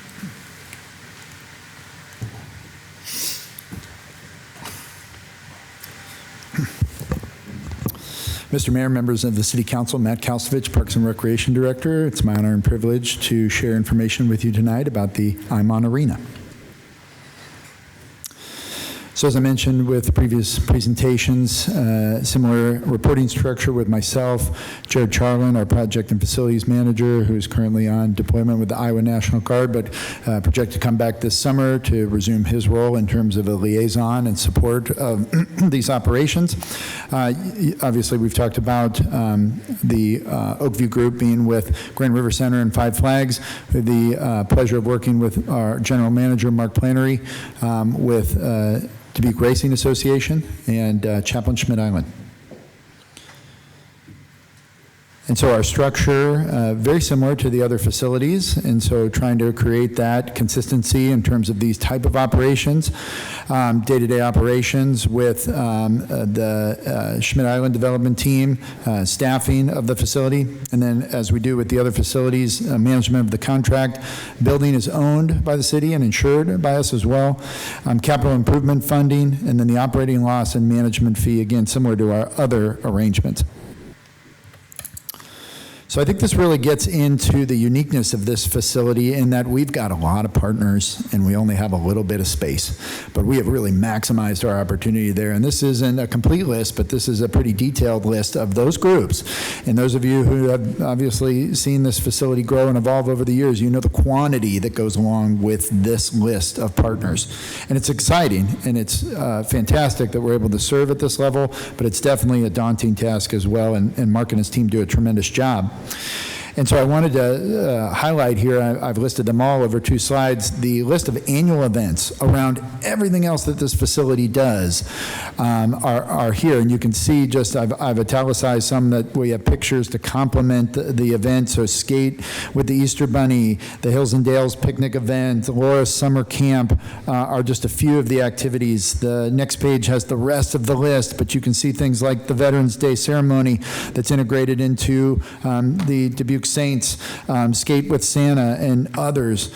Again, our primary tenant, the Saints, with the practice needs they have, the game days that we provide support for, then the high school group that has a sizable quantity of needing to be provided for, University of Dubuque and their expanding program, the youth program that is bursting at the seams. So to be able to add these events in around that, again, I can't thank Mark and his team enough for their commitment and dedication to allow as many people to enjoy and experience this facility as possible. One of the programs that's been highlighted before, but I think it's right to bring it up again because not only was it a kind of a get to have it be at our facility in the first place, it then took off and became an even more successful and one of the most successful versions of this program. And it's the Little Blackhawks Youth Hockey Program. It's the only chapter in Iowa. And it's for beginner level hockey from age 4 to 9. Now, I'm a hockey dad. I have a son who plays and has for a long time, so I know the difficulty of getting into the sport. And you see it and you think it could be exciting and fun, but there are some barriers. But this program really breaks all of those down. So introducing new players to the sport of hockey, started back in 24 with 28 participants, jumped up very quickly in its second year to 46. I believe the cap was 40, but we accommodated all those people who were interested, so sold out and then some. Connection with an NHL team like the Blackhawks is obviously a huge status for our facility, but the quality of what an NHL organization is providing really goes a long way. The magic of this is the lessons, the gear, the learning, the education, all in one package. So I just think it's a really great example of what a facility like this can do to provide something special and unique to residents that no other facility can. And again, only one of 6 arenas chosen for the program, so on top of being the only one in the state, very few are being provided for through this experience. And I actually have some firsthand testimony from a staff who works for us whose boys participated, and nothing but positive reviews about how great it was. So excited for the growth of hockey at the youth level here in Dubuque. So as far as current and future initiatives, really the Schmidt Island team, the DRA, just really connected with how to make this the best experience possible. And so even just recently, some of the completed projects to enhance the experience and the usability of the facility, the dehumidification project that many heard about as it was happening, the Wi-Fi upgrade, and the new Clover terminal, so the processing of the cash register essentially for concessions and making that the accurate, easier process that it was meant to be through that upgrade. And then things that are currently in motion, again, enhancements that really focus in on the experience of people. So purchase of new tabletops and chairs. Again, trying to spread things out in the space we have so that we can have options for people on the way they want to enjoy any event there, whether it's the highest level event we offer with the Dubuque Saints or we're bringing people in for junior events. We have this variety. Refacing of all the concession cabinets. So again, maybe the final piece as far as concession upgrades that were performed a few years ago. And again, thanks to the council for your support of that being a way that we were able to better serve people. And the concession revenue, I think, reflects that we're doing more and it's being well received. And then benches in the lobby. Again, I can't thank Mark enough for his perspective. He was seeing people at events just sitting on the wall in the lobby. And it was like, we can do better. And that's the kind of approach they've had in terms of just using the space as it is, maximizing opportunity, finding places where we can create storage so there's more room for teams to spread out and have a comfortable experience when they come, and and maybe have one visit with us. And it's our one chance to really make an impression with them that Dubuque knows how to put on a great event. So looking at the tax-related numbers, the net operating property tax support here of a little over $400,000. And then again, that average homeowner's property tax based on that just under $200,000 home value is $6.58. So from a public safety standpoint, definitely some things that hit the mark relative to our other facilities. So a cooling center, this is one that is of great importance in regards to that aspect of trying to make sure we're ready to provide. Should we have a heat-related incident where we really need that support for the community?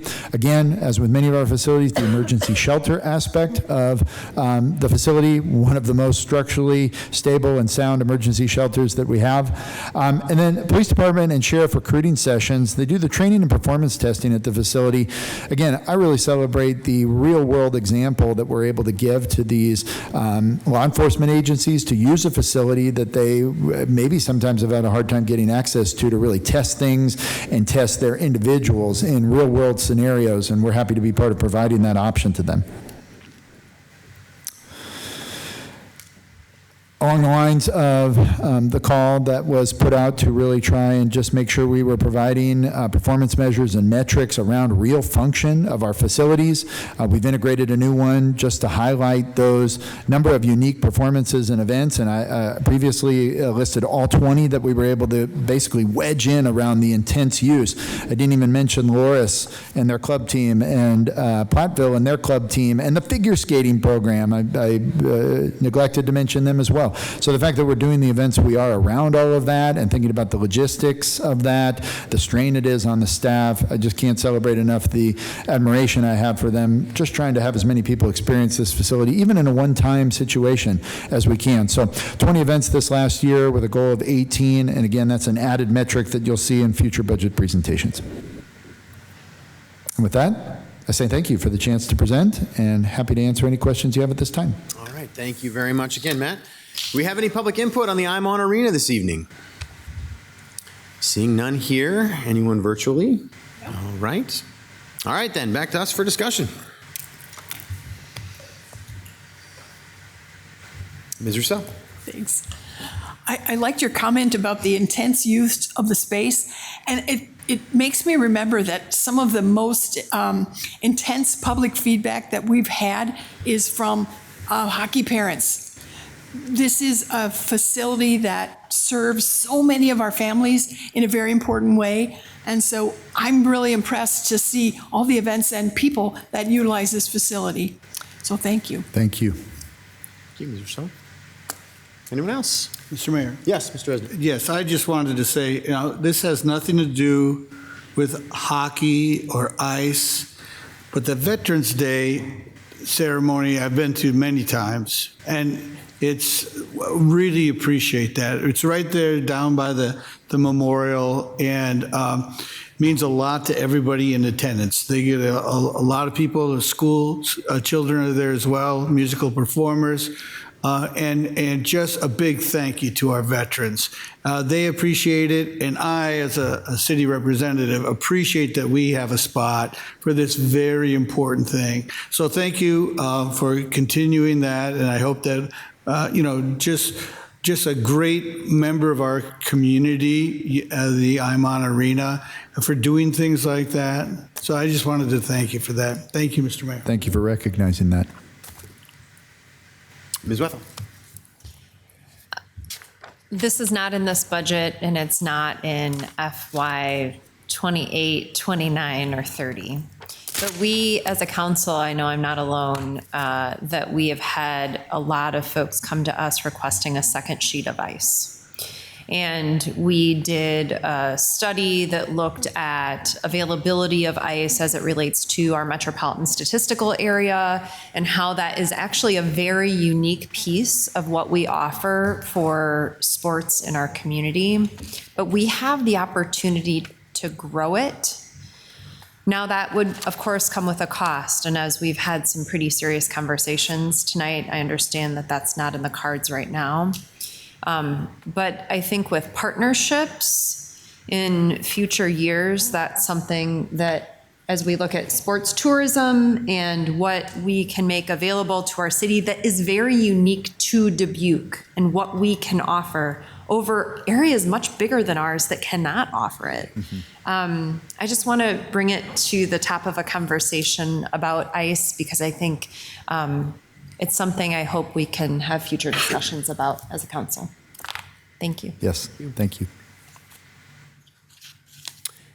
Yeah, I couldn't agree with that more. I think it is going to be an important part of discussions going forward. And let me just say, Mark and team, just incredible job down there. I mean, you guys are doing just such a wonderful job of the things you're doing. Filling it, I mean, this place is a workhorse. I mean, it's just constant people in there all the time. I talk to people who play hockey at crazy times in the evening. I mean, it really is something that we're pulling it off. But I do think it speaks to the demand. It speaks to the uniqueness of where we sit and where, we talk a lot about sports tourism, things like that.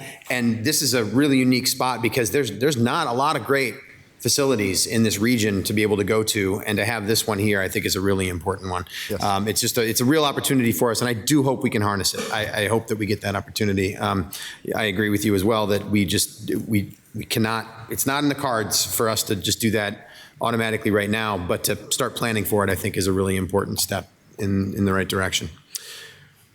All right. Well, thank you very much for the presentation. Thank you for everyone who works with the ImOn Arena. And Matt, thank you for the long version of everything tonight. Are you still with us for the recreation? You're going to introduce? I am. I have an intro. You have an intro. Okay. All right. We'll move on to recreation program then.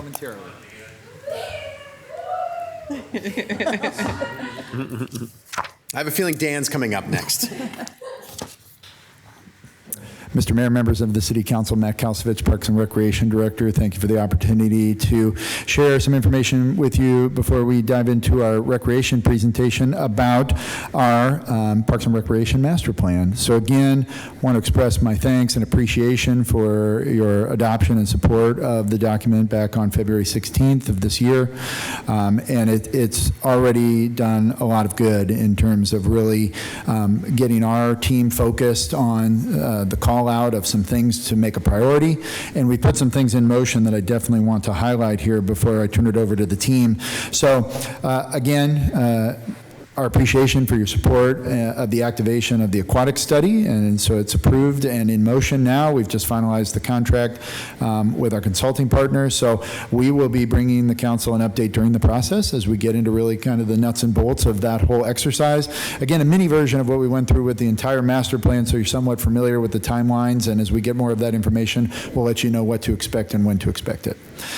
We do have two recommendations in the city manager's budget proposal relative to the recommendations of the master plan. So two park maintenance tech positions. Again, thinking about the scope and the intensity and the volume of work that we deal with on an annual basis is definitely, most certainly during our peak season, positions of need. There were several positions called out, but those rose to the top in terms of identifying maybe what was a first version of looking at additional support from the master plan.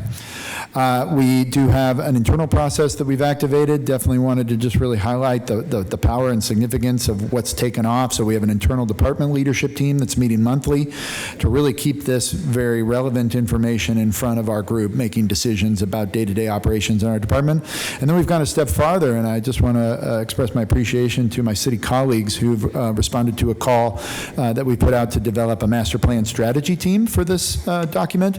And it's members of engineering, public works, the city manager's office, several others who said they were willing to contribute communications, sustainability, who are going to be in the room to talk with us quarterly to give us perspective on some of our decision making. And then if something that we might be recommending is going to impact another department, how we can maybe get ahead of us just saying we want to do this and then coming back around to them later and say, here's what we need you to do. So a more proactive, dynamic approach, hopefully, to really just identifying what is best to move forward first and then bringing that information to council with even more of that support to complement our decision making.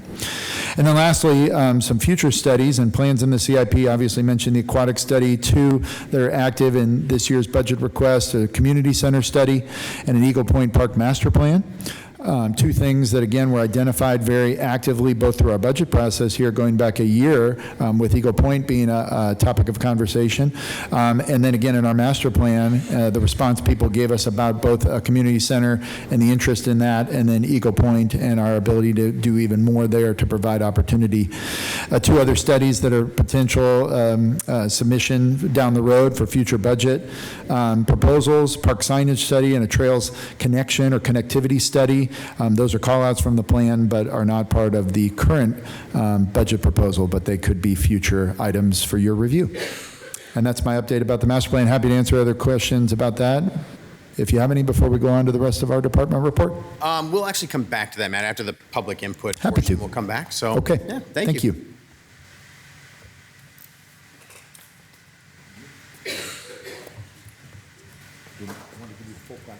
Thanks.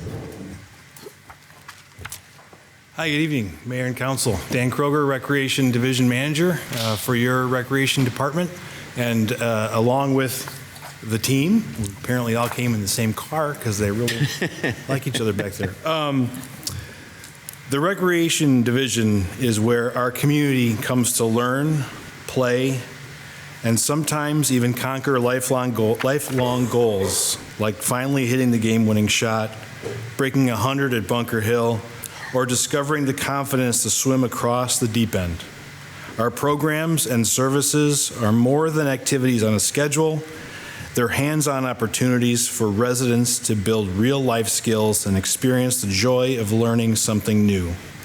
From the splash of the first swim lesson to the friendships gained and or strengthened in an activity, we create and maintain environments where people can thrive, experiment, laugh, and connect. This spirit drives our vision to create and maintain vibrant community spaces and memorable experiences that improve the lives of all residents through opportunity and connection. Every time a child learns a new skill, an individual finds a new passion, or a family enjoys a program and event together, we see that vision in action. Recreation brings the community to life, quite literally by offering places and experiences that strengthen well-being and spark joy. None of this happens without the incredible staff who bring imagination, enthusiasm, and expertise to every aspect of our division. They are the ones cheering on the hesitant participant, calming first day jitters, inspiring creativity, and making sure every participant feels welcome and supported. Their energy transforms our parks, facilities, and programs into memorable experiences that stick with people long after the day is over. And for some, it's 50 or more years later, and we hear it all the time. Our team's dedication ensures that our programs and facilities aren't just well run, they're meaningful. They turn opportunities into achievements and connections into community pride. As we continue building spaces and experiences that make our city vibrant, I know that our greatest strength is the passionate staff who bring our vision to life every single day. And I appreciate our leaders who are back there and every single one of our staff member that does it for us on a daily basis. There's a gentleman by the name of Mr. Fred Rogers who summed it all up very simply, and he said, "It's the things we play with and the people who help us play that make a great difference in our lives." And I didn't even need this picture today because they showed up, but this is a slide of our leadership team. But it's not just them. You can see there's 41 full-time equivalents, but there's only 9 boxes here. That's because so much of what we do on a daily basis and what allows us to provide our services and our programs are provided through and with temporary staff, almost 31 FTEs full of temporary staff throughout the year.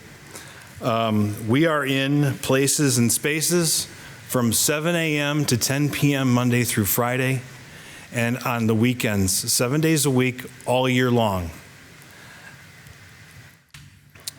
The budget is broken down into essentially 9 different buckets. A couple of them have 2 activities that combine them together. But I'm just going to briefly kind of go through those activities for you. They all have similar expenses within them, whether it's temporary employment, program equipment and supplies, other significant line items that you see in the policy book, but they also are different. So our administration line item, that covers the majority of our full-time wages, our marketing and recruitment costs, and our programs to recruit our staff as well as to market our programs and services. Our training and education costs for our full-time staff as well as our team that we do a couple times a year.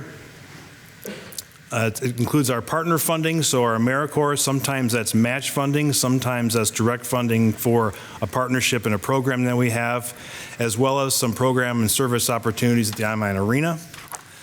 Our advertising program, which is an opportunity for us to generate some ancillary revenues within our department to help us lessen our tax support, as well as the support equipment, so our cell phones, our computers, that kind of thing.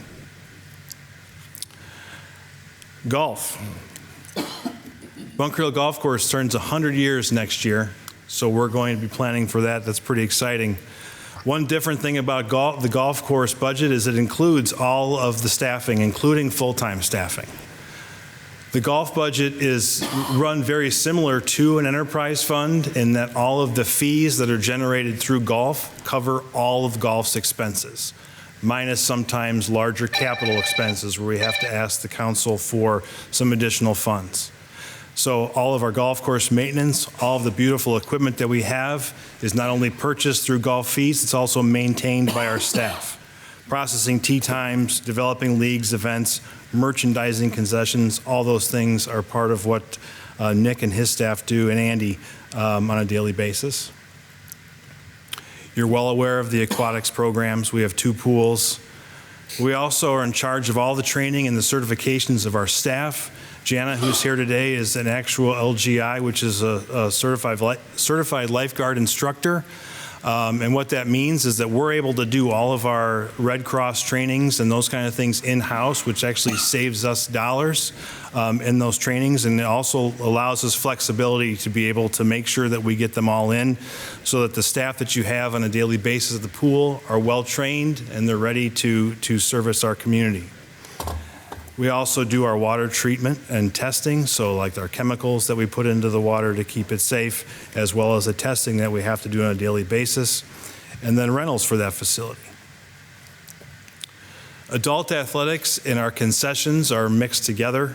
They're 2 different activities in the budget, but we kind of look at them, they kind of operate the same or together as far as the funding is concerned. So there's programming, so there's adult softball, indoor programs, basketball, and an alumni tournament. We have partnerships with the use of our fields throughout the system, as well as we do the field maintenance with the help of Steve's park staff, concessions, and we hire all and train all of our officials. Youth athletics is more than just athletics. Yes, it's our sports camps, but it's also a lot of our free offerings, like our playground program that we have in the summer that services about 120 to 140 kids every single day, 5 days a week from 9 a.m. to 3 p.m. Food delivery with the partnership that we have with the Boys and Girls Club. I know that we've talked about this in past years, but they provide us with meals throughout the day for our playground program. And last year they came to us and said, you know what, we really want to be able to provide you the meals, but we can't get them to your sites. And so Brian and his staff had to creatively look at a way that within our current operating budget, how we would be able to get those meals delivered to our program. And I lost it. Oh, it's later. Sorry. I'll talk about it later. Therapeutic recreation, our TR programs. That's our partnership with the Miracle League. So we provide Miracle League baseball. We also do indoor sports that I'll talk about later. Special events, life skill classes, and work programs. again, heavily with partnerships with our Miracle League group to be able to provide those programs as well as solicit volunteers and really help that get off the ground and be successful. Our recreation classes.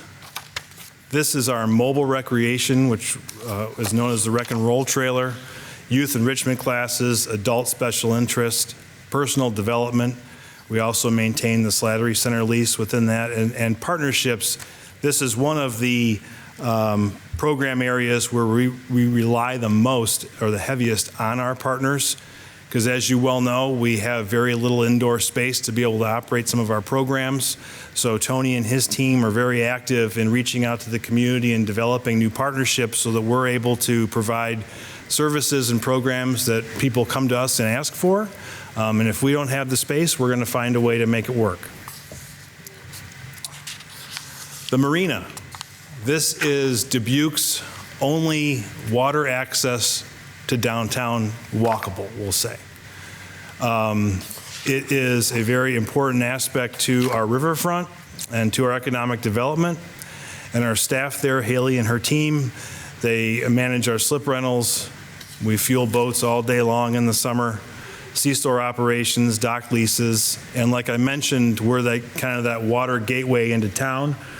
We are a concierge service. We will let people know how to get taxis. We'll let them know where to walk to if they have to get to the Opera House or the Five Flag Theater, or they're looking for a local restaurant. And our staff are the ones that give them those recommendations when they get off of their vessels and they want to explore the downtown. And then our community development block grant section of our budget, that is what funds our scholarship program, as well as different partner programs. Four Mounts is a great example of that. In the past, that this funding source has been able to allow that organization to provide those summer programs for low income or income qualifying families. And kind of how that works is with the CDBG regulations, or the HUD standards, I should say. Those programs are all for 51% at a minimum of the individuals that partake in those qualify as low income.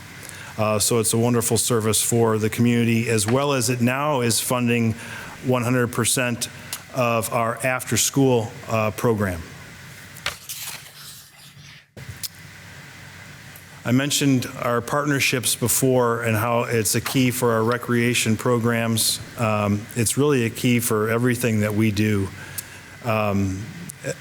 We used to, or I used to, report on the number of partnerships that we had every year, and it was usually anywhere between 25 to 30 partners that we utilized throughout the community on an annual basis to be able to provide our services. One of the latest metrics at the bottom of the screen is now we're looking at measuring more of what are the new partnerships that we've been able to develop to create a new service or provide a new service or program, or what have we done with the current partners that we've had to revise that partnership to be able to expand what we're doing or add new to what we're already doing. And this year we had 9 new partners or revised program partnerships that we did. I'll talk a little bit later about the CDBG program distribution, but working with Mary Bridget and Lisa in the housing department, they're extremely helpful in kind of talking through the new HUD regulations or the new program or funding opportunities that we have, and how we can look at our current operating budget and what might be ways we can save some funding in operating, still provide a great service, or even expand a service or a program for this community. The Miracle League partnership, since the Miracle League facility opened, so after the $3.5 million project was completed, they have still continued to fundraise and make additions to that park space. So to date, it's over $300,000 in park improvements that have been made. And then also at the golf course, there were 46 trees that had to be removed prior to 2022 for ash tree, because they were ash trees or they were blown over by wind or whatever it was. And Andy and his crew not only do a great job on their own, but they work wonderfully with Steve and his tree crew, as well as the Trees Forever group, on planning to replace not only those 46 trees, but I think they have a goal of going beyond that. But just in 2025 alone, we've been able to replace 20 trees, which is pretty remarkable. Employee retention. Ms. Wethel talked about it earlier with staffing at Sutton Pool. This is the second year in a row where we can say that we're going to be over 60% in our staff retention. That makes it so that we're only having to, I shouldn't say only having to, but we are needing to recruit about 40% instead of in the past when we were having to recruit much larger numbers. We're keeping those relationships with those staff that we have, those temporary staff, and they're wanting to come back because they're having such a wonderful experience. And so that, like I said, that's allowing us to be able to have our marketing efforts and our recruitment efforts really focused on getting that rest of that 40%. Kids to Parks Day, the Kite Fly Festival that we did as part of engagement for the Comprehensive Master Plan was a huge success, and there was a lot of feedback for us to continue that, and we are going to be having that again during Kids to Park Day this year, which is May 16th. She was ready for that one. Again at Usha Park, and it's going to be, I believe, from 11 to 1? 11 to 1. Okay. There you go. The Miracle League program, again, continues to grow and expand its non-baseball programs like over the winter, especially with our partnership with Hillcrest. We have an indoor space that we're able to use for those participants, and so that continues to be a great opportunity for them. And then for the second year in a row, we've had over 1,100 registrants for our winter programs. Traditionally, our winter programs are our lower numbers, but especially since COVID, those really dipped considerably. Last year, when we reached over 1,000, we were ecstatic, and to do it again this year and to keep growing is really a testament to the staff and what they're able to do. Golf has been carrying momentum again. This was a positive thing that came out of COVID, was the increase in golf. That outdoor activity really sparked generations of individuals to want to be out and stay out and do golf activities. And last year, when I presented these numbers, there was a 17% increase in youth, and there was a 13% increase in women, and there was a 25% increase in couples, which was significantly greater than the years prior. This year, on top of those increases from the year before, we've done another considerable increase in all three of those areas. And that's a testament to Nick and Andy, the work they do on the golf course, the outreach that they do to our pass holders, as well as to our new golfers that come to the course for the first time. We constantly hear how great our greens are, how well manicured the course is, as well as how wonderful our staff are and attentive our staff are. Aquatics increases, 43% increase in pass sales. That's extremely significant, as well as the 8% increase in lesson registration. Last year, we did we crunched some data, and it was a part of this presentation, and we noticed that there was a need for evening swim lessons. And so we added swim lessons last year, which greatly increased the percentage of registrations last year. This year, again, we added some more evening classes. And so that is the result that you see there. So we're still filling our mornings, and we're filling our evenings, and people are wanting more evenings because that's an easier opportunity for them to get to. So we're going to see what we can do to continue that trend. Tony and his team for recreation and the Rec and Roll trailer went from 54 deployments in 24 up to 140 deployments in 2025. And it's estimated that we reached over 4,000 people this year with the Wreck and Roll trailer. I mentioned a little bit before about the food delivery service for our playground program. Last summer, we served 7,681 meals to our youth. And then the open playbook. I love seeing these numbers kind of increase each year, especially the redeemed number. So in 2000, these are fiscal year numbers, in 2000 or FY24, we had 300 scholarships, but we only handed out 298. But of those 298 scholarships, about 21,000 of those funds were actually redeemed for programs and services.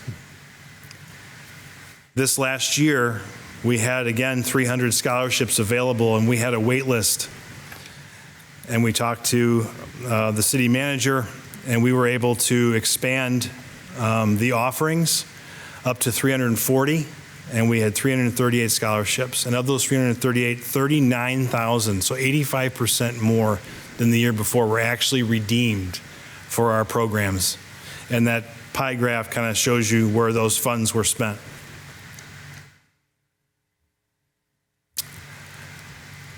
We not only provide organized programs or events and services, but there also is passive recreation. And there are things that we do in our public spaces and opportunities that we provide that draw more people to those places. Comiskey Park is a fantastic example of that. And by doing that, when you have people in our places and spaces, there's less opportunity for bad things to happen. We also are able to provide low-cost and no-cost programs or services like our pools. Our daily pool fees are extremely inexpensive. Even our concessions at the pools are extremely affordable. And we have an abundance of free or low-cost programs throughout the year for the community to be able to take part of. Kind of a combination of all those things have gone to this, where we continue to increase the number of participants per our programs. And these are based off of registration numbers and total registrations in our system. So it does not include adult athletics and our teams, the number of participants in our teams, which is well over 2,500 people. It doesn't include our drop-in programs like our playgrounds or special events or those kind of things. This is only based off of the number of programs and the number of participants. And part of the reason for that increase in participants is because of those individuals or those families using those scholarship dollars to actually go and register for our programs and services. It's the changing of our of our swim lessons to make sure there's more that are available for people to take. It's things like that that are making it so that we are getting back up to our pre-COVID levels. And that's a great trend to see. Over 25% of our operating budget goes back into wages and payouts to individuals in our community. So that has a local economic impact. It also, for many of our temporary employees who are high school or college students, that provides experience in all kinds of different ways, especially for those that want to go on to a career in either public service or teaching.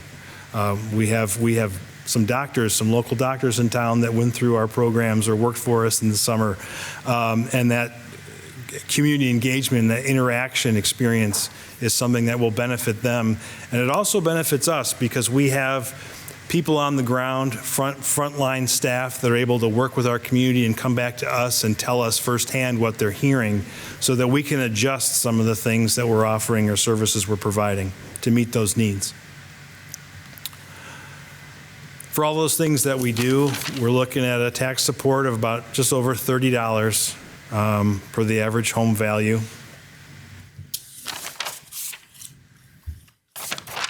Looking at our two fee-based facilities, not including golf, because like I mentioned before, golf is basically a self-sustaining operation. For both of our pools, costs the homeowner $7.54. And for the operation of the Port Dubuque Marina, it costs the average homeowner 67 cents.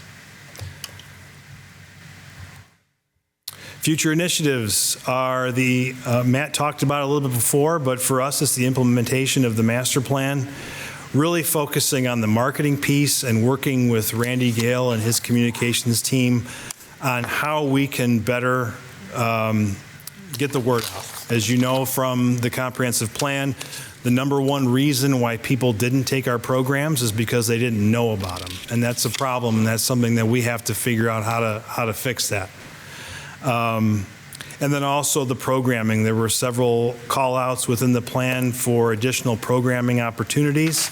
And so working with staff on either new funds or working with the current funds that we have and see how we can adjust some of our programming to meet some of those call-outs that were in the plan, especially for adults. There was a significant call for some adult programming. The aquatic study completion and recommendations, our team will be heavily working on this spring and into the summer, as well as constantly continuing to explore new and expanding partnerships so that we can keep providing better and more programs on an annual basis. We have two recurring improvement level package. One is for a cart pass increase of $50. Based on last year's cart passes, that would generate an additional $2,600 for the golf course. As well as there is going to be a reallocation and a reduction of temporary staff expenses. When I spoke earlier about some of that partnership with working with Mary Bridget and her team with the CDBG funding, we found some way to take some of the operating funds and programs that we had been spending out of operating, moving that into the Community Development Block Grant, as well as the reduction of some staffing in some other areas where we've been able to find partnerships. The Dubuque Community School District is one of those where we're able to provide a service like our before school program through contractor or instructor fees rather than our using staff. Non-recurring packages, Wi-Fi access at Bunker Hill Golf Course and MacLeese Complex. Increased education funding for the staff that you see back there. That's for all staff. Currently in the budget, there's about $1,500 for staff to be able to go to the state conferences or potentially go to something new that would help them with their professional development. And so this asks for an additional, I think it was $800 per staff to be able to kind of expand those opportunities, as well as for one of our newer staff actually add that to their budget. Desktop to hybrid conversion. So there are a couple of our staff that last year already were able to make that conversion as part of the equipment replacement plan.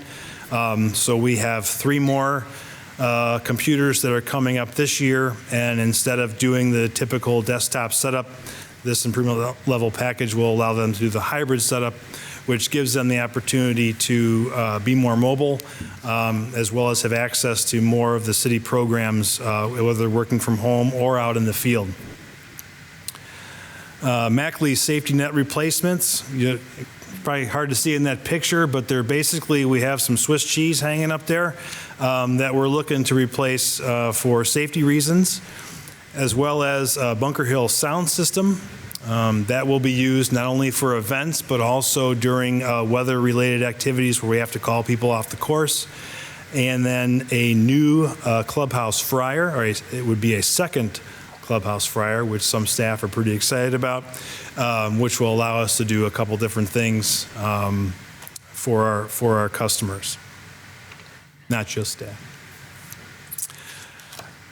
So our capital projects is a list of 3 of the ones for the golf course, or 2 of the ones for the golf course, and then 2 for our administrative building. The lead remediation in the second floor of where all of our offices are, as well as a final leak repair in the basement. which will secure that up pretty good. Pool tank resurfacing, so the costs of that are increasing as like everything else. We are going to be able to resurface Flora Pool with current fiscal year funding. And then this is to be able to complete Sutton Pool the following year. There will be some leak repair at Flora. We do know there's a leak underneath the water playground. And so we're going to get that fixed, as well as at the marina, the fuel dock electrical system, as well as the network switch replacement. And with that, I say thank you and take questions. Okay, well, thank you very much, Dan. And team, everyone for showing up. We appreciate that and appreciate your work. They have to answer the questions. They can answer all the questions, Yeah. fair enough. We will go first to public input. So do we have any public input this evening on the Recreation Division budget?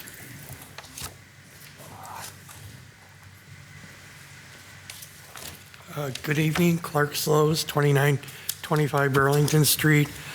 I'm going to take Parks and Recs at the same time. I only want to come up one time tonight instead of last Monday night.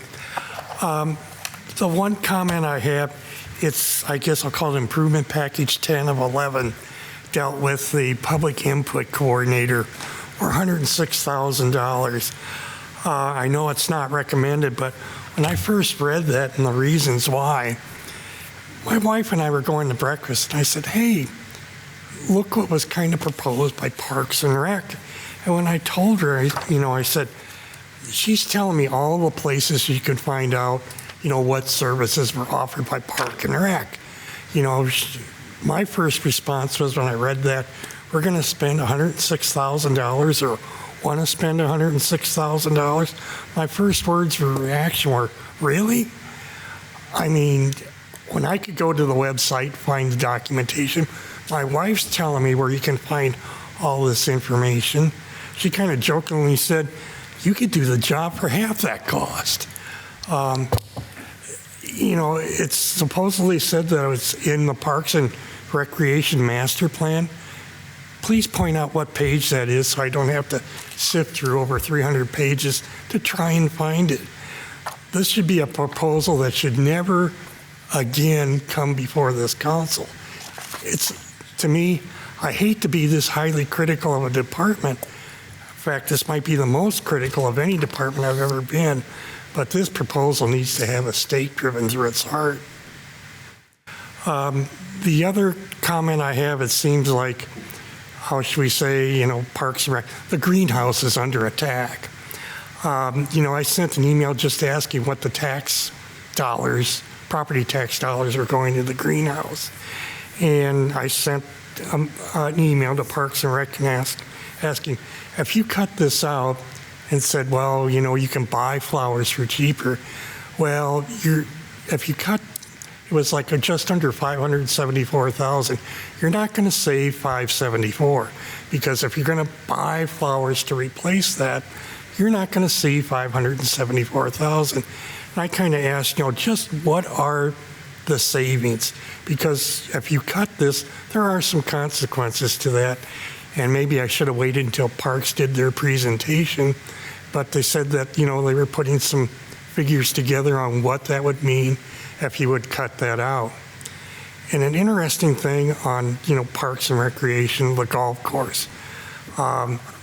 Last year, Iowans for Tax Relief listed public expenditures for golf courses are an extravagant item and shouldn't be funded publicly. I did check before I came up here to make sure nobody had a 9-iron that was going to beat me over the head with it for suggesting that we should cut the golf course. That's Iowans for Tax Relief saying it's an extravagant item. I'm sure the Parks and Rec people are going to disagree with Iowans for Tax Relief on that. The other comment I had is just some general observations. When it was whether Five Flags or, would be self-sufficient or not. No, it's not. Not in, the current format that it is. I wish, if I would have known the topic of self-sufficiency was going to come up. There's a table in one of the pages in one of the documents. Wish I would have memorized it if I would have known that topic was kind of going to come up, that listed, what specific items were self-sufficient, or, there were some that were 77% self-sufficient. There were some that were over 100%. Wish I would have memorized the page, because tonight I'm going to go home and I'm going to go search all those documents, all 1,200 pages if I have to find that. And as far as, 1,200 pages not being transparent, as far as I'm concerned, keep publishing those 1,200 pages. I love them. It's basically my equivalent of the Sears Christmas wish book on that. You can't summarize a city budget of this size in a 1 or 2 page document. That's not transparency. And the other thing that maybe needs to be addressed, I promised that I wouldn't ever ambush somebody, but I'm gonna say that maybe I'm about to do it. I guess I'll apologize to Jennifer now. The comment about, $172 million operating budget versus a $400 million operating budget, where did $300 million go? Well, I'll tell you one thing, it's not going to some bank account in the Cayman Islands. There needs to be some explanation on, the difference between the operating budget and the total budget. I guess I'll call it Finance 101. Last week, I was going to give Jennifer a heads up on what my question to her would be during her presentation. Well, after hearing, that question on where did $300 million go, basically I've changed what my question is going to be. And so that's all I got.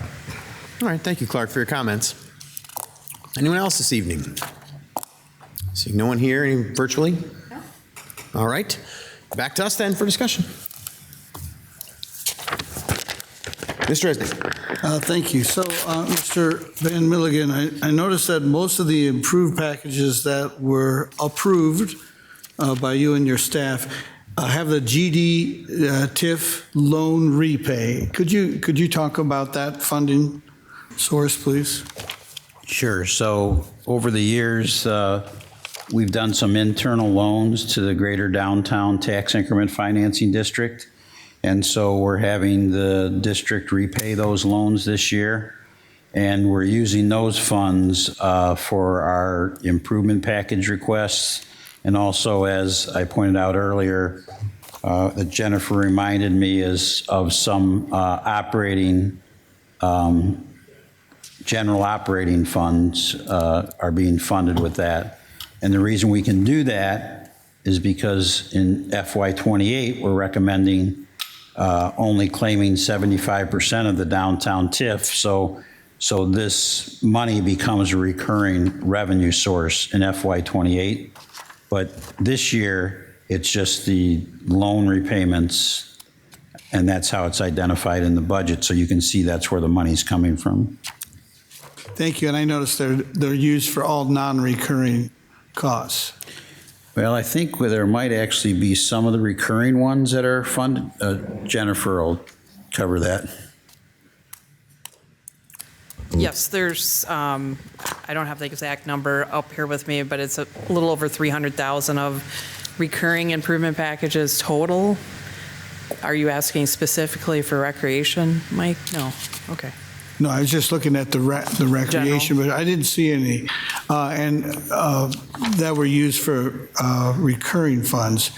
It was just non-recurring in this budget. In this budget, yes. But you have used it because we anticipate this will be recurring in next budget year? I guess I missed that. So the 300 and some thousand in recurring improvements is from the recommendation of reducing the amount of Greater Downtown TIF to be received. So part of that 25%. Initially coming out of the $5.3 million loans received in 27, and then going forward, it would come out of the reduced greater downtown TIF. Great, thank you. Thanks for that information. Thank you, Mr. Mayor. Keep it moving. Ms. Russell. Thank you. I noticed on page 76, you talked about the food and beer products that we sell, our concessions. And I'm wondering if we ever thought about outsourcing those opportunities, like to say a nonprofit group, or to free up our staff to do something else, and perhaps take that burden off of those folks and yet still be able to offer the concessions. Just a thought, an idea. Yeah, no, we haven't. If you're are you talking about the golf course? Or Well, it just says food, and one line's food products and one said beer products sold at recreation facilities. So I don't know how many Yeah. that's talking about, or. So there's several different different activities that feed into that line item, right? Mhm. So the golf course, food and beverage is in there. MacLease, where we do our adult sports, that is in there. And then the pools is in there. And then also the marina is in there. So we are looking at ways to kind of consolidate the operation, especially for MacLease, the pools, and possibly the marina. More of internally, not we haven't looked at hiring that out or anything, but ways to make it more efficient for us. We are looking at that, yeah. Well, I know, like Main Street, when they have events, sometimes they have service groups or different people that actually handle the money and handing out the food and that kind of thing. So Sure. I don't know, just something to think about. Okay. Thanks. Ms. Wethel. Yeah, I just, comments on both things that were approved and not recommended, I should say. So as far as our broad budget, I know this is a small amount, but for instance, on 4 of 11, talking about installing Wi-Fi down at MacLease. And the reasons to do that, one is that anymore, I believe that is kind of an expectation when we have community members come in. They do need that. But also the idea that we can live stream events, I think, is really important. So I just went to a track meet that was live streamed on Saturday. It's amazing now, but even high school athletic events, the expectation is that there's live streaming. Right. And that's great because it opens up the opportunity for families to see their kids from afar. But I just want to say, although that's a small in the grand scheme of our budget, I'm really glad that we're taking advantage of that. And Mr. Scholes had mentioned 10 of 11, and just a couple of thoughts as I read that. I know it was not recommended. I can appreciate that you have a number of events, especially at certain times of the years, that it probably feels like if you could just punch it out more, that you could probably get more participation. But as I thought about it, I'm like, okay, so they have so many events and so much information to put out into the atmosphere, but so does Public Works. And that's safety related. So trying to make sure that we adequately support your department as it relates to our public information office, but just know that I recognize that you do need that support, but I appreciate that it's not recommended, and maybe in the future if we could, I don't know, dial in certain parts of public information, and that's probably maybe a conversation for their budget more so than yours, as far as what departments need what percentage of their staff time. And I don't mean to bill you for it, I just mean how we look at that as an organization to make sure that we are streamlining the number of staff we have and where at certain times of the year maybe they put their buckets of hours compared to other times of the year. So I see you, I read it, I appreciate that you guys need that information dispersed into the city. Thank you. And to be fair, Randy and Chris and his whole team are awesome to work with, and I think my team would say the same thing. They've been very responsive whenever we're like, hey, we need to get something out quick, where registration is low or whatever it is, and they respond wonderfully. So Great. it does happen a little bit. Super. Thanks, Mayor. Mr. Spring. Dan, I just want to say I'm extremely appreciative of that you've been able to find a way to continue to keep Sutton open, because there's so many neighbors that just appreciate that. And then I'm also I read that whole greenhouse activity budget memo, because I didn't realize all the things that the greenhouse did. And it's a lot of good information, and I hope citizens take the time to read it as well to also have a better understanding and appreciation of the greenhouse. So thank you. Anyone else? No others? All right. Well, Dan, I don't think I have any questions this year. And one of the biggest reasons I don't think I do is because of what Matt talked about in the first couple of slides there, in that we're going to be talking to you a lot this coming year. Yep. I really appreciate that we had this master plan report that came our way. We've introduced it. We've talked a little bit about it. But there is so much more to come. And you're going to be doing a ton of work this year, you and your entire staff, just a ton of work to help us figure out what we really need to do going forward. I'm really looking forward to that discussion. I think it's going to be great. And I think the community is too. So as far as this budget goes, I appreciate the work that you're continuing to do with what you have and the things that I think are rightfully recommended. And then looking forward to being able to talk quite a bit more in the year ahead. So, thank you all. Yeah, thank you very much for the presentation. All right, we have arrived at our final presentation of the evening with the Parks Department. Steve is heavily caffeinated and ready to come and hang out with us. Somebody is.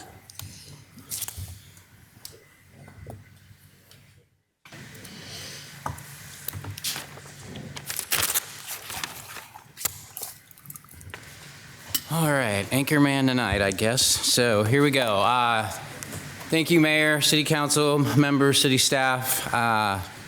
Happy to present the 2027 recommended or proposed Park Division budget. I'm Steve Faisal. I'm the Park Division Manager. This is a quick shot of our team, our org chart. We have some lead supervisor positions in our maintenance supervisors, our urban forester, our horticulturist, our natural resources and sustainable practice specialist and mechanic. And as Dan mentioned as well, we don't hire as many temporary employees as Dan, but we do hire around 30 temporary employees during the season, during the summer, to keep things rolling, keep things looking pretty, and keeping grass mowed and parks clean and safe for people to use. I can't fit 24 pictures on one slide, so spelled everybody out here. This is our team. We do have one vacancy. We had an assistant horticulturist recently transferred to the fire department, so that's pretty exciting for him. We were very excited that he could move over to the fire department. Still works for the city. Alec Latham moved recently, so we're excited that for his new journey moving forward. Every budget cycle, typically, I like to talk about how we are the Parks Division, but we are much, much more than just the Parks Division. Yes, we have some beautiful parks within our system, but we do so much more within our division. Trails is a good example. We maintain over 30 miles of hard surface trails throughout the city to make sure that they're safe, usable, clean, and ready for people to use and enjoy. And we get a lot of good feedback. We have a pretty extensive trail system. And as part of the master planning process, which I'll probably talk about a few times tonight, we definitely are looking to expand our trail network and how we can start creating connections within our trail system to make it even more of a nice loop system within the city. Our forestry activity is another big part of our division. Typically, our forestry activity is in charge of trees that are what we consider street trees, so between the curb and sidewalk. So if you have a tree in front of your house between the curb and sidewalk, that is the responsibility of the forestry activity. They are also responsible for all of the trees on other city properties and all of our parks. So it's a pretty big number, and they do a fantastic job of taking care of our trees within the system. Natural resources is becoming a growing activity within our department as we continue to transition turf spaces to more natives, perennials, pollinator areas. We're increasing the number of acreage of our natives in our areas that require some expertise in our natural resources activity. Our horticultural team takes care of a lot of places and spaces. They're not just, we're not just the city greenhouse. We do grow about 20,000 annual plants in our greenhouse and about 100 hanging baskets within our greenhouse. One of the things, if you're out and about in the city and you see a landscaped area that is typically has mulch or any type of planter or any type of plants, hanging baskets, that's our horticulture team. So some of the examples, and this isn't just our horticulture team because we all work as a team in the park division, but we have a lot of landscape areas. We're responsible for the landscape in city roundabouts, landscapes at all of our city buildings, Grandview Boulevard, downtown Main Street, Port of Dubuque landscape. So, and there's so many more other places and spaces that you wouldn't, entryway signs, things like that. So there's a lot of places where our team is out and about constantly throughout the season, making sure that those areas stay mulched, weed-free, and beautiful as people come into Dubuque to enjoy our city. With that being said, our net property tax support ask is a little over $4.5 million, and that's about a $69.72 average homeowner's property tax cost. A little bit about safety. One of our huge responsibilities in the park division is public safety and emergency response. So, when we have storms, we go out with Public Works. Many times, storms usually include tree damage, trees across streets. It's our priority to get the streets open, especially primary routes, making sure that the roads are open and safe for people to travel where they need to get, and for our emergency services to also get to those places and spaces where they need. So safety is a huge part of our department, not only from emergency response, but making sure we have safe places for people to go, enjoy our parks, clean restrooms, and parks for people to have a good time and enjoy their experience. We had a really busy year last year. We got a lot of things done last year, and I'm thankful for the city staff and the council members and the mayor for showing up to some of our ribbon cuttings. We had 3 mini parks open last year. So Eagle Valley Park on the north end, Westbrook Park on the west end, and English Ridge out on the west end also by the landfill. These parks were built with ARPA funds, so that was great that we were finally able to get these parks built. Some of these had been in the works for a number of years.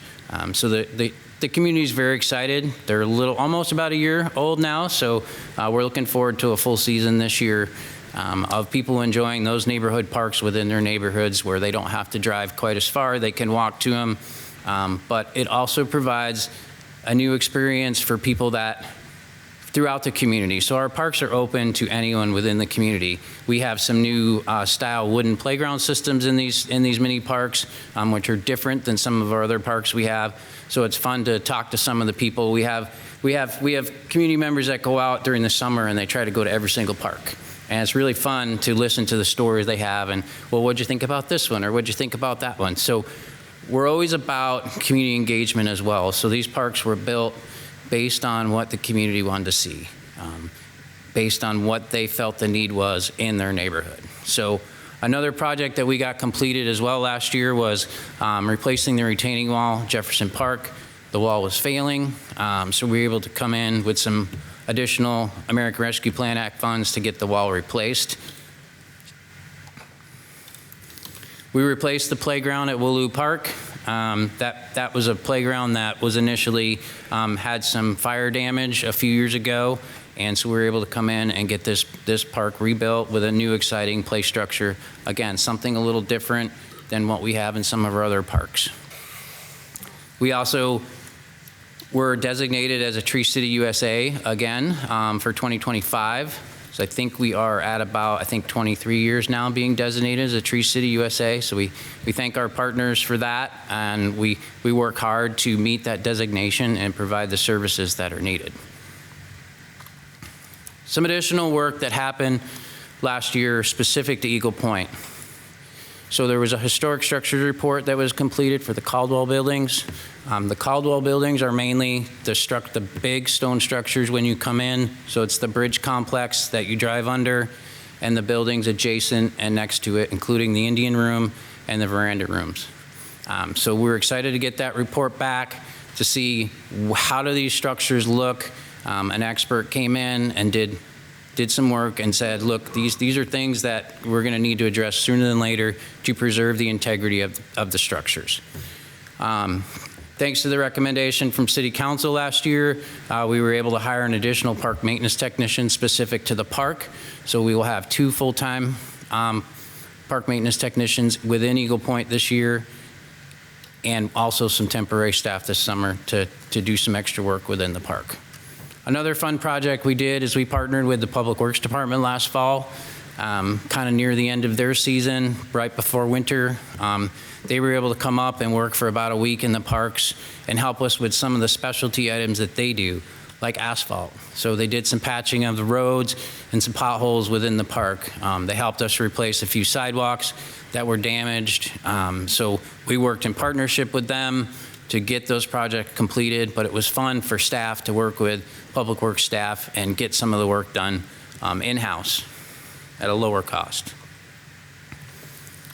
I also want to talk about our Branching Out to Butte grant. So this is a grant provided to us from the USDA Forest Service, Urban and Community Forest Grant.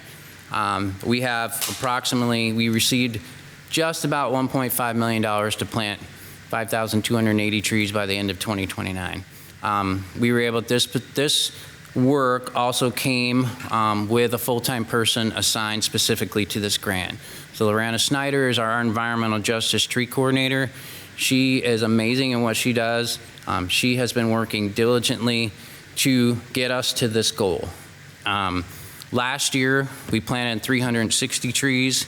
We're a little behind the 8 ball on trees, but I think we also talked to the Forest Service last fall, and we were able to expand our zones to where residents can get free trees. So initially, these were specific to very low income, very specific census tracts, low income census tracts. This was expanded now to citywide low income residents. So it's not specific to census tracts, it's citywide. We've seen a lot of uptick in interest from homeowners. Of those 360 trees that we planted last year, 290 of those were homeowner trees. So those were trees that were given to the homeowners and they were responsible for maintaining those. So it lessens the workload on us putting in street trees if we can put a tree in their yard, because then that homeowner becomes responsible for that tree. So the program's moving along very well. Another piece of the program is the Teen Resiliency Corps. And as part of the grant, we were required to incorporate youth within the grant. So the Teen Resiliency Corps is an MFC-sponsored program engaging underserved youth in climate action and opportunities to address sustainability issues in their community. So the Teen Resiliency Corps gets local youth outside and involved in real projects that care for the trees and the environment. Over the course of the 9-week program, they learn how to protect and support their local ecosystem, explore different environmental career paths, and build leadership skills. Members do hands-on work like watering, mulching, weeding, pruning, and planting trees right in their community and their neighborhood. It's a chance to gain confidence, discover interest in natural resources, and step up as leaders and stewards of the places they live. So this will be kicking off here in June. They do get a stipend for their 9-week participants.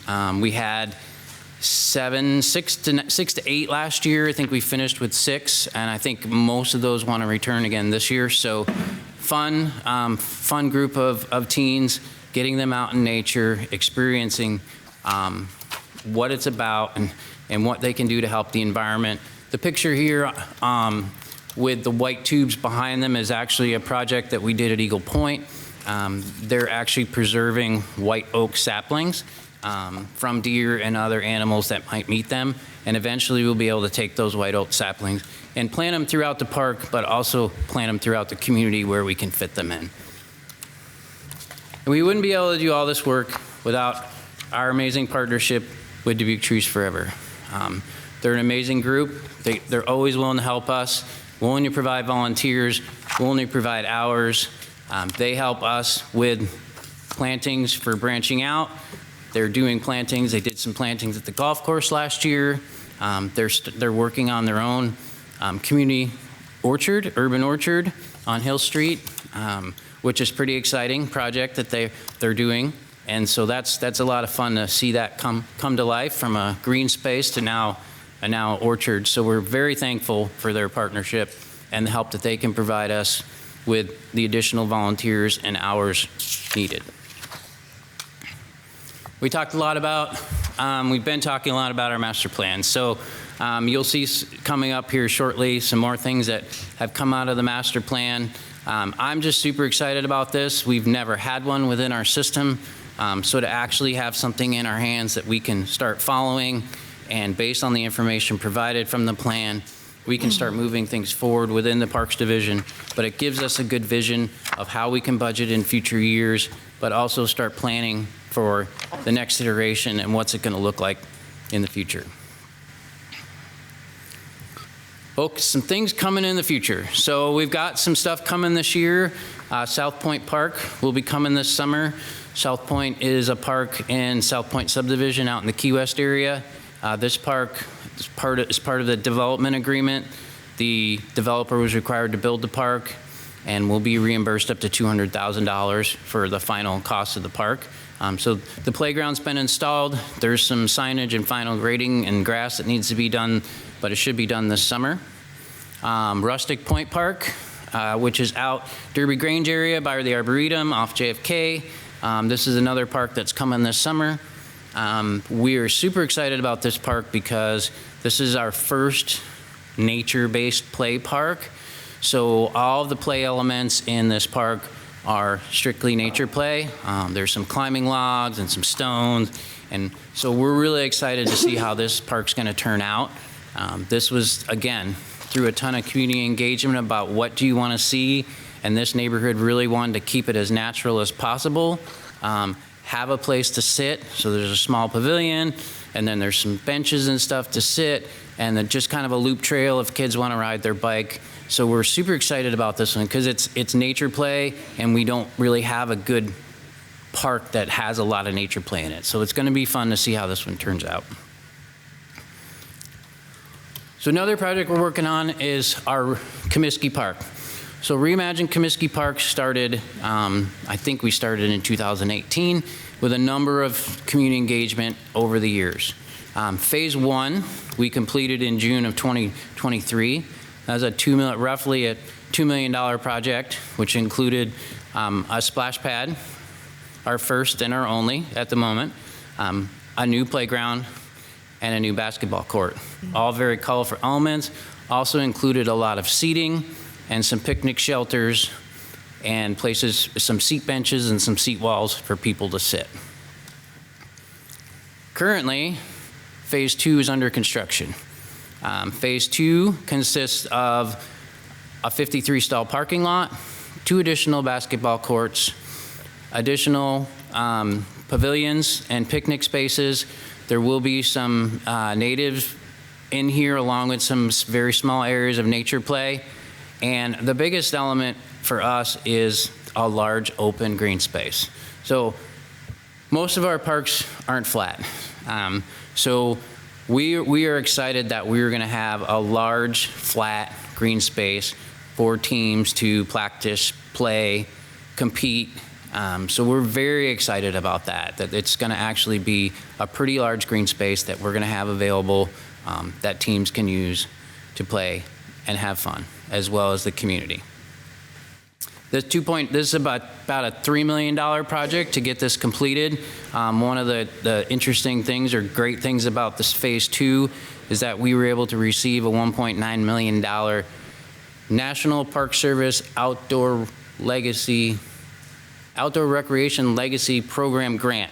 So a lot of the funding is coming from the National Park Service and is specific to low-income neighborhoods. So we're excited about this project. It's kicking off. This is scheduled to be done by the end of September. We will be working on some playground replacements.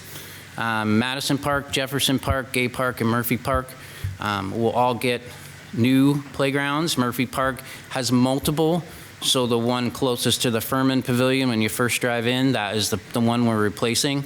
Again, these are, as you can see from the small card here,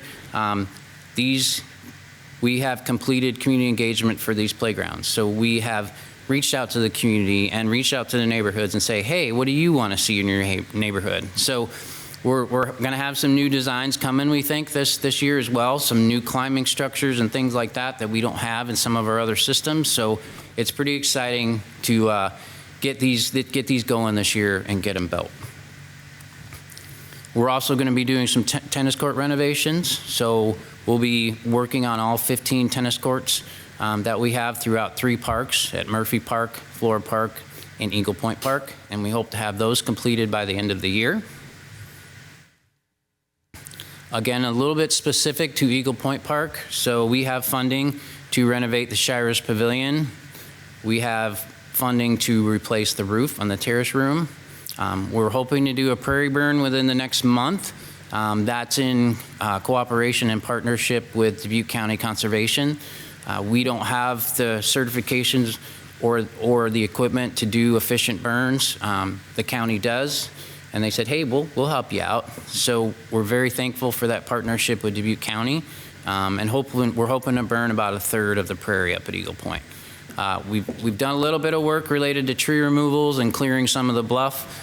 We've got some more work to do there this year on kind of still continuing to improve the views along the bluff, getting rid of some of the sucker trees and things like that. So that'll be continuing throughout the season. Another project which you approved last week at the council meeting last Monday is the Jeffers Family Foundation Challenge Grant. So again, this is specific to Eagle Point Park and the Caldwell structures, so the bridge complex, the veranda rooms, and the Indian rooms.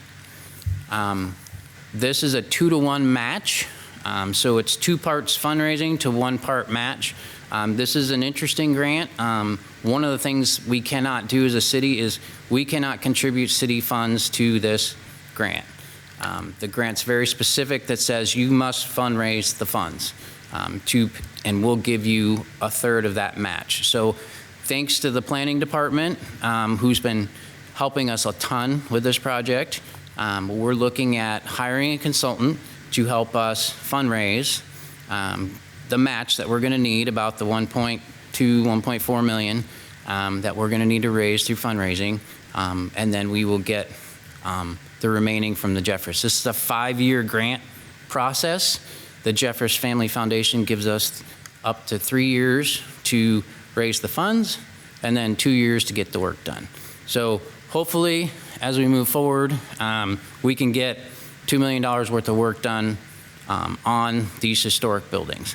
We had some additional studies done on these structures related to structural repairs and stonework and tuck pointing. So we have a really good budget of what to prioritize to get done and how to do it properly. So we're excited that this will be coming forward hopefully here once we hear back from the Jeffers family that says we're good to go. We're going to kick into gear. We're going to get our fundraiser partner hired and get going and try and get this money raised. So, the other thing I wanted to talk about quickly is that we have started a Friends of Dubuque Parks group. It's kind of still in the early stages, but I believe we have a Friends of Dubuque Parks Facebook page. We have some members that are trying to get this off the ground. You'll hear more about this coming in the coming months. Again, this is something that came out of the master plan. It's also something we talked about last year about how can we get people in parks? How can we help parks do the things we need to do, make things better within parks? And that's through a friends group, similar to Friends of Mine to Spain or Friends of Dubuque County Conservation. So we're excited that this group's getting together, getting kicked off, and there'll be more coming on that one. So we're excited. As far as recommended budget requests, there is 3. So as Matt mentioned it earlier on, as part of the master planning process, we're recommending 2 full-time maintenance technicians within the park division, and then some additional education and training for our forestry staff, which would be non-recurring. Forestry is one of the most dangerous jobs in the world to do, and we want to make sure our staff are highly trained and highly aware of situations and new practices and procedures. So this provides some education and training for them to attend some, whether it's a seminar or some trainings or workshops related to safety and doing their job efficiently. Moving on to capital improvement projects. So we have low mod income area park improvements. So typically this is funded by CDBG or Community Development Block Grant funds. So typically in the past this has been used for other projects like Comiskey Park. We replaced Avon Park Playground with CDBG funding. So for next budget cycle for FY27, we're targeting playground replacement at Hilltop Park. Many of our playgrounds are 25 to 30 years old and are in need of replacement. So we're looking forward to getting moving on that. As I mentioned earlier, so as part of the Jeffress grant, this $61,000 is funding to hire the consultant so that we can get going and get them off the ground and get them going so they can start doing the fundraising for us. Eagle Point Park Master Plan, also part of our comprehensive plan recommendations. So really taking a look at specific to Eagle Point, the historic structures that are there, as well as all the other structures that are there. How do we tie it all together in a master plan and prioritize and make sure that we're doing the things in the right order and in the right way? So that's being recommended. Another project that's being recommended is Jackson Park restroom building. So there's currently funding in our current CIP program, but this project has been carried over a couple years due to COVID plus lack of our project manager for a period of time. So we've started to look back into this. The additional $100,000 is to the pricing we had is probably 4 years old. So the pricing we're looking at, as we all know, everything is continuing to rise in pricing. So this is an additional $100,000 to make sure that we can build the right building and we can put the right building in Jackson Park as far as the restroom goes. Also, some minor maintenance work that needs to be done. The roof on my office needs to be replaced, as well as the roof on our mechanic shop needs to be replaced. So funding for those 2 projects. Talking a little bit about our performance measures. Looking at number of parks upgraded or built. As you saw from my presentation, we added 3 last year. We'll be adding 2 more with Rustic Point and South Point this year, and also building out Comiskey Park. So we're moving the needle, and we're providing places and spaces for people to go in the neighborhoods where they live. So it's pretty neat to see some of those folks have a park within their neighborhood and be excited about having it. And with that, that is it. So thank you very much. All right. Well, thank you very much, Steve, for the presentation. Go Mr. first Mayor? public input. Do we have any Mr. public Mayor, input? before we go to that, Please, I just, if you don't mind, I just wanted to add one thing. So on the Jeffress grant, now Steve's probably not aware of this, but we did just recently receive some correspondence from them that they would consider us supplementing the fundraising with some city funds as far as the match. And so we're going to be communicating with them to get more information about that, but they might have relaxed that requirement somewhat. We'll see. We'll learn more. All right. Thanks for the information, Mike. Public input on parks.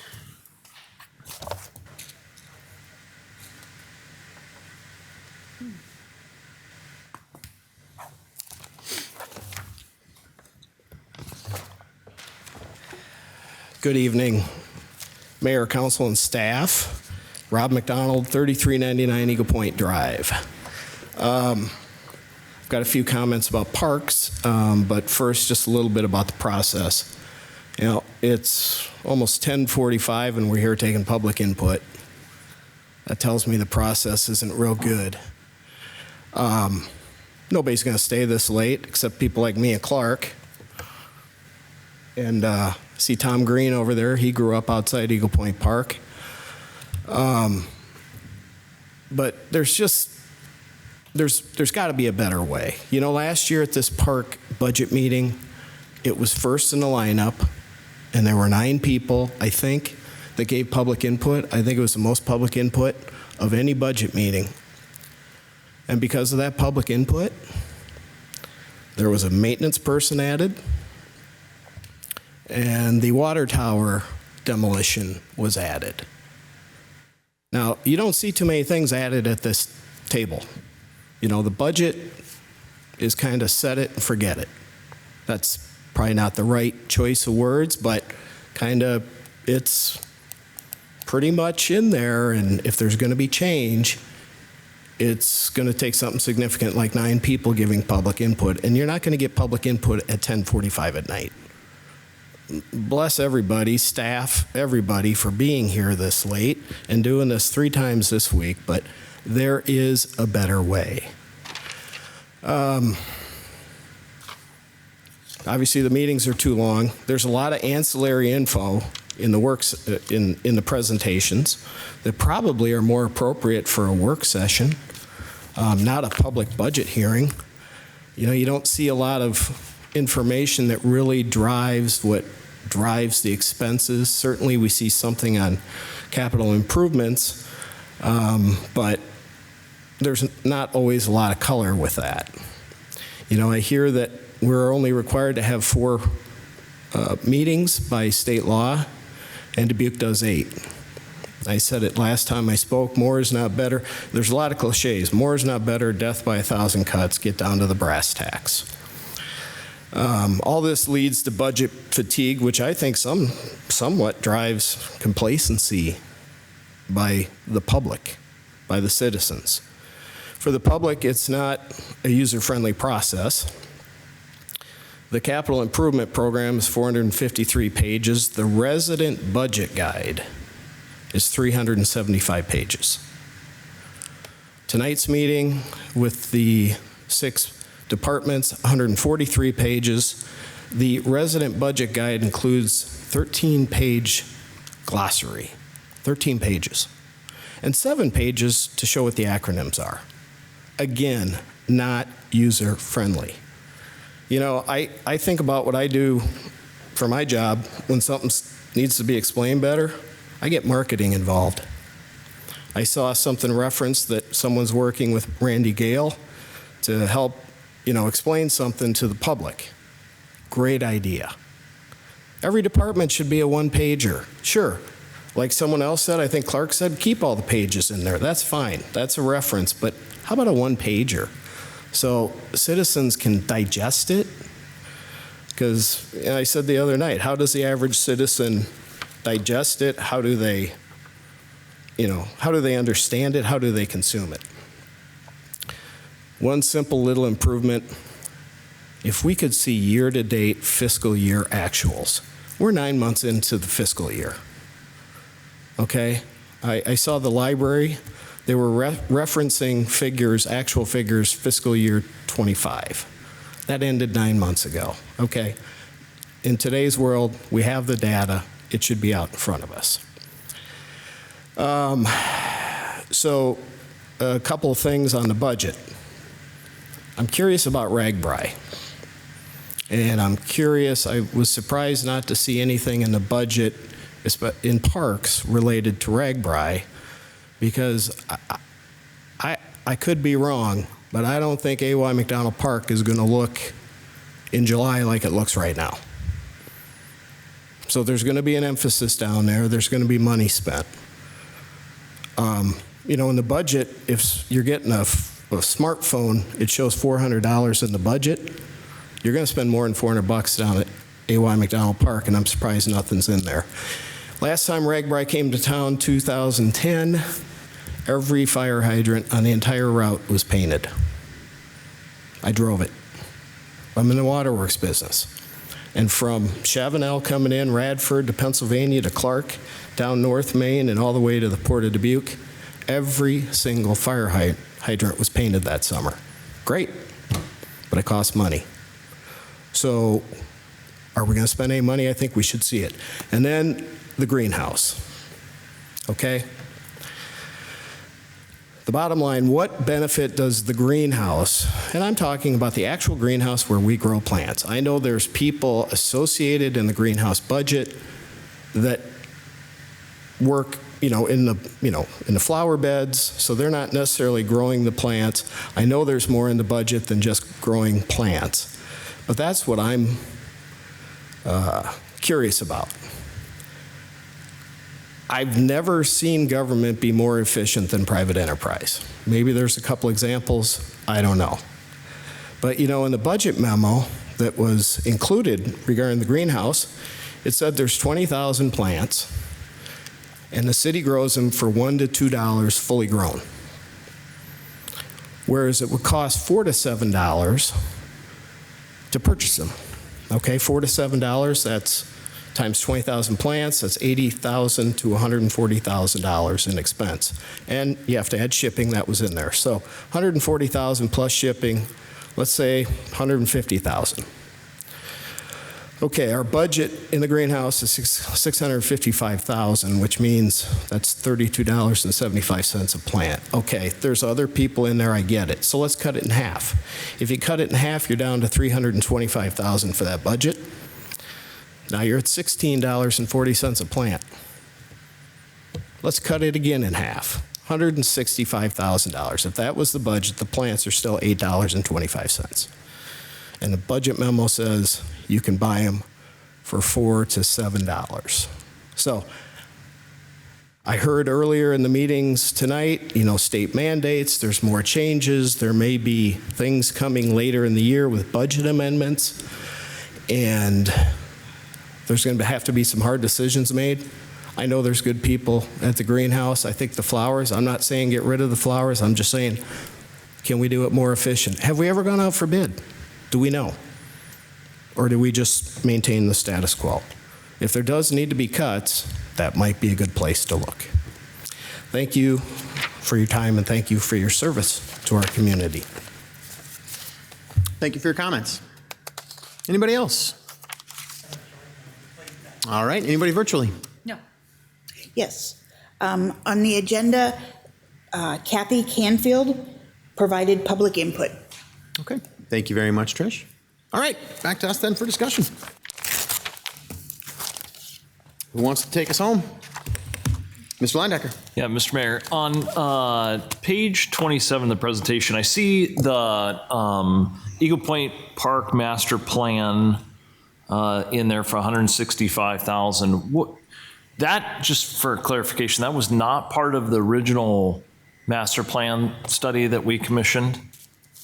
Correct. So that's specific to just Eagle Point Park. And is that related to overall layout of the park or the existing buildings, infrastructure that's there?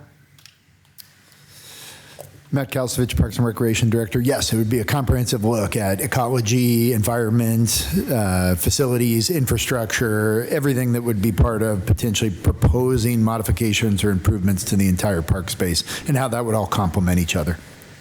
Okay, thank you. I do think overall, we do see a lot of master plans and studies and various things of this nature. And I do know we have a lot of talented individuals and companies in our wonderful community. And I just wonder if there's not a way to utilize some of those that have done historic projects and that have done rehabilitation and seek public bids for those and seek ideas versus actually sticking dollars behind some of these plans. If there's not just a way to reduce overall costs associated with these, it's, as we've talked about this evening, with potential budget cuts and things coming down the line, I do think there is probably a better way to do this. And I think about some of the stuff, not that it relates necessarily, but in our public life, our own individual lives, we wouldn't commission a study if we wanted to redo our landscaping necessarily, our house. We'd get bids from probably multiple contractors, get ideas, and then come up with a plan. And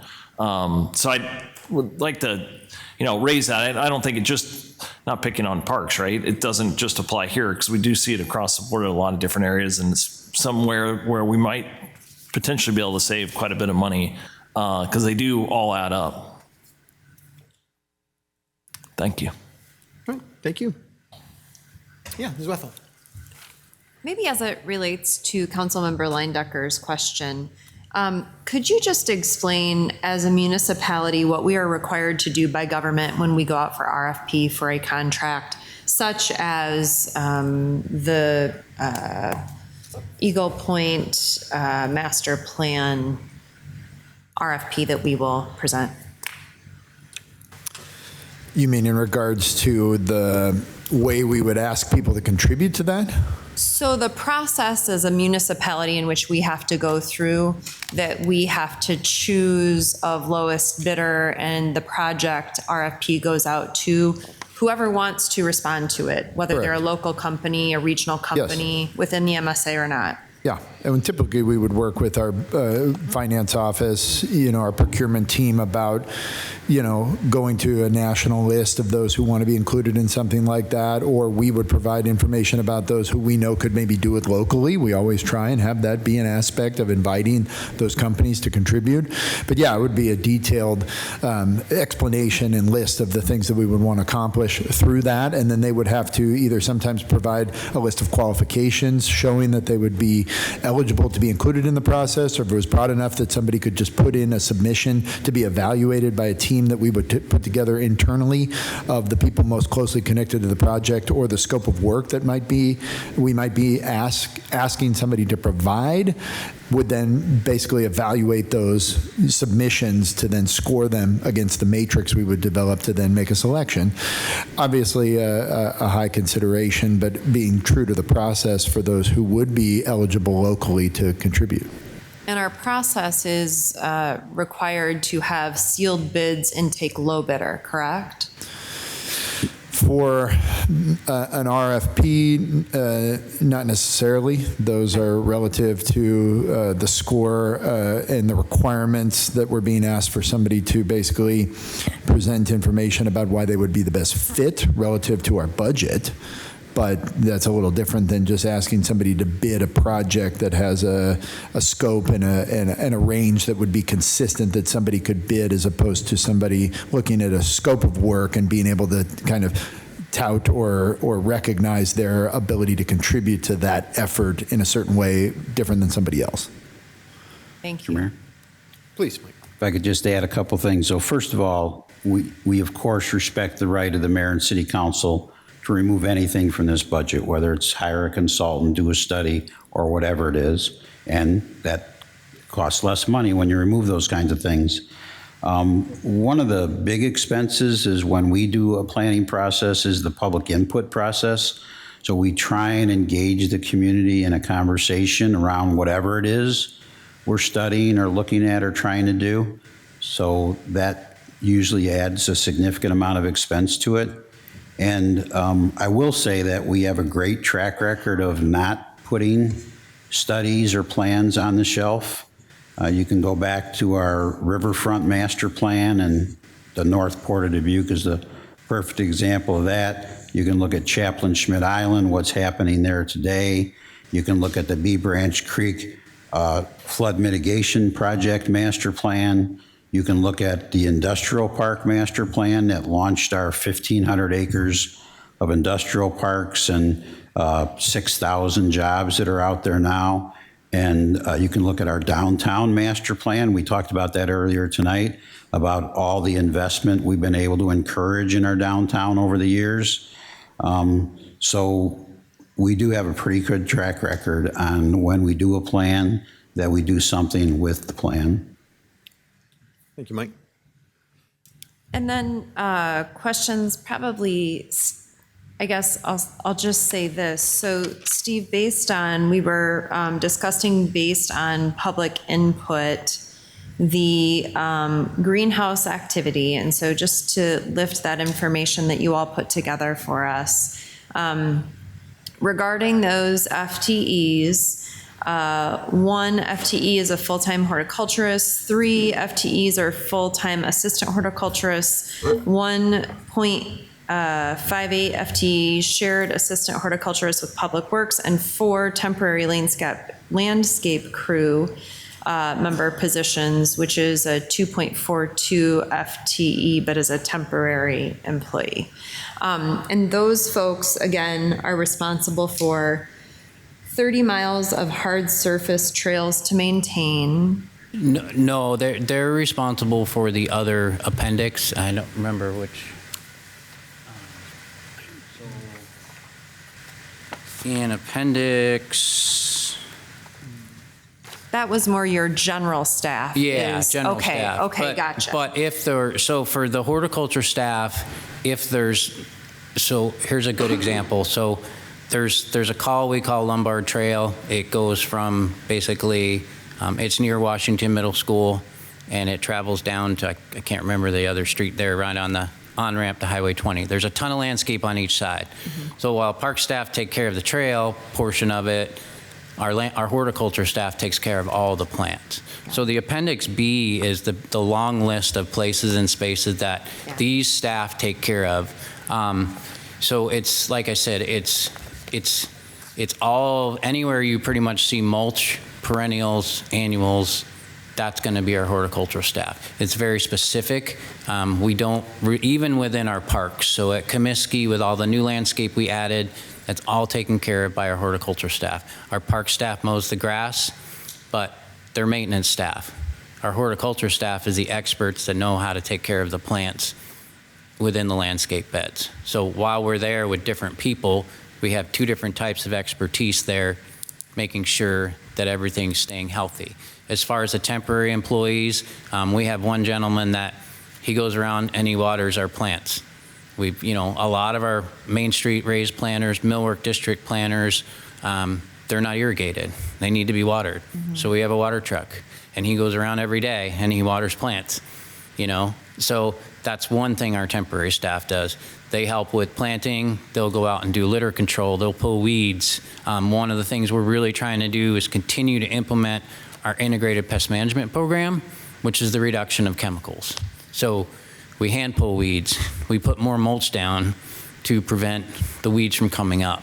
So we're trying to, we're implementing more mechanical means and trying to get away from the chemical means. Although, even though our staff is pesticide applicator certified and they can spray, we try to spray as little as possible. But there's so many places and spaces, right? City Hall Annex, all the landscape along the Riverwalk and the Port of Dubuque.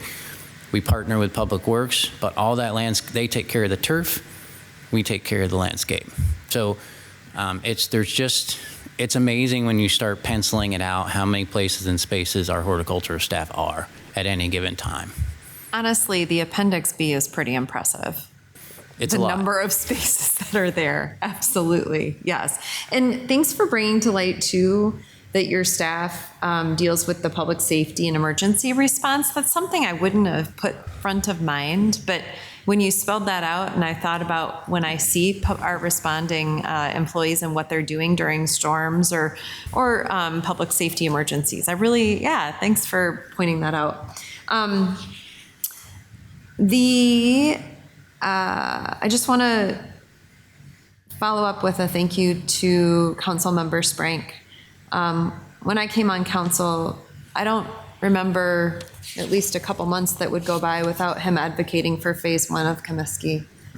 And so I'm really thrilled to see that space in the North End, investing in the North End as a council, and for phase 2 to be underway, and to receive that National Park Service funding to get it done as a gift to our residents.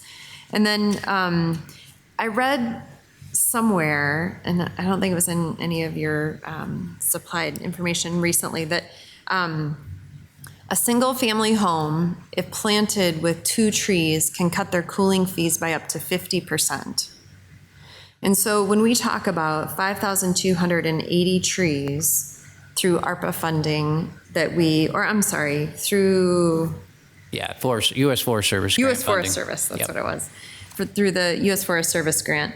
I just think about the investment that could be, not just for my children or my grandchildren, but for decades to come, of what that could do for people who want to live, and the cost of utilities, especially in the low-income census tracts. So kudos to our staff for getting that done, but also to the partnership with Trees Forever.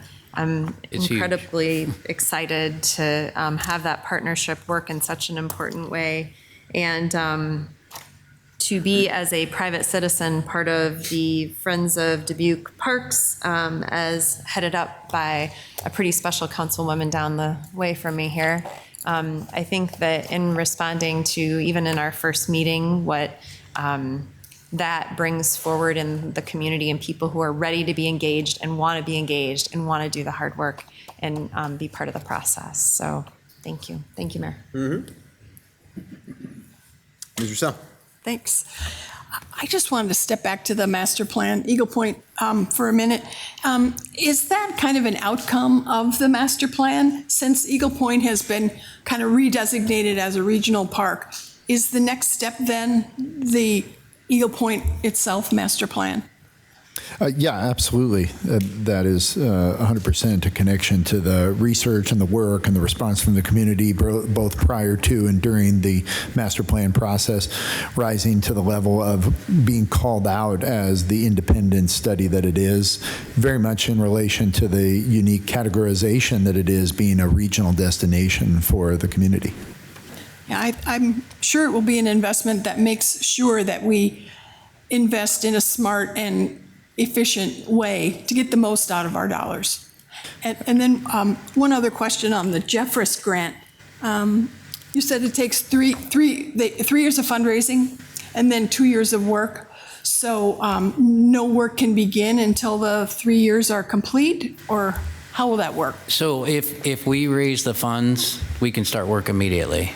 We'll get the funds from Jeffress. So we've had some preliminary conversations with some consultants, and they, $1.2 million isn't, in their minds, isn't a big number, and they think help us raise the funds in 12 to 18 months. So if we have the match in 18 months, Jeffress will give us, they give us up to 3 years to raise the money, but we think we can raise the funds in 12 to 18 months. Sounds good. Yeah, Sounds we're like excited. a challenge. Thank you. Mr. Resnick. Thank you very much. I have some questions about Eagle Point Park as well, especially the tennis courts. I don't know what the history is. We've been here about 40 years or so. It never seemed to me that it was really fully, used. And then, of course, the courts are over time degraded. Are we planning to do all tennis courts, or are we going to do any racquetball courts, or has that all been decided? And could you tell me, historically, do you think they're going to be used up there? I mean, it does cost $1 to get in the park, and we do have free courts other places. But have you looked at the history and the use of those tennis courts, or are we just going to replace them and just figure if you build it, they will come? Yeah, so the goal right now is to put tennis courts back. Although there doesn't seem to be a demand for tennis, there is. We do have community members reaching out quite frequently. We also, our recreation division also programs for tennis. So we feel that tennis is the best use up there. People do come, and you can park on the back entrance and walk in too, so you don't have to pay the $1. In the last 2 years, we striped for pickleball courts as well. So there is just one stripe kind of to make it a smaller pickleball court. And we've had some people play pickleball up there. But at this point, we're gonna remain it's gonna stay tennis. Okay, and I know, I love both sports. Pickleball is pretty loud, though, and I know that you've heard that, and I don't know if we want that resounding all over the park, but I don't know if that was a consideration. The simple things, it's in many ways a primitive park, which is kind of, it's great. I like the primitive. It's not all modern and brightly lit, and, it's a beautiful natural park. I mean, my family just loved the sprinkler, just that one, little water spraying out. The kids loved it, right? That's their big deal. So it doesn't have to be necessarily a super big deal. The other thing is there going to be an information kiosk somewhere at that park? It's got a fascinating history, and it was published, I believe, in the Telegraph Herald recently, and I learned a lot. And those back steps and all those back steps coming up from the Mississippi side, are they all gone, or are there some remnants? Or it's just an interesting park historically as well as socially, and very important to the city. Is there going to be a information or historical spot that people can learn about the park, or is that just too much? So right now, they're when you come up the drive, there is an information area behind the Eagle, and there is some historic information related there. But we're going to be working with the communications office as well as Dubuque County Conservation on some new. One will be part of the history of the park. The other piece will work towards some interpretive signage and related to the prairie and the natives, and kind of how that park was originally with the prairie. So the signage that's kind of in that info area as you come around by the Eagle will be updated. And finally, I just want to know if there's some kind of correlation between the poison-free parks and the needing more people to attend to work on the park. And I understand where could it be that using less, let's say poison, but I mean just some retardant of the weeds, the non-native species, I'll say that. Maybe that'll help me out. But I mean, is there a relationship between that designation and then needing more people to work on the parks? I'm not sure there's a direct correlation. I mean, one of the things that we don't do, except in very specific areas, is treat our turf.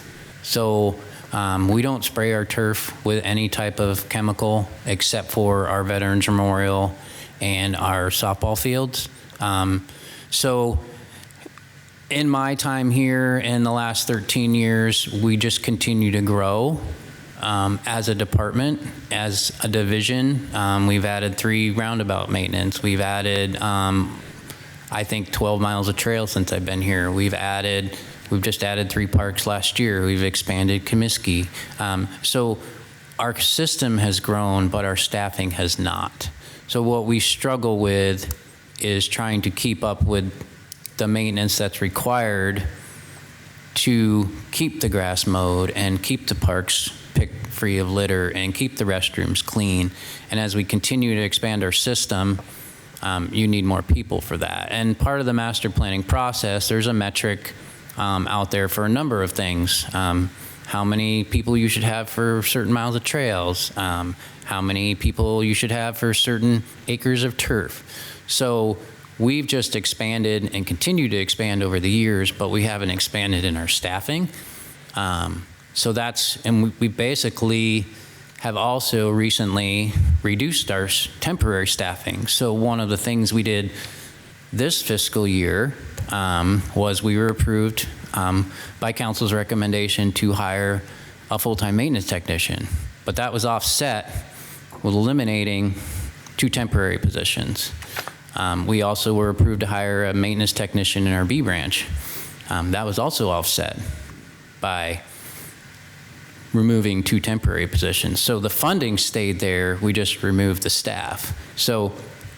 But we're very thankful for the full-time staff, because now we have year-round staff versus temporary to make sure we can do those things in the off months, to do some projects to stay afloat.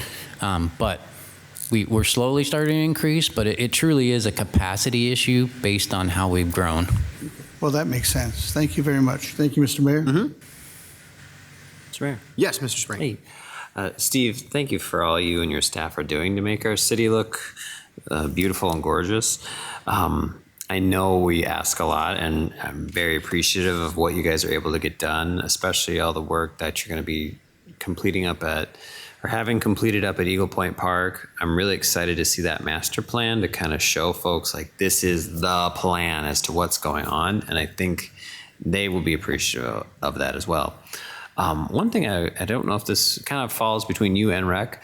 Once Comiskey Park, the phase 2 is completed, I'd say in like 2028, maybe ask citizens, like, what do they want to be seen here for programming? Because now that it's gotten totally remodeled, I don't know what folks will want anymore. Maybe they want different programming. Maybe they don't. Maybe they just like that the field's all open, and maybe they want more rec stuff. I don't know.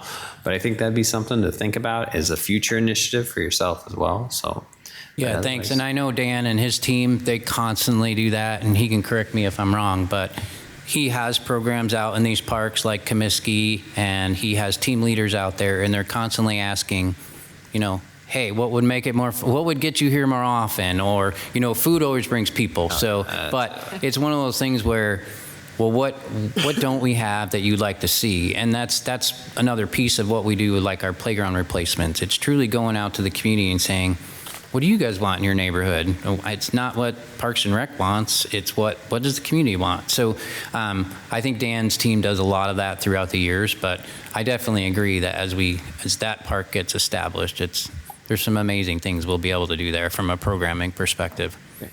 Awesome. Thank you. Anyone else? All right. Well, Steve and team, thank you very much for this. I'll keep this pretty brief. Frankly, I think this is a good proposal that you've put before us. I don't think there are any surprises that I'm seeing here, and that's the thing that helps me to say that, is that, you know, a lot of the things you're putting here in front of us and talking about are things we've been talking about, and they have a lot to do with the master plan and some of the work that's been going on this past year. I really do appreciate all the background information on the greenhouse. I think that's good education for us to have.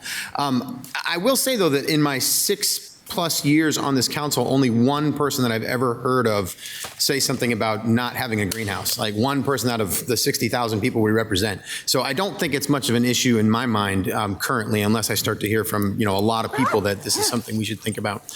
Aside from that, I'm just really excited for the park improvements that you've talked about, the branching out initiative and the Friends of Dubuque Parks in particular. I think they're all going to be really great additions to things. So I really appreciate it. So thank you very much. Thank you, and we appreciate your support very much. So thank you. Thanks for the presentation.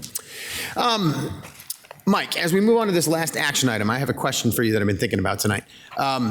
This is, I appreciate that we've done this and put this action item at the end of the agenda, but we are going pretty late most nights, and I don't think we have a whole lot of energy to be able to really hash some of these things out at the end of the night. We have an actual regular city council meeting on Monday, and I'm curious if there would, in your thoughts, what you would think about having this action item fit with the other items that are going to be on there, for us to have a little more discussion about this in depth that night. Yeah, that's perfect, because I think, what would you all think of that, to be able to do that a little bit more? And what I would suggest is, we have 2 items on there now, and you know, that we've talked about in the past. I don't have my phone up, tell me what they are. It was the, Mr. Landecker, what was yours? It was the suggestion you made. I'll look at my phone. I got it. It's getting late. Let me look at my phone real quick. It's the reimbursement. Recharge. The recharge, yes. Yeah. So the recharge rates and that process, basically, for that. And then also we had the reserves, and you're wanting to discuss the reserves, Mr. Resnick. So those 2 items are there now. If you have something else in mind that you want to bring forward, I think Monday night would be a good time to do that. We'll have a little more time to work through it. We'll have a little more energy to be able to discuss it. I think it would be helpful to do that. Mr. Resnick. Mr. Mayor, I appreciate your idea. I do prefer to do it tonight while it's fresh. And I'm not saying we don't right now. Okay. Well then. Yeah, I'm just saying, what I'm saying is, can we add it to Monday's agenda to have more discussion? I'm totally open to you discussing whatever you want in this moment right now, too. Well, I mean, by doing it right now, I mean, again, it's fresh, and yes, it's 11:20, but if we move everything to the regular meetings, going to end those at 11:20. I mean, it is difficult. That's just my voice, just saying I wish we would, I mean, when we're finally all said and done with these. Yep. Oh, I see what you mean. See, so we don't do it every, okay. Let me clarify. I want to keep it on the agenda every single budget hearing that we have going forward. So we have 2 more this week, 2 more next week, right? So we'll have those opportunities to have this item on the end of the agenda. But I also thought it would be useful for us to dig into the 2 items that are there now a little bit more, and then just have more of a thorough discussion about this particular action item of things that we want to hold for separate discussion on Monday, because I think it would be a useful thing to do in the middle of the process. Sure, I understand. And also, It's late. I'm also thinking ahead in that if we're getting serious about some items that we're holding, and the council is starting to lean in the direction of actually taking those items off the budget, we need Jenny Larson to be able to do some calculations for us and have those ready on the last night of the budget hearings so we can adopt a budget with actual numbers, not ask her to do the math on the fly that night, which I've seen happen at times. And it sort of works, but I think it could be better than that. So, and I'm seeing Jenny shake her head too. So I think that's kind of what I'm thinking. Does that make sense to everybody? I'm not way off base? Okay. Does anybody have anything right now on this action item? We'll keep it on there and we'll talk about it again. No? Okay. We'll talk about it again. So we're back again on Wednesday night. We have a night off tomorrow, so we'll be back here Wednesday and then again on Thursday. But thanks to everyone who is here tonight, and no further business, so we are adjourned.